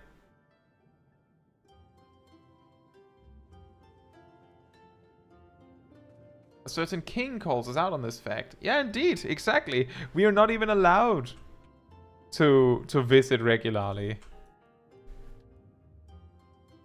Sansa says, my favorite is the one guy from the Arcanist job quest who says he's sure he's gonna meet you again. That was on the level 30 class quest in AR. Never heard of him again. And he's supposed to be real good at math and says it's 100% chance.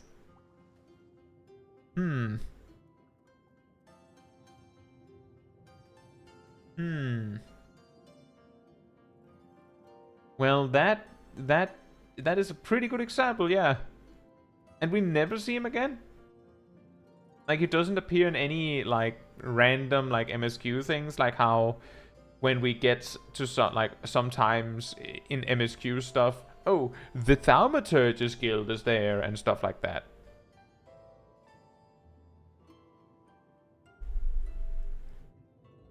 But yeah, like, I think that would help a lot with making the world feel more alive, like with the NPCs themselves.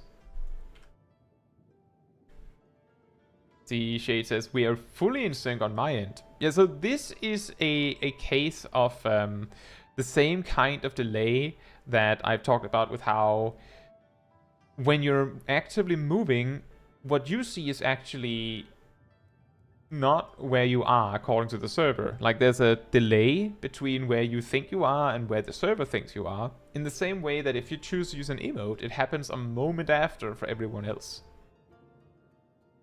Which of course means that if you try to have everyone in sync, it's very difficult because it's very likely that it's only perfectly in sync for one person.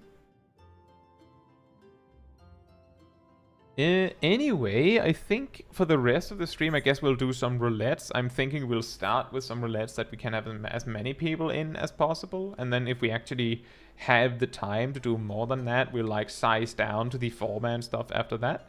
But before we do that, I will be right back.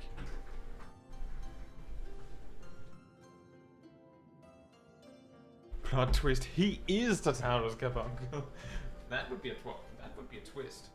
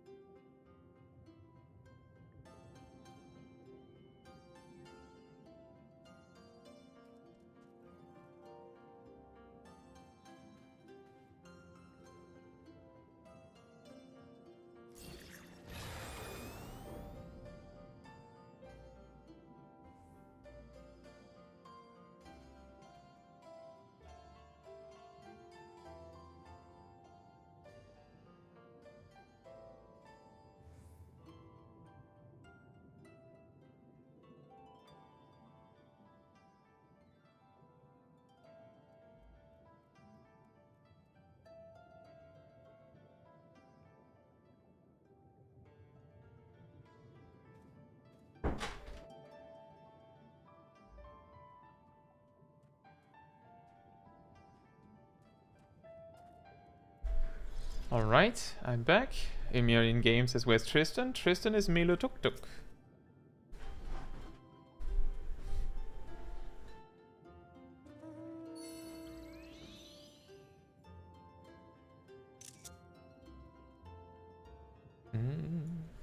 You disconnected.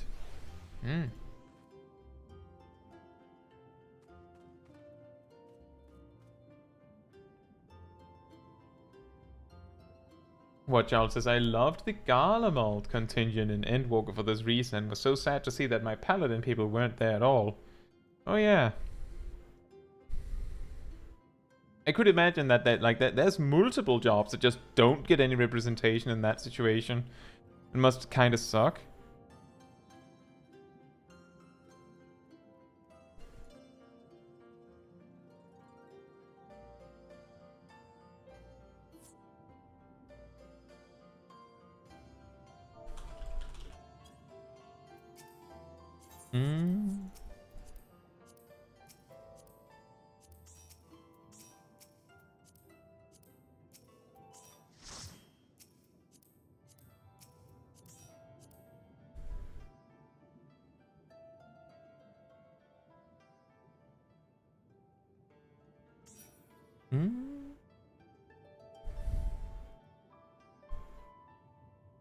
You know, I think this is a a really, really good... I think this could work for a thumbnail picture.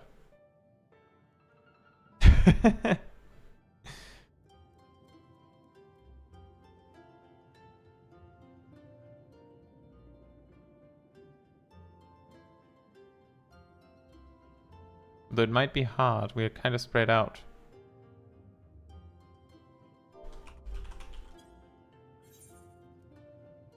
Why are you so big?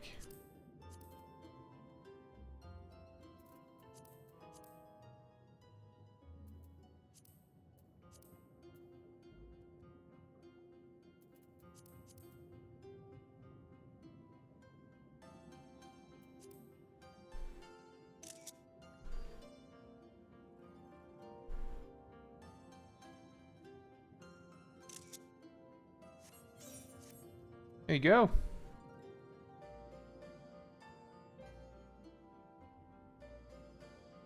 If people come in a little bit closer, it will be easier. I think there's already some people that moved.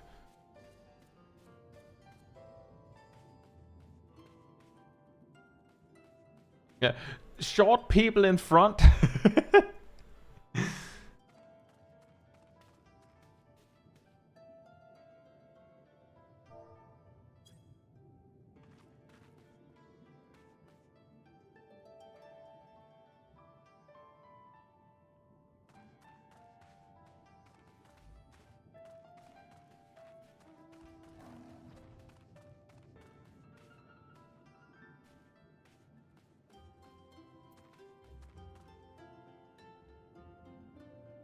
I think it works pretty well if you got a little bit closer to Amy Aridel. That looked very nice, at least to me.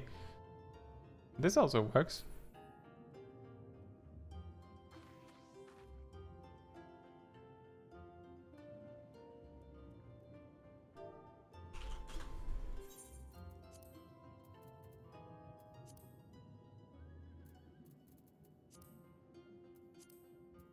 Hmm.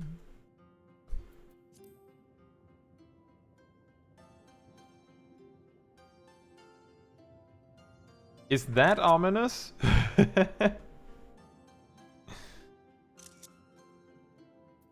There you go.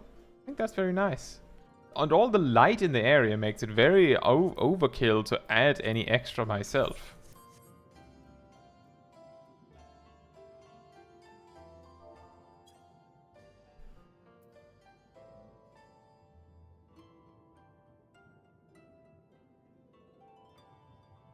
Mm.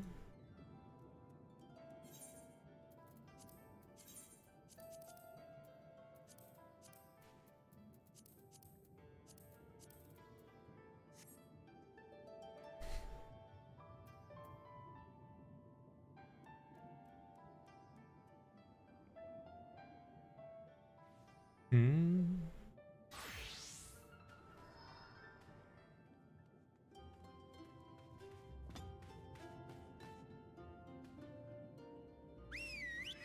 This is another case of, I wonder how it looks for some random person walking by. Why are there all these people just humming along? Right, I got the pictures that I wanted and needed. If there's anyone else that wants a picture before we go, then this is the chance.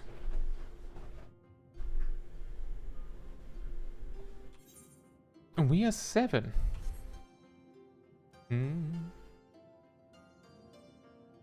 We're humming sea shanties.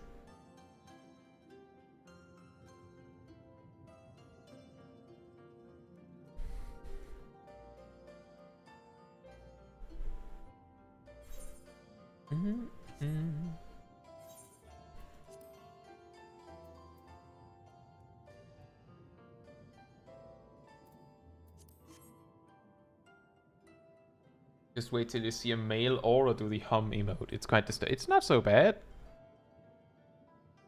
I'm sure it's very adorable.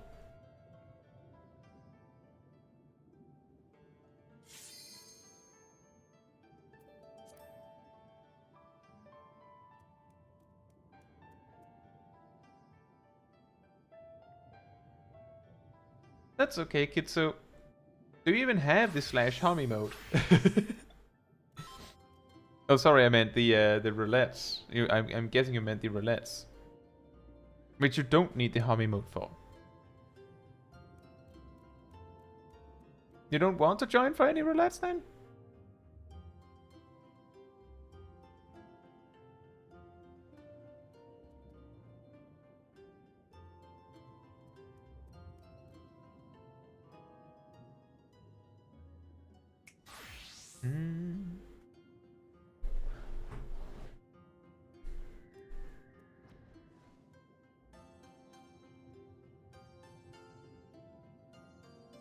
We have one space for someone if there's anyone in the chat that wants to come along at least. But if you'd rather not, Kitsu, you don't have to.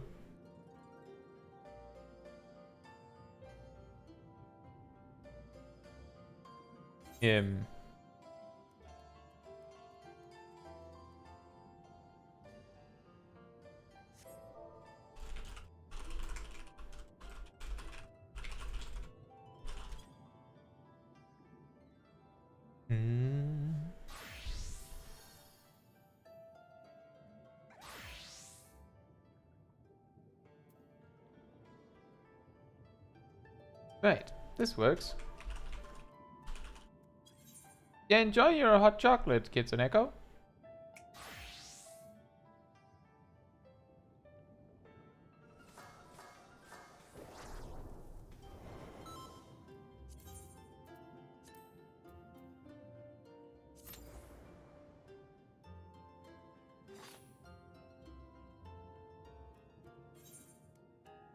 Huh. I have a feeling that what we actually should do once we've done trial, normal raid, and alliance raid is I should clean this. And this.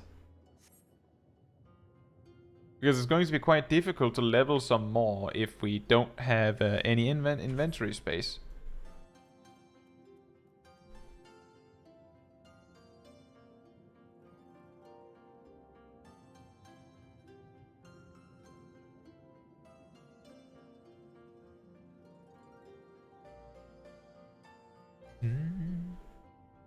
I also imagine we probably have a lot of... Yeah, exactly. We have a lot of healer gear, just that we don't need. How's cleaning stream go? If I remember correctly, I believe we finished... I can't remember if it was the Heavensward leveling story or the Heavensward post-game story, but I believe one of those we finished... Like, watched the credits, because that's what we do on Smol Caetsu streams. And then I spent like an hour cleaning inventory, because Smol Caetsu carried everything from level 1 until that point. Never sold anything, just carried everything along.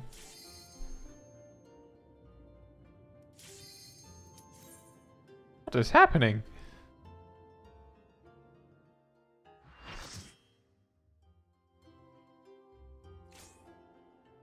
Shiva!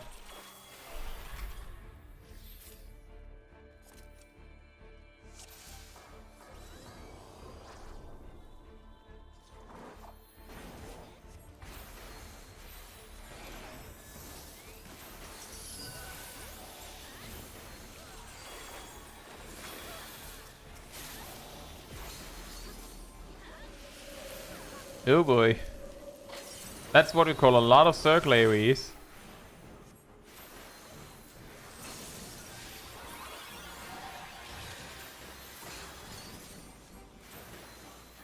Waboom!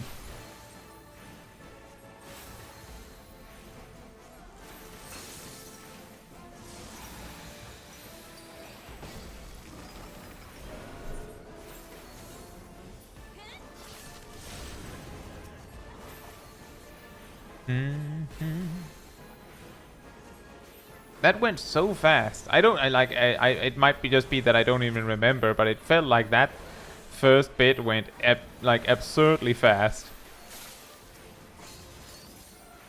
Although I don't fight Shiva that often, I don't think.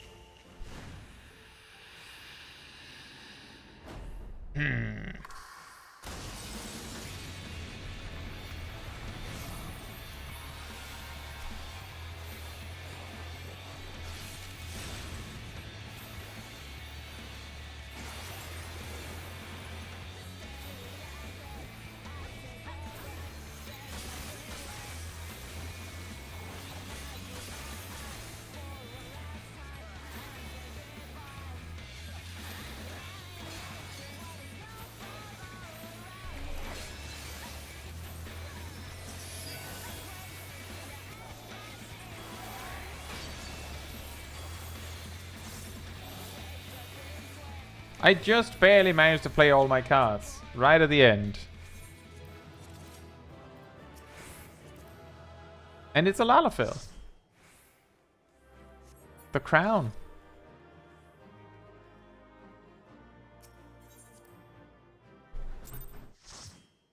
Ah!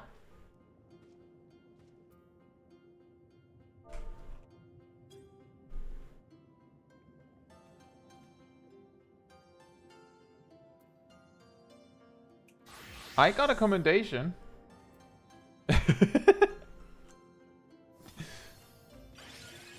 Astrologian privilege, I guess.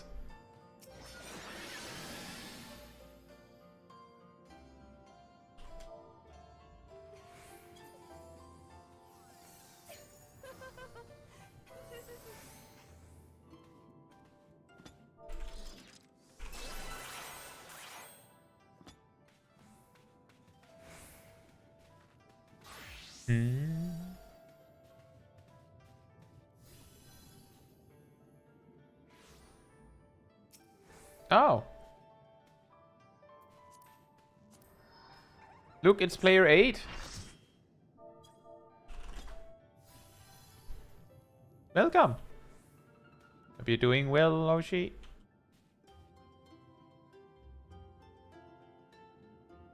Jiva is very nice.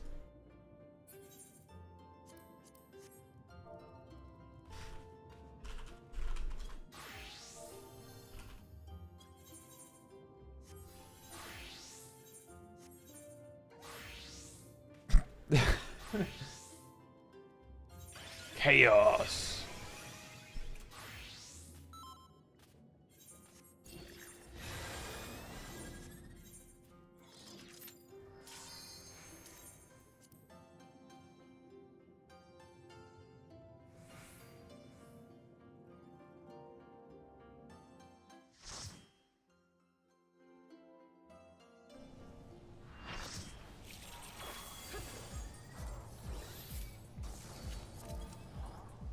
Arm of the Father. So it's Pepsi Man time.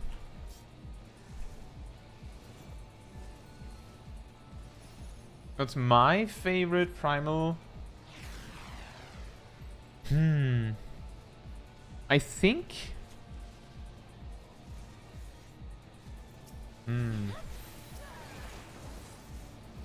I think it's Alexander, actually. And no, that is not just me going, oh, we're in Alexander. That's technically a primal. I do think it's Alexander. I really like time stuff.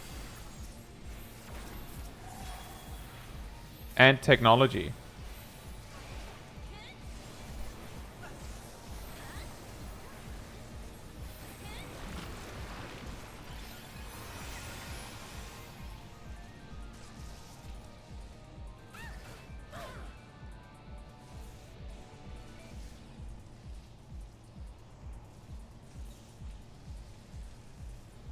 Genbu is also quite cool, yeah.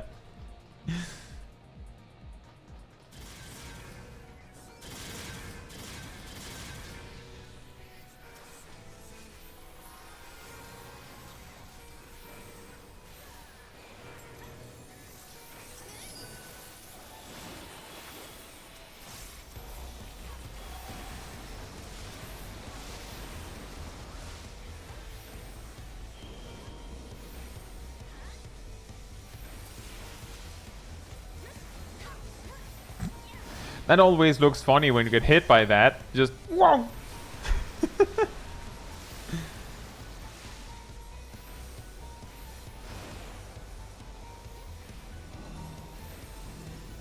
I mean, if someone says, what is your favorite primal summon, Esper, Icon, etc., then anything goes. Like, the different names match with different games, so you can say whichever one you like. A Dramalek. Oh. Isn't that like the dragon-looking guy? I feel like he looks a little bit like a dragon in a way. Or is that just in FFTA? The goat man, I guess he just looks a little bit like a dragon in the low bit, like in the low, the pixel rate of, or the small picture of a Game Boy Advance. No!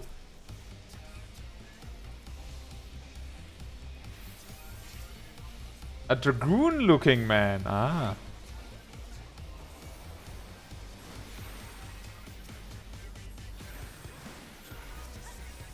A Dramalek is also in Final Fantasy Tactics Advance. if memory serves. I'm pretty sure. But he's, if I remember correctly, he's just a boss. Like, just randomly in the game.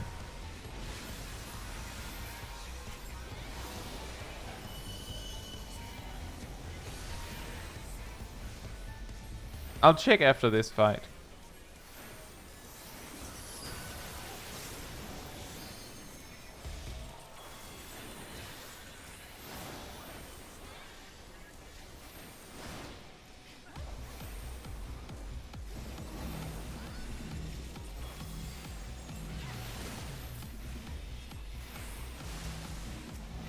A Dragoon Astro.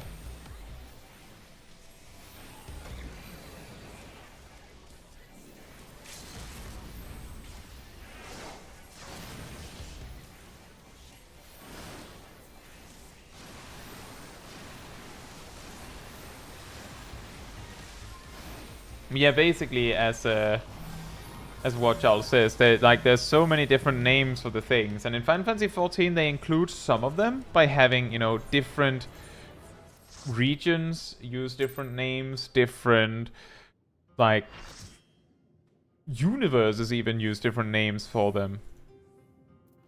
Right, let's see, a Dramalech.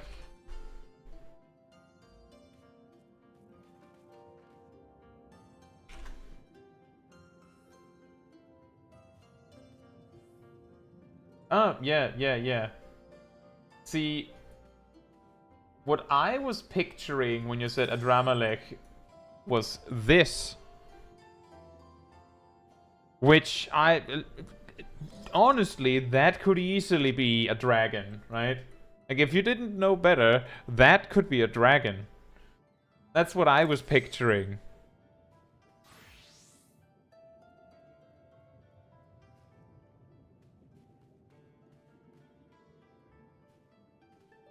A Dramalech. It's got a goat head. Well, I mean, dragons have weird horns.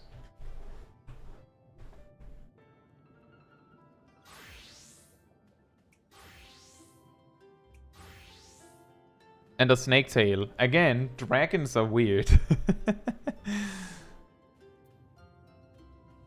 Oh yeah, he is a boss in Castrum, isn't he? Is he the one that do all the, like, the mix and match elemental attacks? Like the penultimate boss?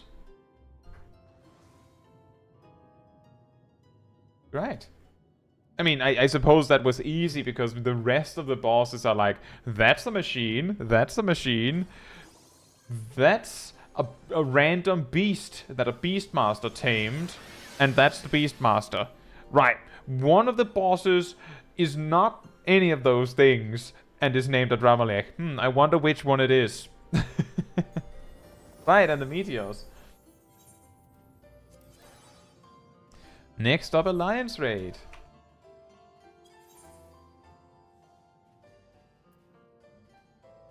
Yeah, there's a lot of cool primals and so on in Final Fantasy. I really like Alexander, but the thing is that my first Final Fantasy game was Final Fantasy VII, And that was from so long ago that when my brother and I played it, neither of us really understood English. So, might not be totally fair. And I since then, after that, played Final Fantasy 1, 2, a little bit of both, but never finished them, not even close. Then I played Tactics Advance. To completion, actually, at some point later. And then I played, like, my brother played a little bit of 10, 2 and 12. And I tried it briefly in both of those cases as well. And then I played Final Fantasy 14. So someone's asking if Smol Kai has anything else unlocked than Crystal Tower. Smol Kai has all alliance raids unlocked up to level 70 at this point. But there might be other people in the group.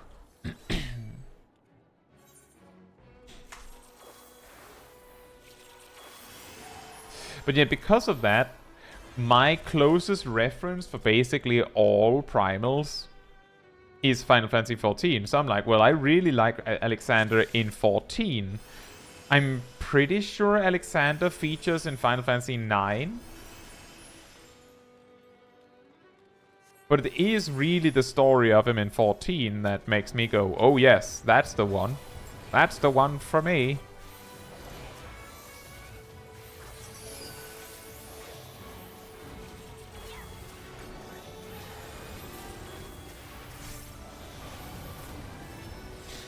And in 6. Oh.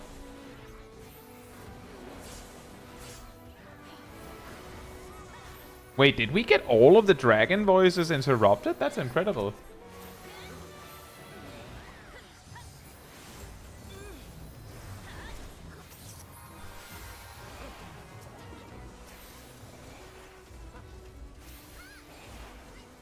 Yeah, the story of Alexander in Final Fantasy XIV is so absolutely genius, because in 14, because I don't know what he is specifically in other Final Fantasy games, I'm not well versed enough, but in 14, he's basically like, oh yeah, it's basically like the smartest supercomputer in the universe, and also does time magic,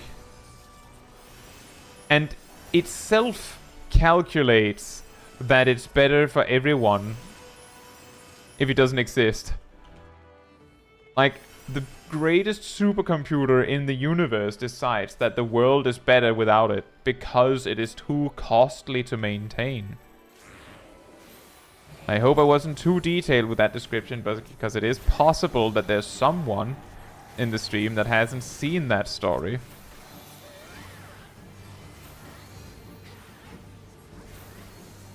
Even if we have seen that story on Smol Kai.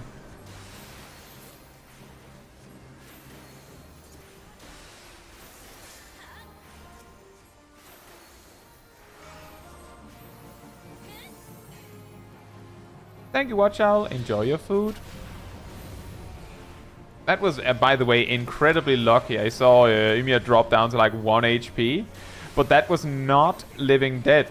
That was just dropped to 1 HP naturally.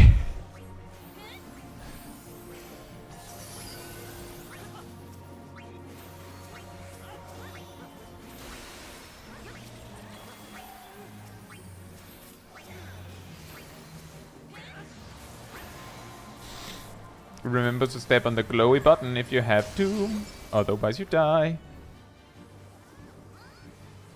Da da da da da da!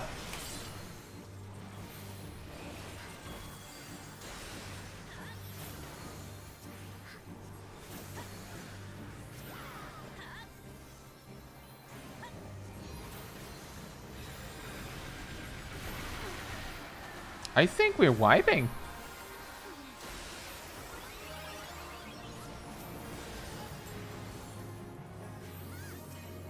Maybe not. That got really close, because the ads didn't get killed fast enough because we had a lot of trouble.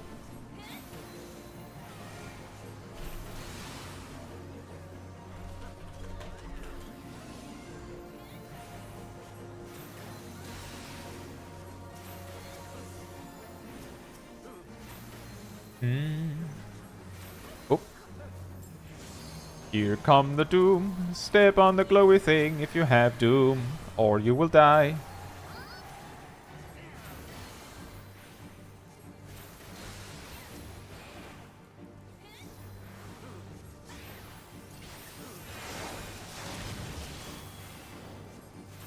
The glowy thing. The very glowy thing.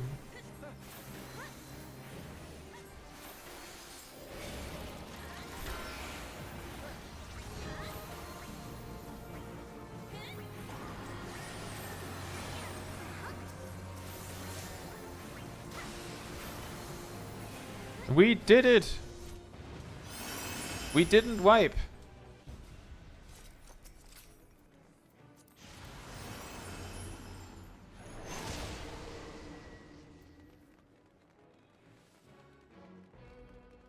Yeah, that is true. Shade mentioned that, of course, there's also a slight little surprise if you do the optional dungeon, the twinning, in Shadowbringers, in relation to Alexander.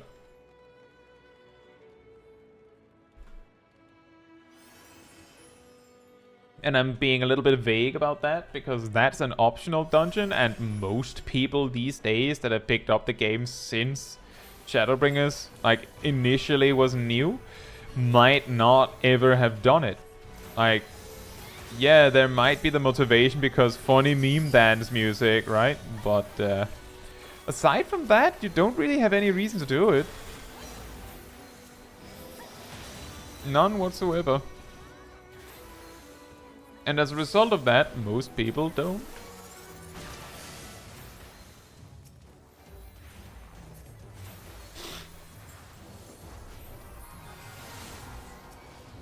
How about some more gates?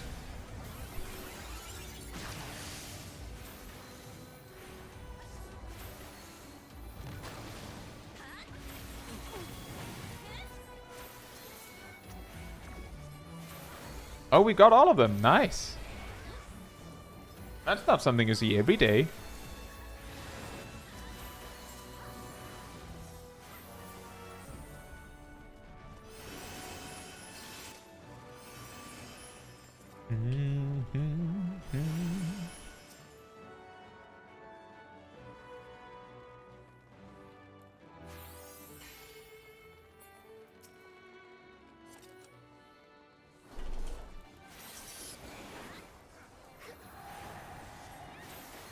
Oh boy.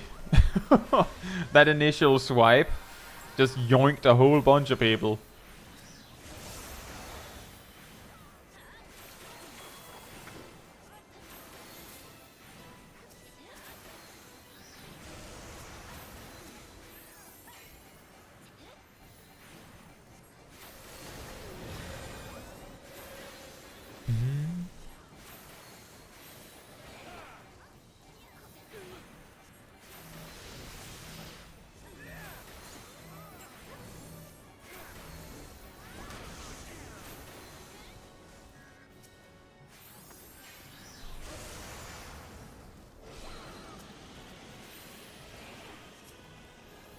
That was really tight. That was incredible that the tank tanking the boss survived having the tether on them.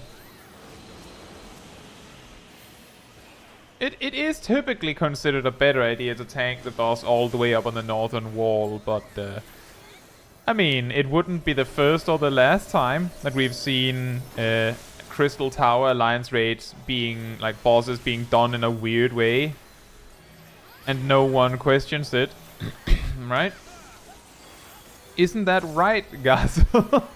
Considering the dragon in Labyrinth of the Ancients. Let's all pull the dragon all the way to the edge for no reason.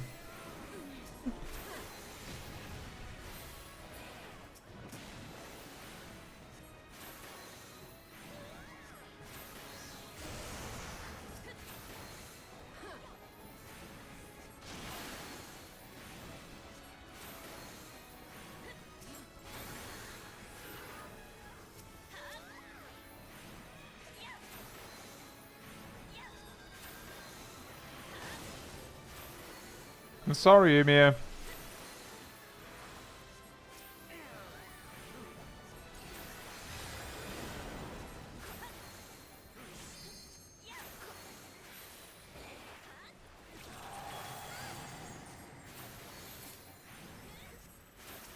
I will, however, say in my defense that I'm the healer that has one OGCD heal every 40 seconds.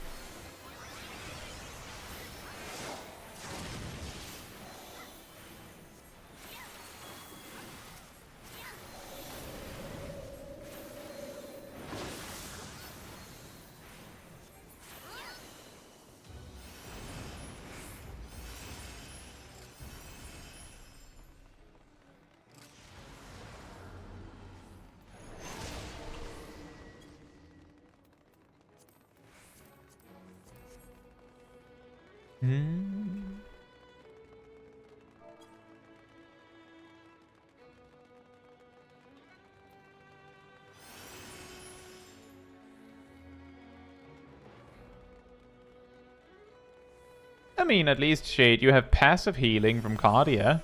I'm pretty sure you also have Soteria, which increases that. And you also have Physis, which is an OGCD heal.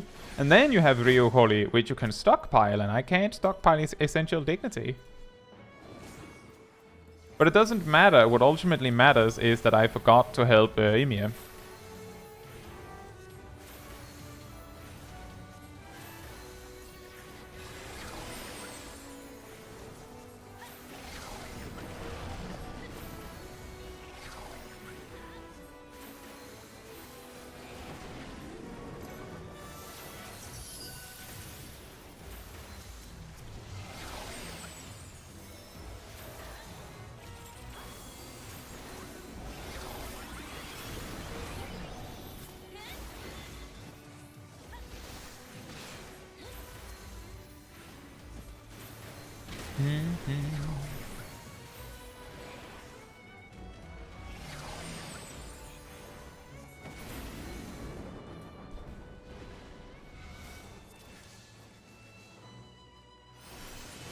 So the way that the fight works, Gleaming, is that the dragon can die 3 times. The reason, I believe the reason why you pull the dragon like off into Narnia is because the skeletons spawn in the middle of the room. So by pulling the dragon like off over to Narnia, the skeletons have to run further to reach it. Now, the reason why that is completely irrelevant is because last I checked, the skeletons pretty much either die immediately or they don't. Which means that whether they have to run like really far or not makes very little difference. And it also turns out, according to Gassel, that in JP data centers, they don't move the dragon off the main platform. They just like move it over to the edge of this, like, of the middle platform, so that it isn't breathing on it.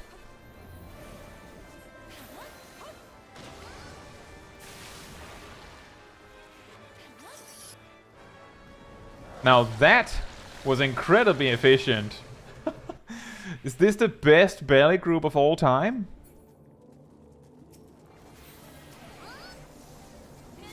But yeah, that's the argument. That's the reason why there's like why people pull the dragon like over into the nowhere. It's not because it won't die if you don't do that.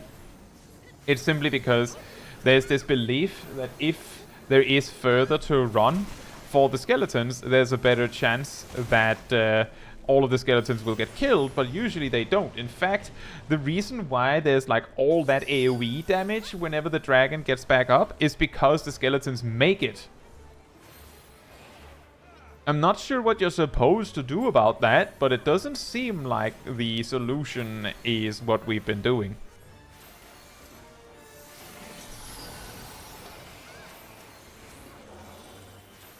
But yeah, anyway, point is you don't actually have to move the dragon over into Narnia.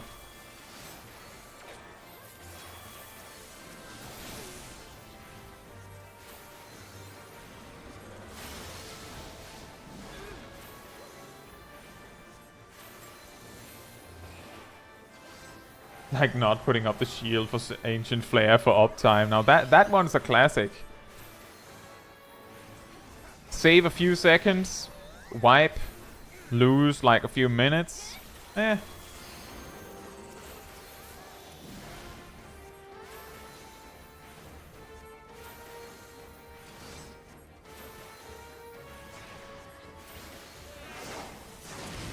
But there's also an important thing to consider about that dragon. There's a reason why people use these kinds of strategies. One part of it is that it doesn't really matter whether you do it like that or not. You're still going to kill the dragon just fine. You don't really wipe on that fight, so there's no reason to like innovate on that fight. So people don't. But it is quite funny if you don't move the dragon on in the western region of the game, like basically I believe both EU and NA, then people get extremely anxious, panic, and worried that you're not doing the fight right. Even though moving the dragon is completely unneeded.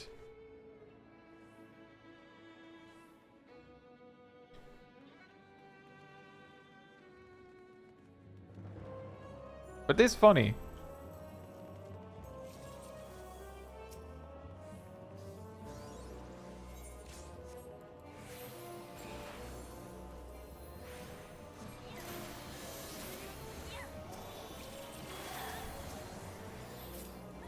Wait, what? What did Nilla die to? What happened?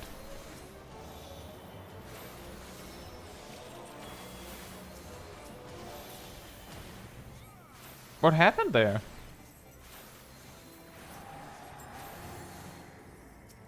Weird.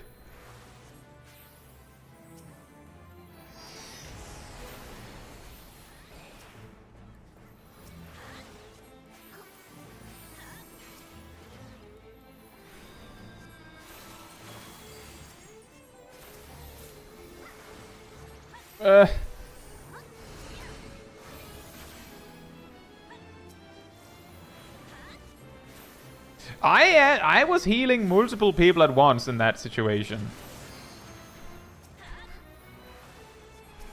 And my essential dignity was on cooldown. I'm trying my best, Emir.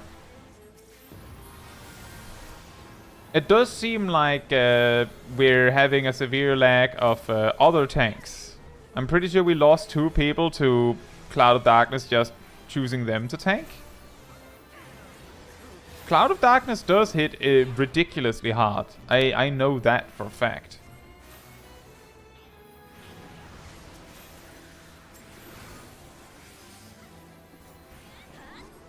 So it doesn't work that well if everyone's just assuming things will be fine.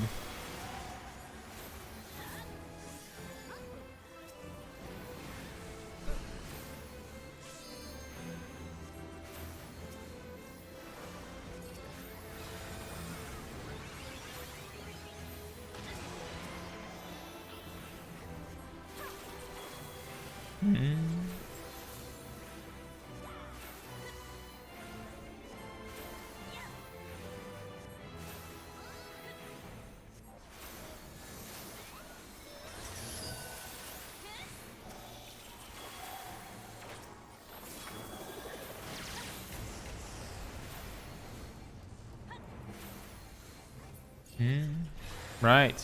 That. On your marks. Wow. People actually went to their marks. What's happening today?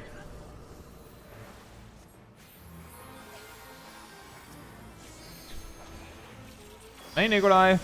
Well, I'm streaming when I normally am streaming. It said so on my schedule.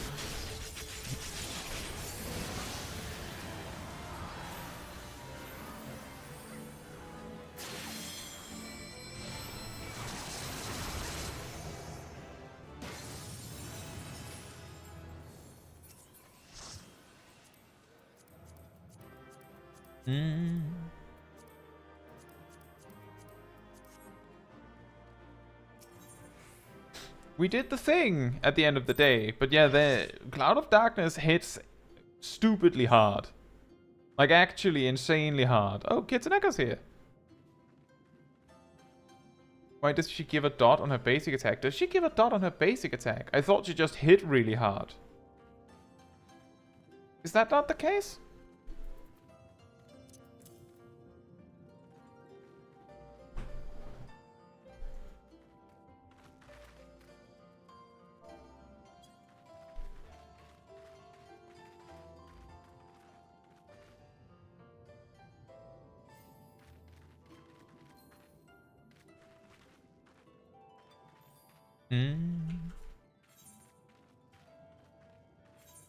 Right.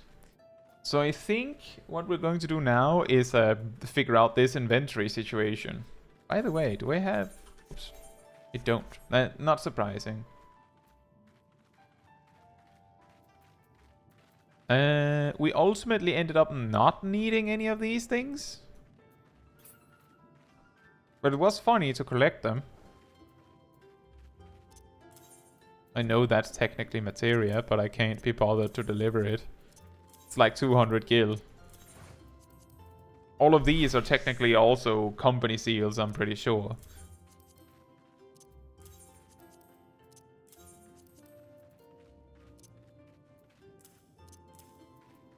Some of them at least. If you have enough quantities, but I don't even know if I do. That's why I'm sort of just yeeting them.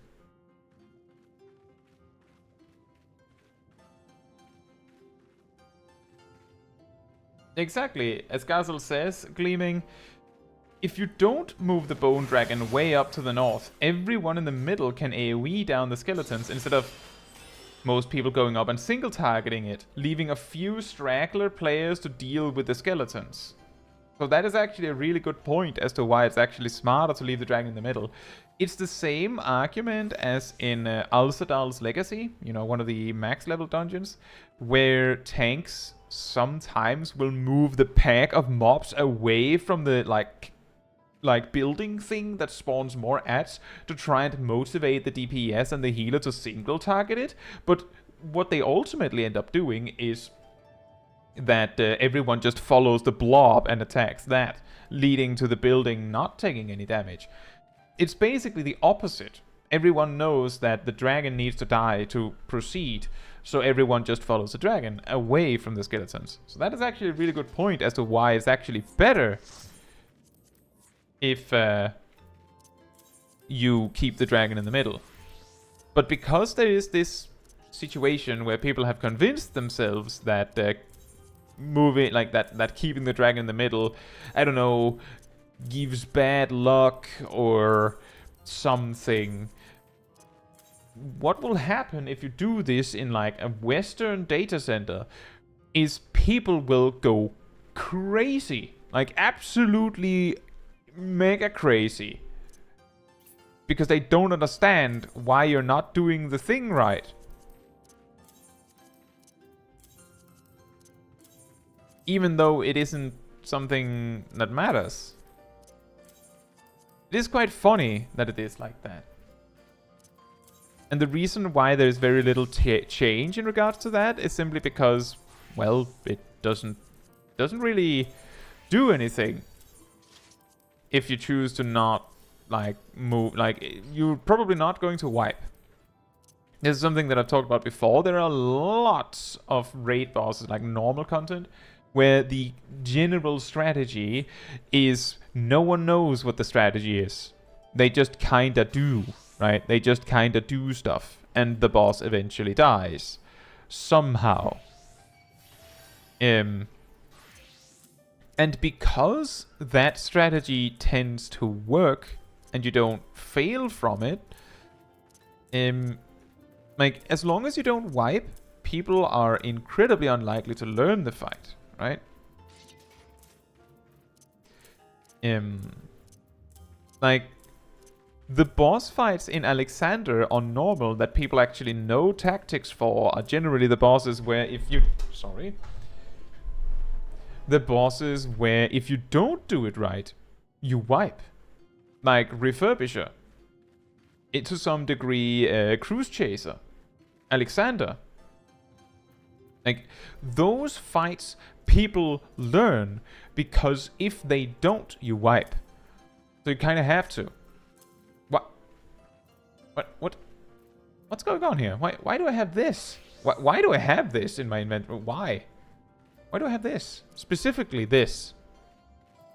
Did I get this from my retainer? That might explain it.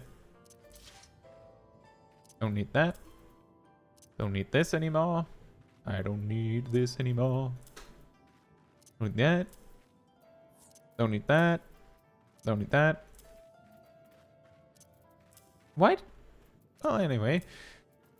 Just so much stuff I look in my inventory like, why do I have this? Why do I have this? Well, I suppose I have no reason to not have it because I have this, but, you know, weird.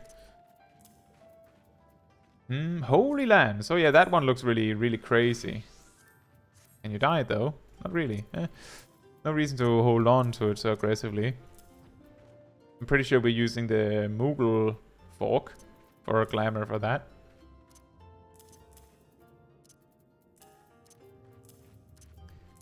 Oh boy. Oh right, level 80. That makes sense.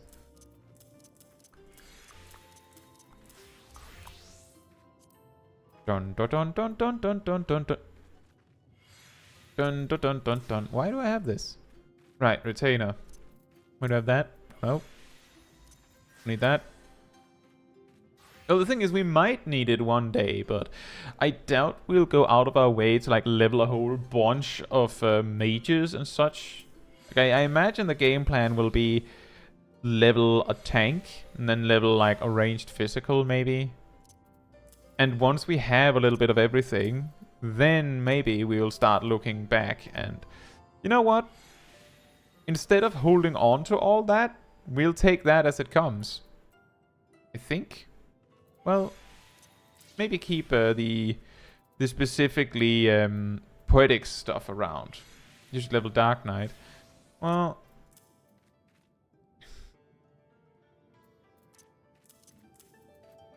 the thing is, with leveling a tank, so like a month ago, I think, something like that, I put up a poll, like a member poll, and asked what we should do for level 80. And it was a landslide victory for let's just stay Astrologian.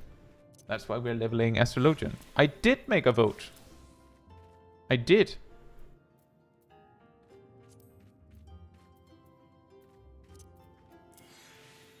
That's how we came to the conclusion. For later. I mean, when we get to the point where we're going to be playing a tank, like when we reach that point where we are going to be playing like a tank, I will not just randomly choose a tank. I'll of course do a poll on that. That is the tradition for Dawn Trail.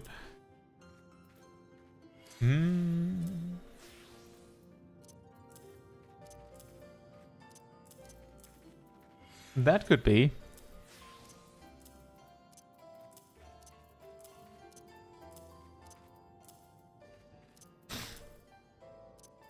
Although I imagine when Smol Kai eventually starts progressing into Dawn... I need to clear this inventory now.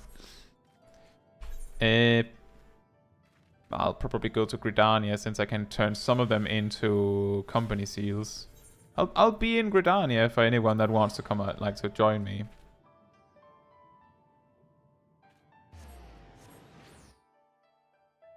You can also stay in Tamamisu and hang out.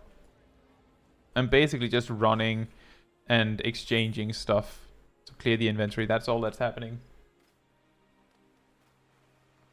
But yeah, when eventually Smol Kai gets to progress in Dawn Trail at some point, I could imagine that when Dawn Trail comes out, there might be a period of a hiatus on Smol Kai so that I can focus on my main, but we'll take that when we get there.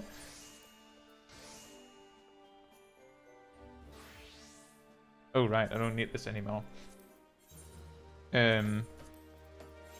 But when Smol Kai goes into Dawn Trail, it will probably be with a level 90 job. like, we will go directly into Dawn Trail instead of like, oh, but first we have to level a job.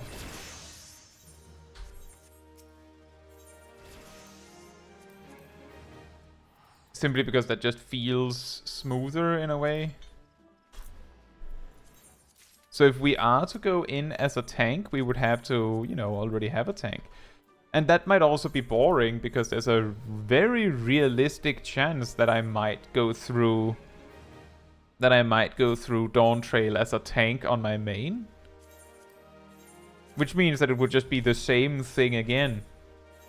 There's also that Dragoon and Astrologian both would make very good sense, given that they're getting reworked, and those are like two of the jobs that Smol Kai plays.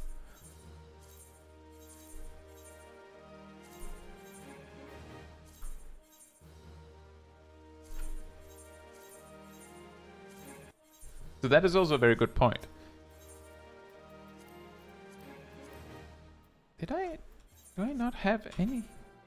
Am I looking something? Oh, that was what I was looking for.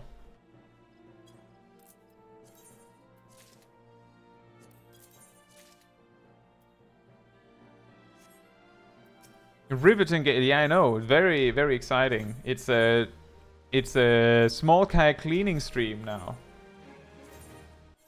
It's been a while since we've finished something on Smol Kai with enough time for me to do something like this, which probably is part of the reason why my inventory is so absurdly packed with stuff.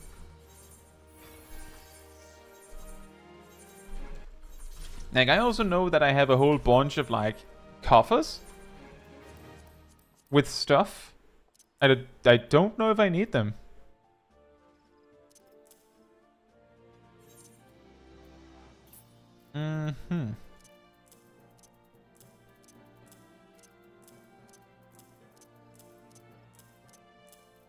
Instead of running back and forth between a vendor and this, I'll simply, whenever there's too much stuff that can be handed in over here, I'll just, like, drain this.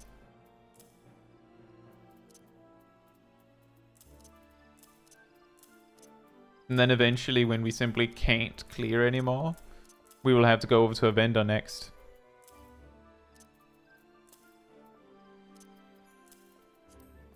And I'm basically just clearing out anything that isn't like Poetics gear or gear that I will need.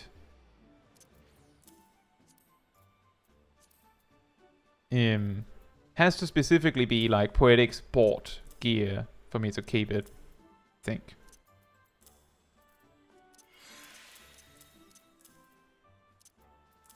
That way we can really thin out how much stuff we have. And the less stuff we have... Now, this might shock everyone, but the less stuff we have, the longer we can go before we have to clean inventory again. Absolute, like, science over here.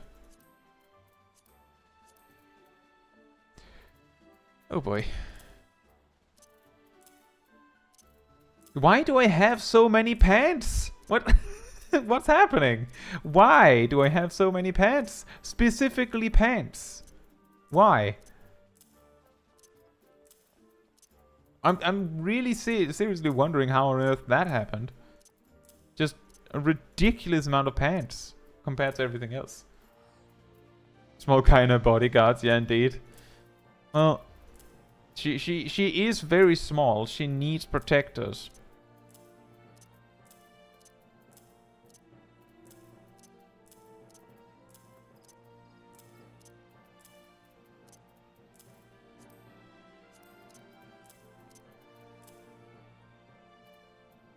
Protecting her while she goes shopping.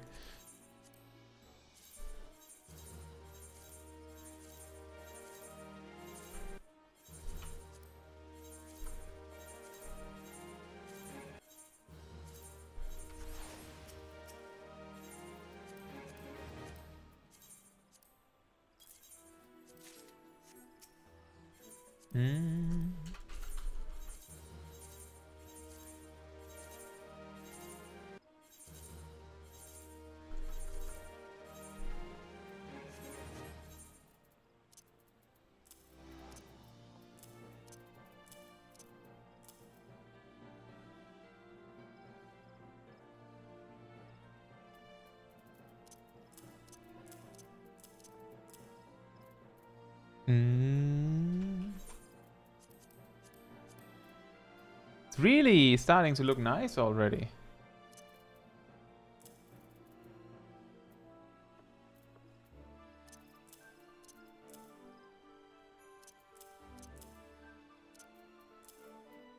Although I can already see that I soon will be forced to go somewhere else and clear all of these crafted items.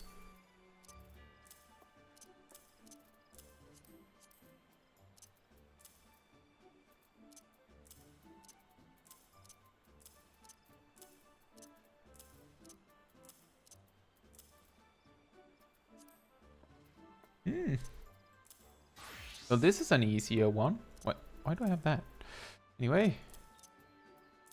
Oh boy. Oh boy. All the rings. Is there a reason why I kept all that?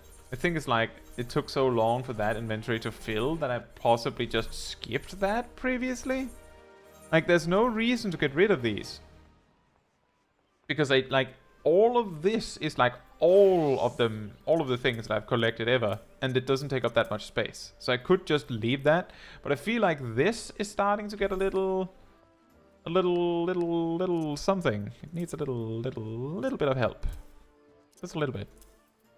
I just try and get rid of the healer items. Maybe also the casting items, because I might need the strength items again later. But I probably won't need the caster healer items that are below my level.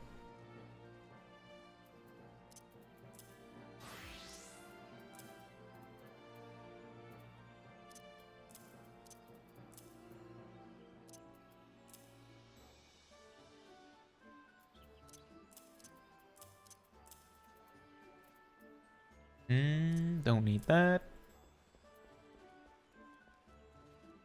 Don't need that.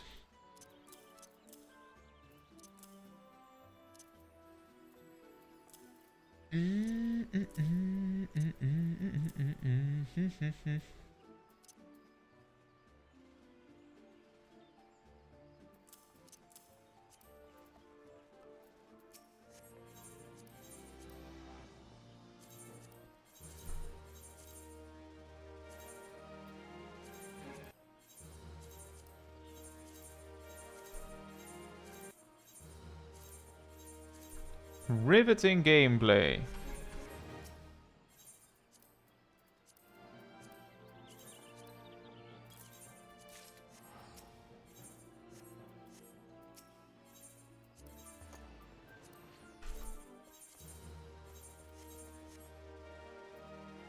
I will say, Ymir, that I feel like in Baldur's Gate, the simple fact that you can carry so much stuff and that you can just send anything you like to like storage, and there's not really a limitation to how much stuff you can send to storage, kind of leads you to just like basically grab anything that isn't like nailed to the floor. And if something is nailed to the floor but looks nice, you'll take it anyway. You'll figure out a way to unnail it to the floor and then bring it. And that's simply just a side result of being able to carry essentially a nigh infinite amount of stuff. Then you will grab everything. Because why wouldn't you?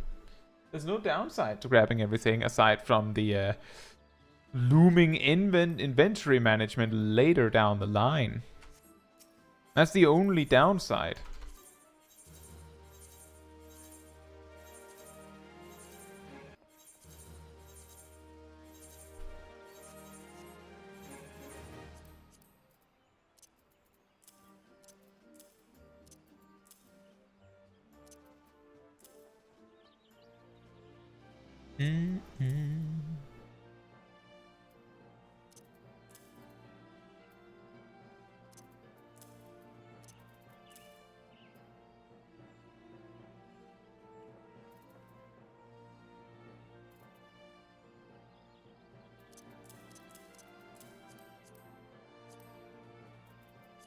I think that will do. Are your bags okay? They're getting better. They're getting better right now. They're basically at the doctor's office as we speak. How's this? Oh, there's my Fantasia. You're trying to equip an army? I'm trying to unequip a single person. It's quite wild.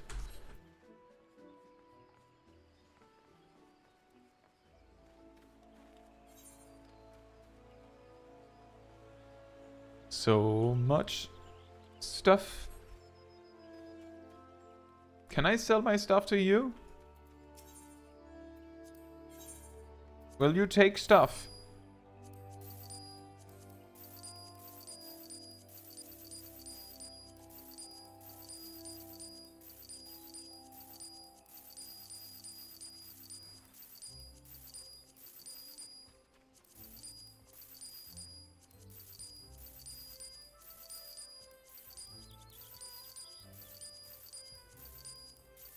She only takes skill. Well, that's a bad day for her.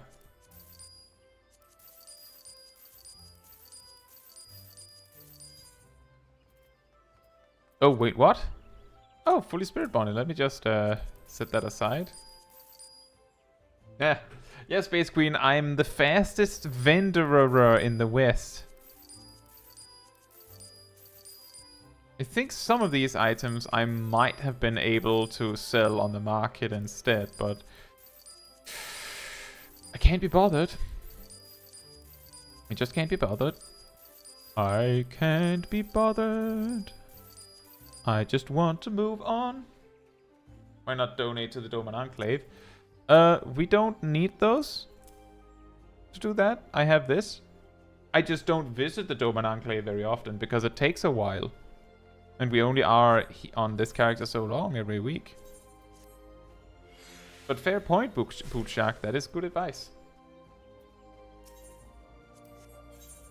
I have my retainers typically like do something that leads to me having silver pieces. So I can just hand the Doman Enclave that. It's just that we don't visit the Doman Enclave very much on this character.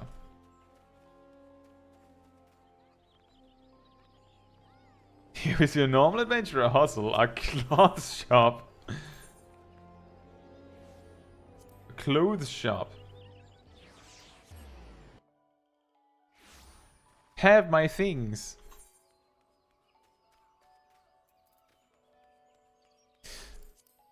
Can I sell this? I can. Huh.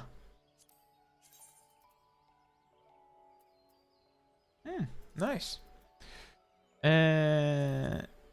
That's a job set.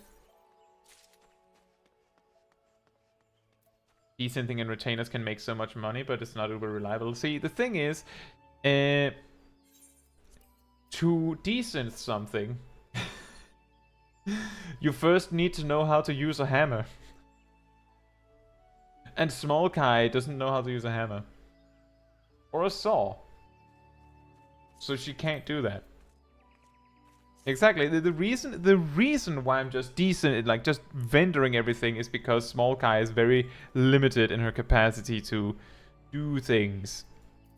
So instead of trying to do that, we just yeet everything out the door. Just nope, don't want it, don't care. These we can still hold on to. Those turn into arbitrary gear, so we can keep those.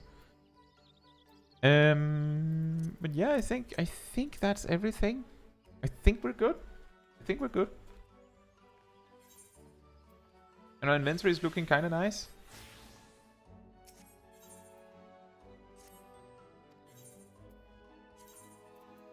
Can I sell that? Nope. Sell that? Nope. It makes sense that you can't.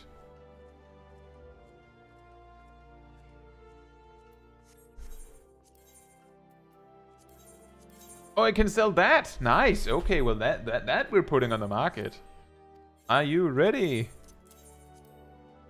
Oh. Well, I was expecting more. It looks like someone is handing it out for free at vendor price.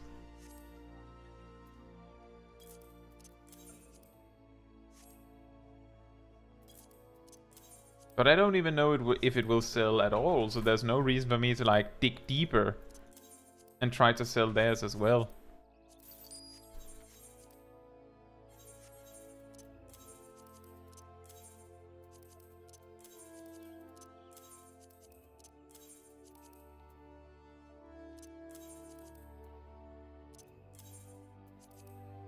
Pretty funny, I ran around with that staff all that time thinking I might use it eventually, and I never ever did.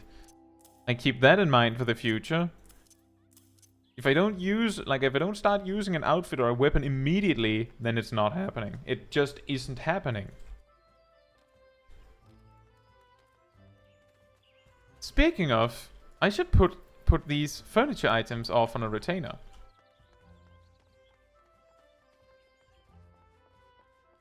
Did my second retainer have stuff? No, well, now you do. Congratulations.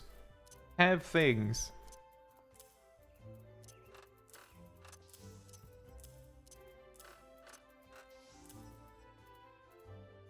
Can you has? No, those are my special furniture items that are untradeable.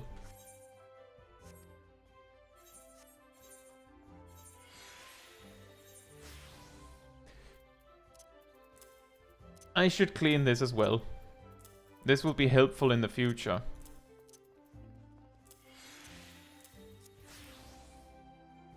Wait, can I?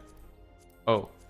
I was hoping the remove all from saddlebag just dumped everything in the saddlebag over to me. That would have been convenient.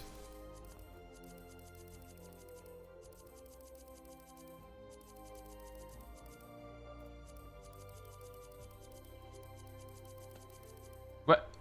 Why?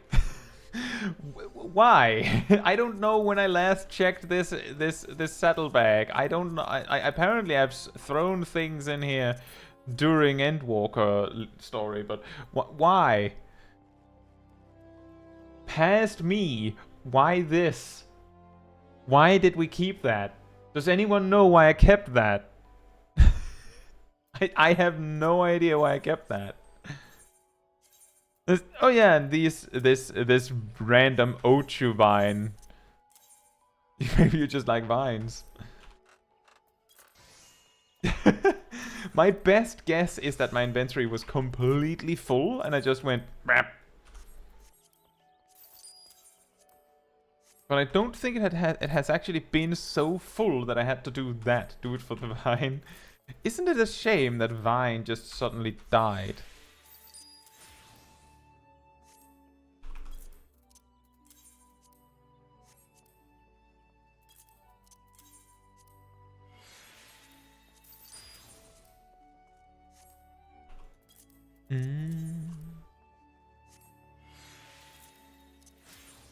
So the thing is, normally, the way you can get something to sell with relative ease is to check in on your prices regularly and undercut whoever else is competing, and you have to do it quite regularly. Smol Caetsu here is playing the market on super hard mode because she checks once a week.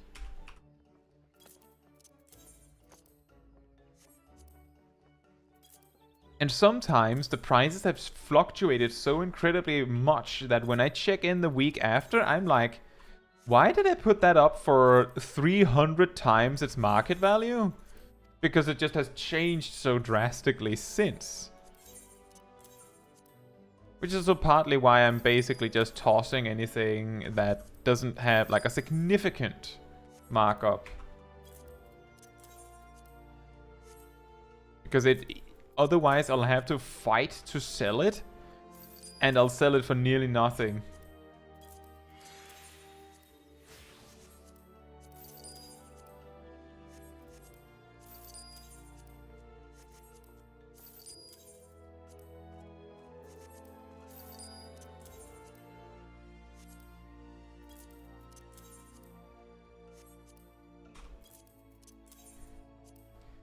Cleaning time. Oh, 420, nice. That'll do, I guess. A very small markup.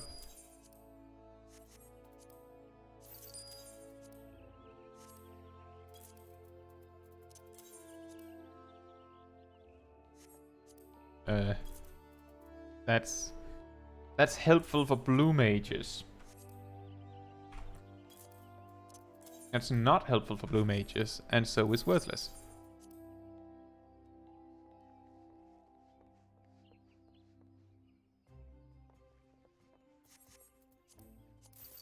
T. Zuda says it's because content creators were starting to voice that they should start receiving ad revenue for how popular Vine was getting and the brands it was attracting, and Twitter didn't want to share. Yeah, as far as I heard, so I didn't hear the whole story myself, but I feel like I heard that Vine was bought. And then, like, it was bought and then it died.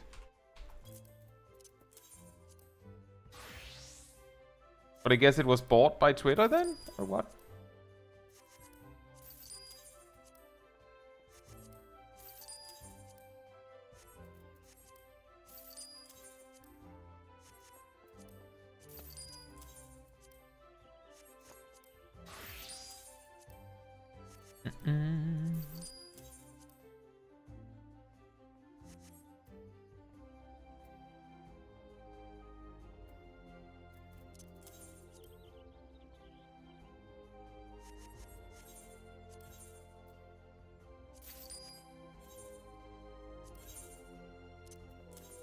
I think maybe I'll keep the X ones. That maybe I will melt something with that.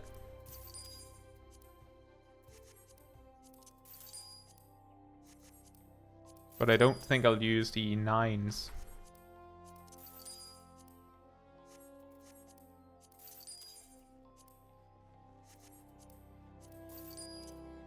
Is that the only... Or did I sell the other ones?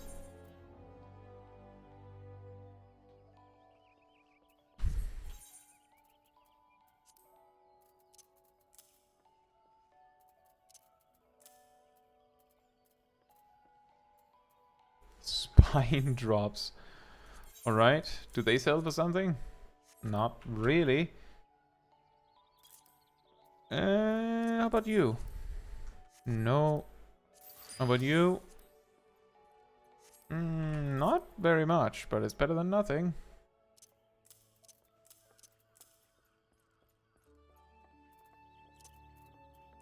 I will not use these. Ever. It's just not happening. I don't believe it. Nice. Now we have space again. Isn't that incredible, everyone? It was bought in 2012. Speaking of the Doman Enclave, that's what we could do next. Where does that go? Ulda? Not the thing I need. Let's go to Doman Enclave next. I have some coins they can buy.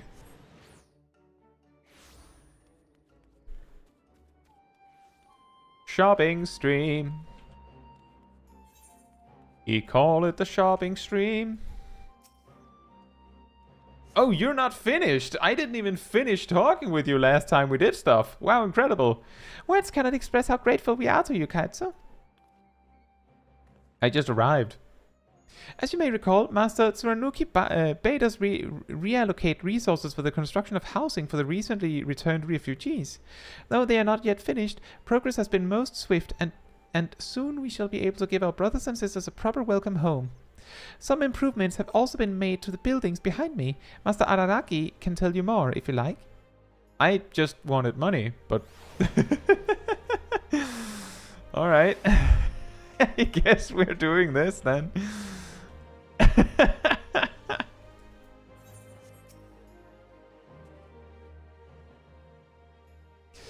Well met, my friend. Well met. It is still not much, I know. A ship in dry dock, only beginning to take shape. And yet, when I look on it, I feel a stirring in my breast. Stir, stir, stir, stir, stir, stir, stir, stir. You wonder as to the purpose of yonder building. It is to serve as a storefront. Of late, the Enclave has seen increased traffic. Visitors from near and far. We cannot afford to give them anything less than the best impression. And so I thought to sell decorations and other colorful papercraft. But perchance you're familiar with Kazaku. Ah, yes, there's a word you know for this. Pinwheels. Miniature windmills made of paper, yes? As the wind blows, the little wheels spin. A simple child's pleasure to look on one held in the hand, perhaps, but the sight of many arranged is a rather more grand spectacle. Still, I expect little profit will come from sales to what few customers we receive here. Wholesale traders remain the key to our success. The other day, Kozakura told me that they had a promising lead, but she has yet to give me further details. I cannot help but wonder what sort of individual or concern they are. Master Araki, Kaitsu, I had a mind to speak with you both. I have news regarding a concern willing to purchase our paper wholesale. Do you now? We were just discussing that very subject.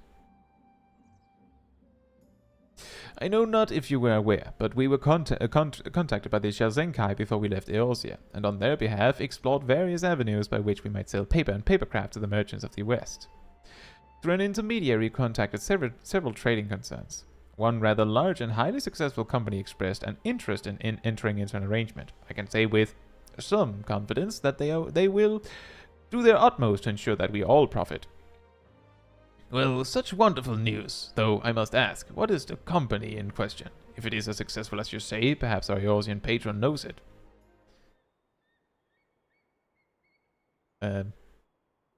Go on. Though Ruina's House of Splendors. Of course it is. Surely nothing bad will come of this. Surely. By the Kami, do not tell me she holds power over you too. What dark secrets could the Warrior of Light be so desperate to conceal? In any event, her reputation notwithstanding, it is better to have such a ruthless merchant as an ally rather than a foe, is it not? None will fight more fervently on our behalf, I pray. I suspect there is a story I'm not being told. Regardless, we have found a partner, and this is a positive development, yes? Then we shall resume our labors and strive to complete our paper mill as soon as possible. Back to work, everyone! Construction of the yard is proceeding apace, and the Shazenkai is prepared to enter into a contract with Ruina's House of Splendors, from which Doma will surely profit. Surely. As you continue to contribute to the Shazenkai in the reconstruction effort, in what other ways might the Doman Enclave grow and change? Weirdly, they're starting to pay you back in scrips instead of gil. Strange. Uchak says, I wonder if they'll ever do content like this again. Well, the firmament happened in Shadowbringers, so it is very, very possible that they'll do it again. There's also a possibility that they don't, but I mean, they were both well, like, I'm pretty sure Firmament was better received because it was more community oriented, I'd say.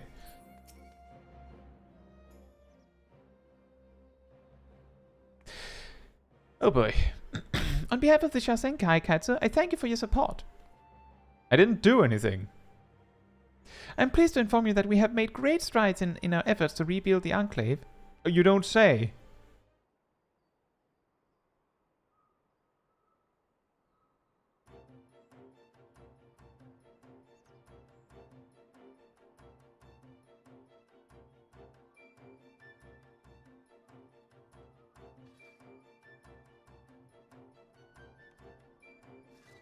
Wow.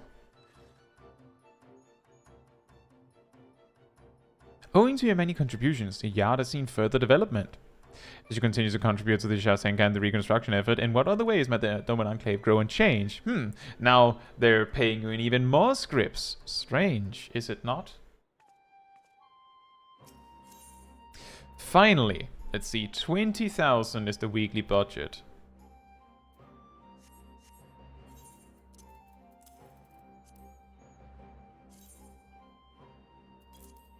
I can't math good. Surprisingly.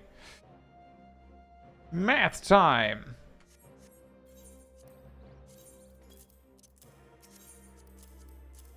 Oh man, that's really close.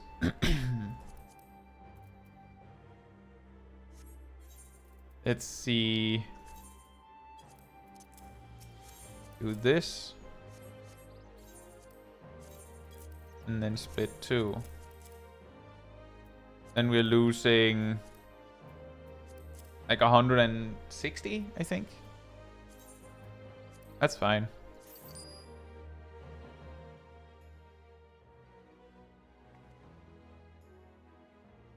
Enjoy your evening, Kitsune Echo. On behalf of the on behalf of the Shasenkai Katsu, I thank you for your support.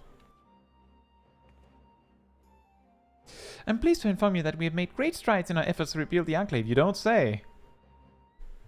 You don't say. Tell me what I have won.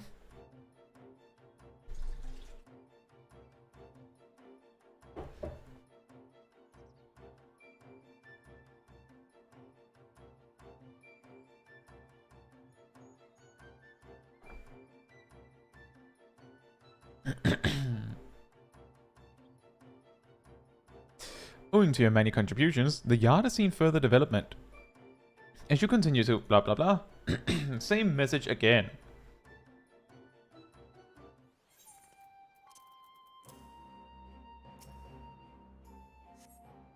Do you have more to say? Yeah, that one again, right? And in case you were unaware, Master Tsurunuki's section of the yard is finally complete. The carpenters and metalworkers are now capable of producing all manner of products for the people of Doma. That record you might be able to hear is them, already working up a storm. My accounts would not do it justice, though. Would you like to go and see?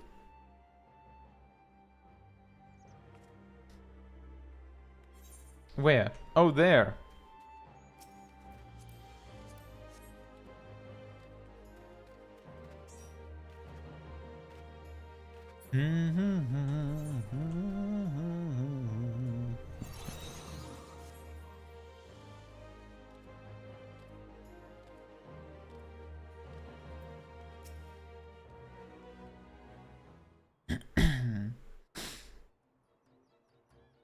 Go on then, Tsurunuki. Crazy man.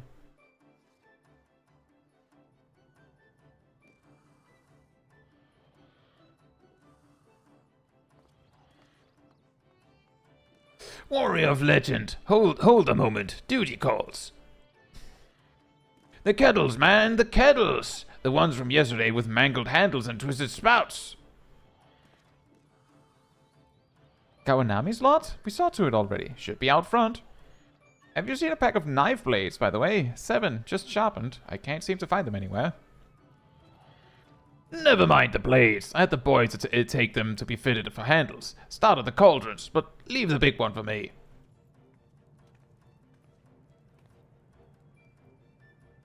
A maelstrom of chaos, and at the heart of it, Master Tsurunuki, I presume? Never mind the blades. Indeed. Exactly, Orion. Chaos indeed. Such a discordant racket of hammering and angry shouting as can be heard all the way down on the docks. Bah! The chorus of hard-working men going about their business as they should. What of it? Come to complain about the noise, have you? Incorrigible. Utterly incorrigible, even after I allowed resources to be diverted to your projects. Ah, ha, ha! The greater need was ours. A bit of loser you are. Such pride and passion. Is your competition so all-consuming? My love for Doma is all-consuming. What we do for her. 100 pots, 1,000 hammers, tools we craft to put in our countrymen's hands. Without the bucket to haul water on or the hose to till the soil, what is a field but dirt? What is a man without the means to better his lot?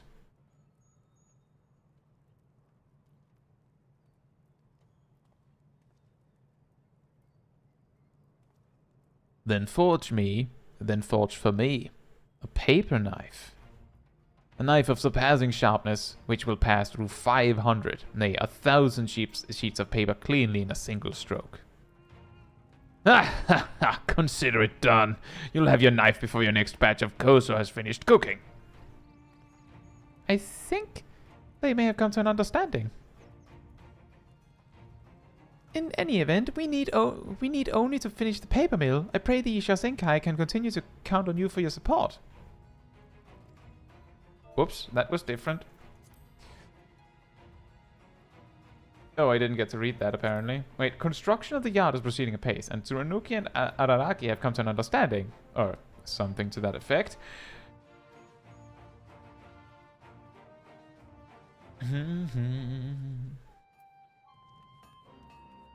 And back we go, back we go, back we go to the donation basket. Not for anything particular, just back to the donation basket. Thank you.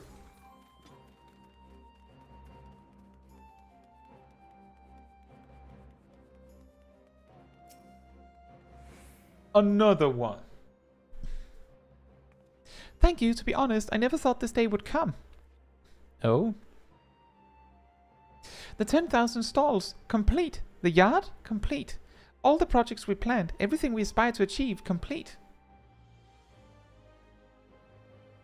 On this momentous occasion, Master Araraki wished to speak with us both. If you have a moment, I should be glad if you'd accompany me. DJ Khaled.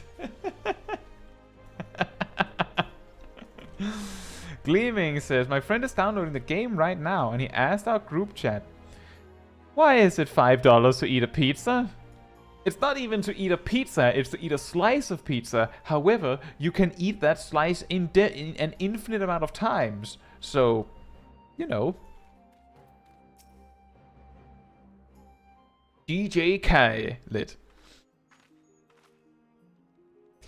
It is well you are here, at the end of one chapter and the beginning the beginning of another. How are you doing, Orion? Hope you're doing well. Over there, you can observe our apprentices engaged in what many find to be the most fascinating part of the paper-making process. One must dip the frame in the vat and withdraw it, cast off the excess and repeat until the sheet is formed, after which it is removed. The goal is to produce at least 1,000 per day. Once pressed, dried, and cut, these sheets will be sold as is or fashioned into various works of art for sale. Depending on the intended use, the paper will be finished differently, of course. Our botanists are already hard at work harvesting the koso fibers needed in sufficient quantities to keep our people busy. As well they must, for Doman paper is always in demand. Artisans in Higashi and throughout the Far East say there's no better material for their paper craft. But it is one thing to speak of paper craft, and another to see it firsthand. Come with me if you would. Who wouldn't pay $5 for infinite pizza? Yeah, exactly. Exactly. Pretty easy value proposition there, right? Tristan says, anyone else seeing Kai with like a bunch of LED lights behind them when hearing DJ Kai LED? Just me?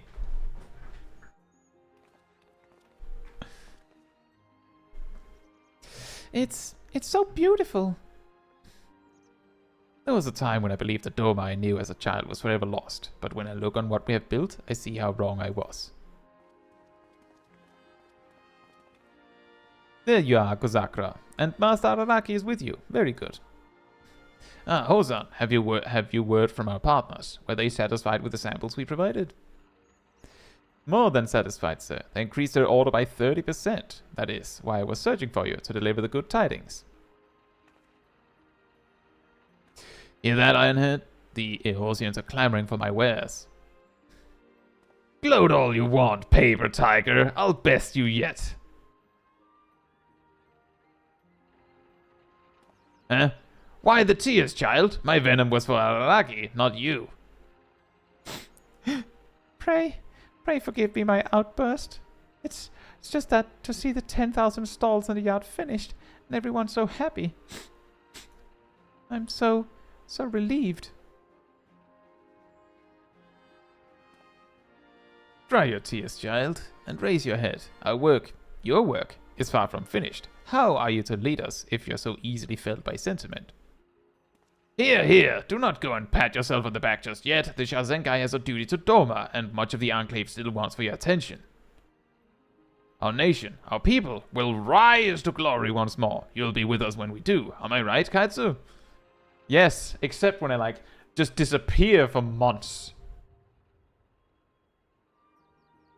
The people of Doma celebrate the long-awaited completion of The Yard as you continue to contribute. Right, that one again. Repeated lines. Biodoma.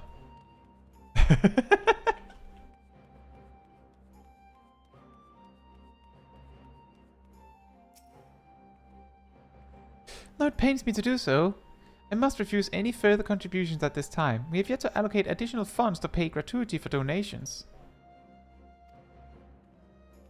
We did it! We completed that part of the schedule as well. We have nice inventory space. We're not cluttered with stuff anymore. And we checked in on the Doman Enclave. Isn't that incredible? Now we have space and time to level again next week.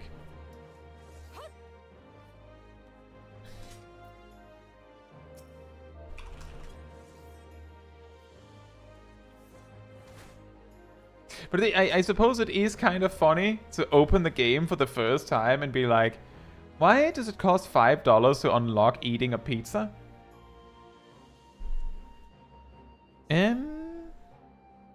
I believe we already took a picture that I was going to use for the thumbnail next time. So I guess we just have a little bit of time. We don't have enough time to do anything really.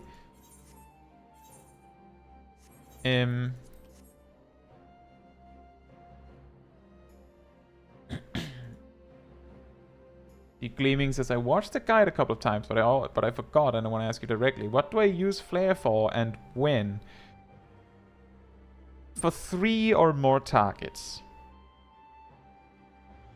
you use flare instead of despair. At level 50, 271, so before you get despair, you can use flare. We could do a leveling. Just a moment. Before you get despair, you can use flare in a very limited way for single target. I go over this in the Black Mage guide, but to make it long story short, if you can swift cast or triple cast flare as your final spell, so as in if you have too little MP to use any other fire spell, but you can use flare, then it's usually better to use flare than not. But only if you can swift cast it, so you can instant cast it. And the thing is, that means you have to use swift cast without it clipping your GCD. So that means you have to have an instant cast like a fire starter fire 3 into swift cast flare. It has to be like that, otherwise it doesn't work. So the time where you're supposed to use flare is either like it's used to finish a fire phase on AoE, and when you don't have despair yet, it's extremely niche that you actually finish with flare. And I would recommend that you watch the guide again on that. Flare uses whatever you have left, yes. If you pay very close, if you actually, like, if you mouse over the spell itself like this, you will see that if you're at full MP, it costs 10,000. If you cast spells and then check the tooltip again, you'll notice that the MP cost changes. The thing with flare is that it can use... It will accept as little as 800 MP. Less than 800 is unacceptable, then it won't work. But with just 800 MP, it will work. It will work. But you need at least 800 to be able to cast it. It's quite weird. Right. We could do a leveling roulette, I suppose. I guess we've... let's see... I'm guessing the people that are here would like to join. I'll kick you from the group, Aridel. I hope that's all right. Nope, you left on your own. Fair enough. That resolves that.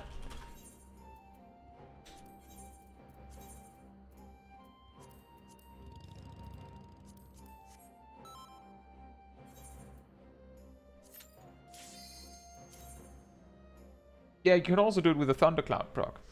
Yet generally, use flare to finish AoE fire phases. But if you want to use it in a more creative way than that, then I would recommend that you double check the guide again. Oh, I don't have any food.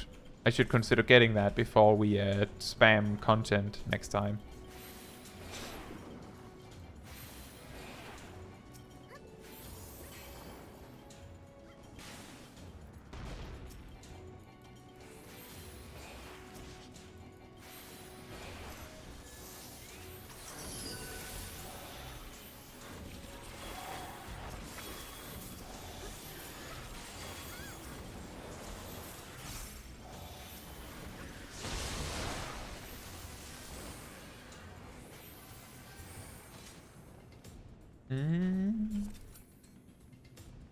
But I hope that cleans things up for you, Gleaming.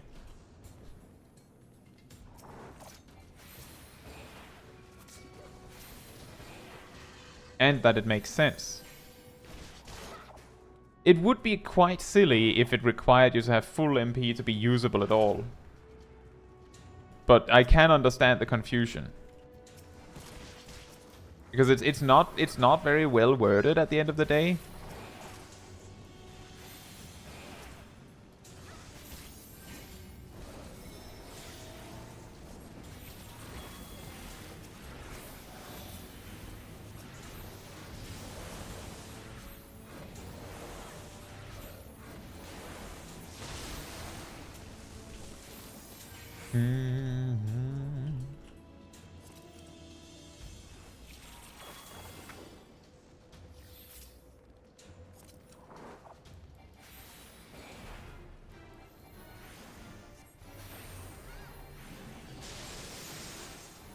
Yeah, I do believe in the level 1 to 50 guide, I include examples of how you could use flare on single target. And I'm also pretty sure that in the 50 to 90 guide, there are some openers that make use of it.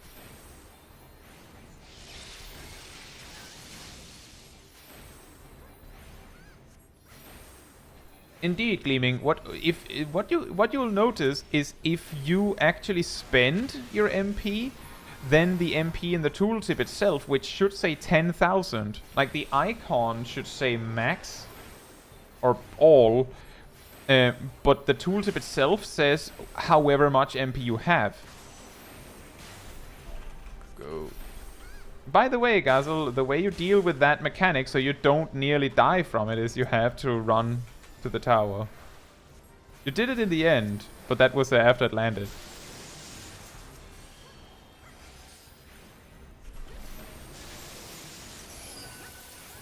I'm guessing you were distracted by monk rotation. That's totally understandable.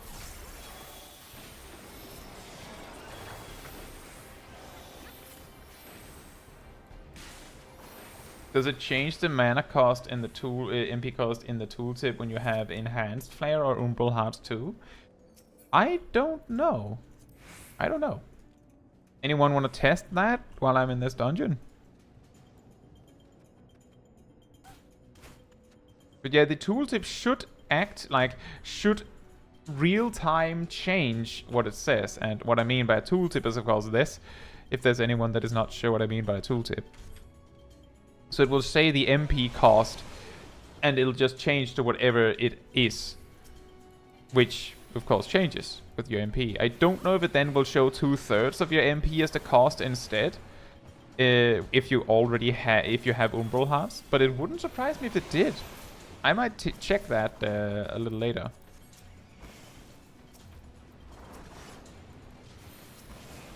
The reason why I know that absolutely ridiculous fun fact about flare, by the way, is because I was looking for weird, obscure fun facts.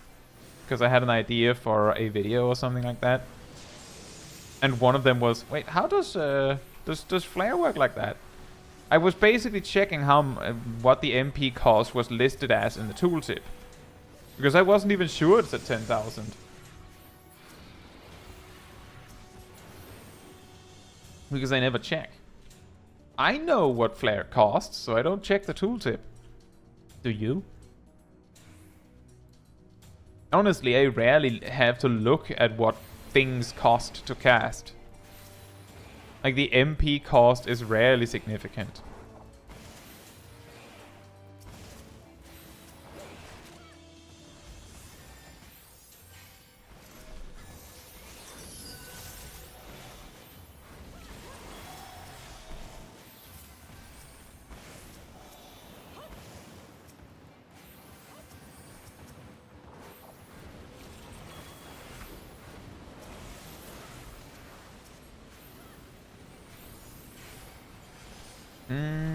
A lot of AoE damage is coming out.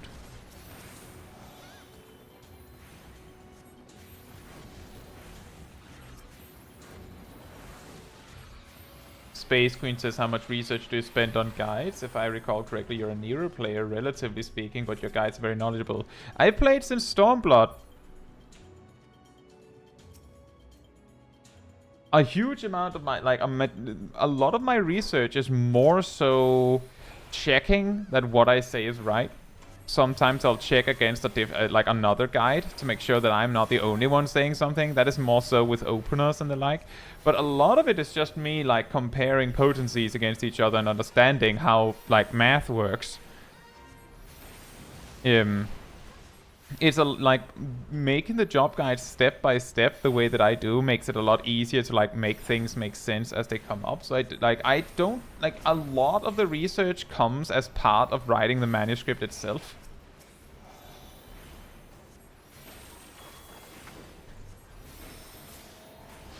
So I don't know how much I would actually be how much that actually qualifies as me using.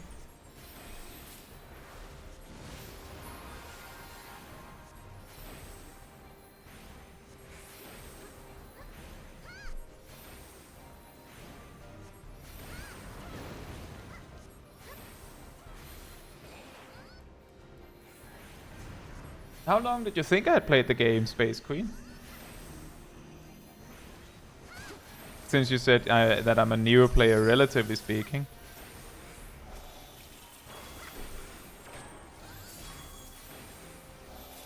"15 minutes.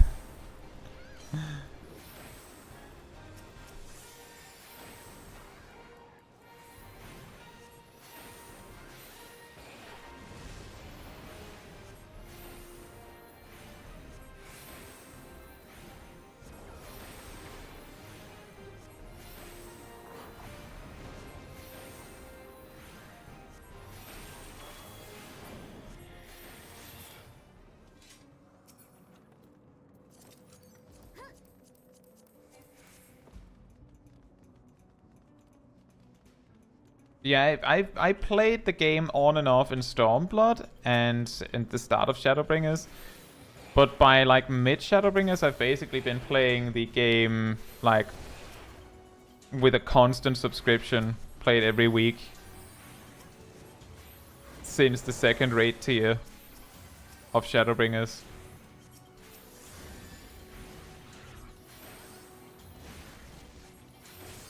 Umbral Heart does indeed set the tooltip of Flare to 2/3 of the mana cost. That is interesting. It sets it to 6,600 if you're at 10,000? That is very interesting, because it seems that means it rounds down.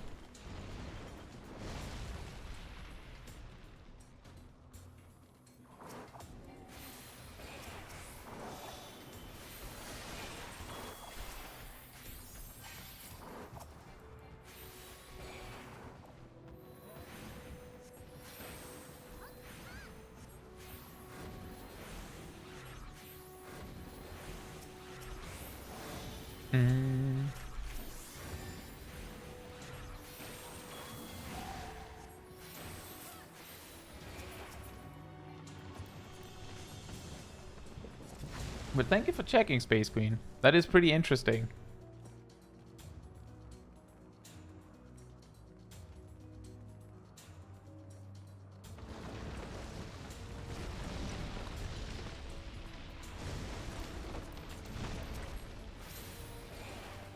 You thought I started in early Shadowbringers. I see. I started before, like I started in Final Fantasy XIV. I don't know exactly when, off the top of my head, but I started before Ridorana Lighthouse existed.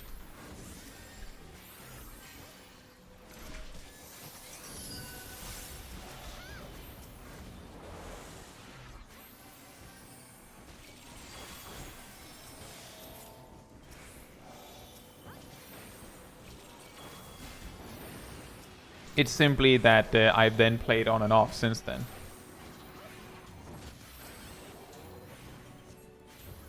And then around early to mid Shadowbringers, I have just kept playing. The thing that changed before that, or from before that specifically, is that before mid Shadowbringers, I was more or less playing the game more like a single-player game almost. Like, I was in a free company, but I didn't, like, actively seek out anyone. I would talk with people. If other people invited for stuff, I might join, but I basically just stuck to myself. And to a huge degree, just level jobs. And when I finally had maxed out the last job, like maxed out the final job on my list, I can't remember which one was the last one, but it wouldn't surprise me if Astrologian was the one, or one of the last ones. I think it was a DPS that was the last one though.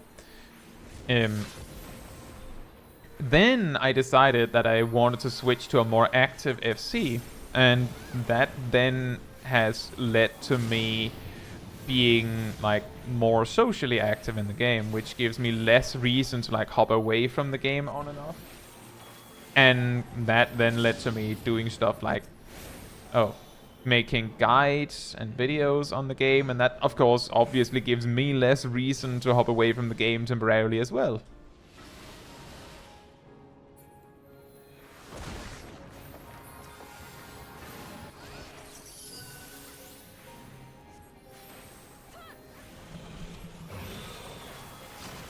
Ah, not the healer. Weird.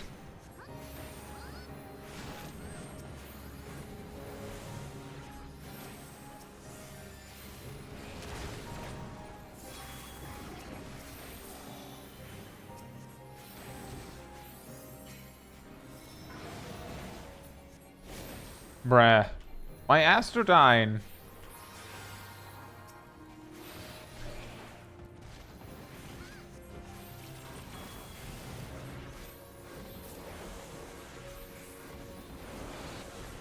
But yeah, I think maybe some of my advantage in having the awareness to double check and triple check things is because I have been with the game little enough that I hadn't had to deal with the most weird jank the game ever had. So I haven't had to bring that with me. Like in my knowledge, in a way. I've read about it, but most of it I've just been used to things changing. Like one of the jobs I played the most when I originally started on the game was Red Mage and Summoner and Paladin, and well, you know, all three of those have been changed quite dramatically since. And you might say, well, Red Mage wasn't changed that much. Let me put it like this: Stormblood Red Mage was quite different from Shadowbringers Red Mage. I think the cause of that was mainly that Stormblood Red Mage didn't have quite a as well constructed AoE, and their single target was also kind of strange at times, and that was rectified with Shadowbringers. So I was there early enough to see the things like tank stance and damage stances and TP, and then see it disappear. So I'm more familiar with it not existing than it existing. But I think it's also just a matter of me just being interested in learning these things. Like, my primary interest in Final Fantasy XIV was just leveling and learning jobs, which is a pretty good starting point for making guides. Right. Oh. Wow. The inventory is already ruined.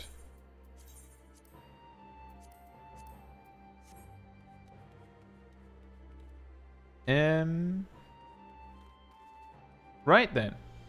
I will... Where are we going? Nowhere in particular. So I'll just go to Kogane. And then we'll find an inn there. Let's see. Did I comment on that? Ryan says I'm leveling Astrology on the Bon Alt right now as well, and it feels so weird to me. Astrologian is really, really weird compared to the other healers. Like, the thing that makes it weird for me... The thing that really makes it weird to me is specifically that there's this whole burst phase you have to deal with, and it really distracts you from all the other stuff that a healer needs to do, and I just feel the other healers don't have that in any way or shape or form. So I can totally see why that is.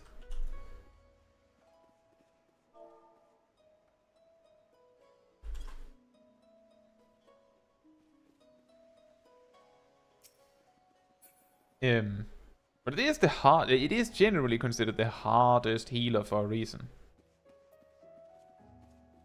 Partly that, and partly having played old Astrologian. Yeah, my experience with old Astrologian was quite significantly not very, like, optimized. Like, I learned all of the things you could do, and didn't really do that much with it. Because, like, I wasn't, at the point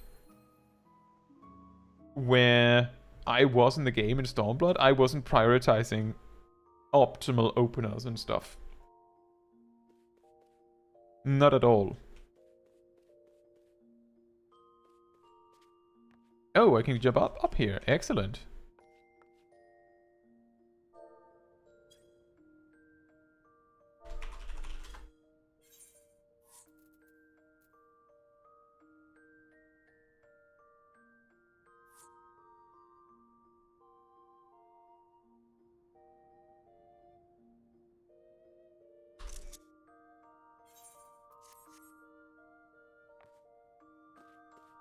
Well then.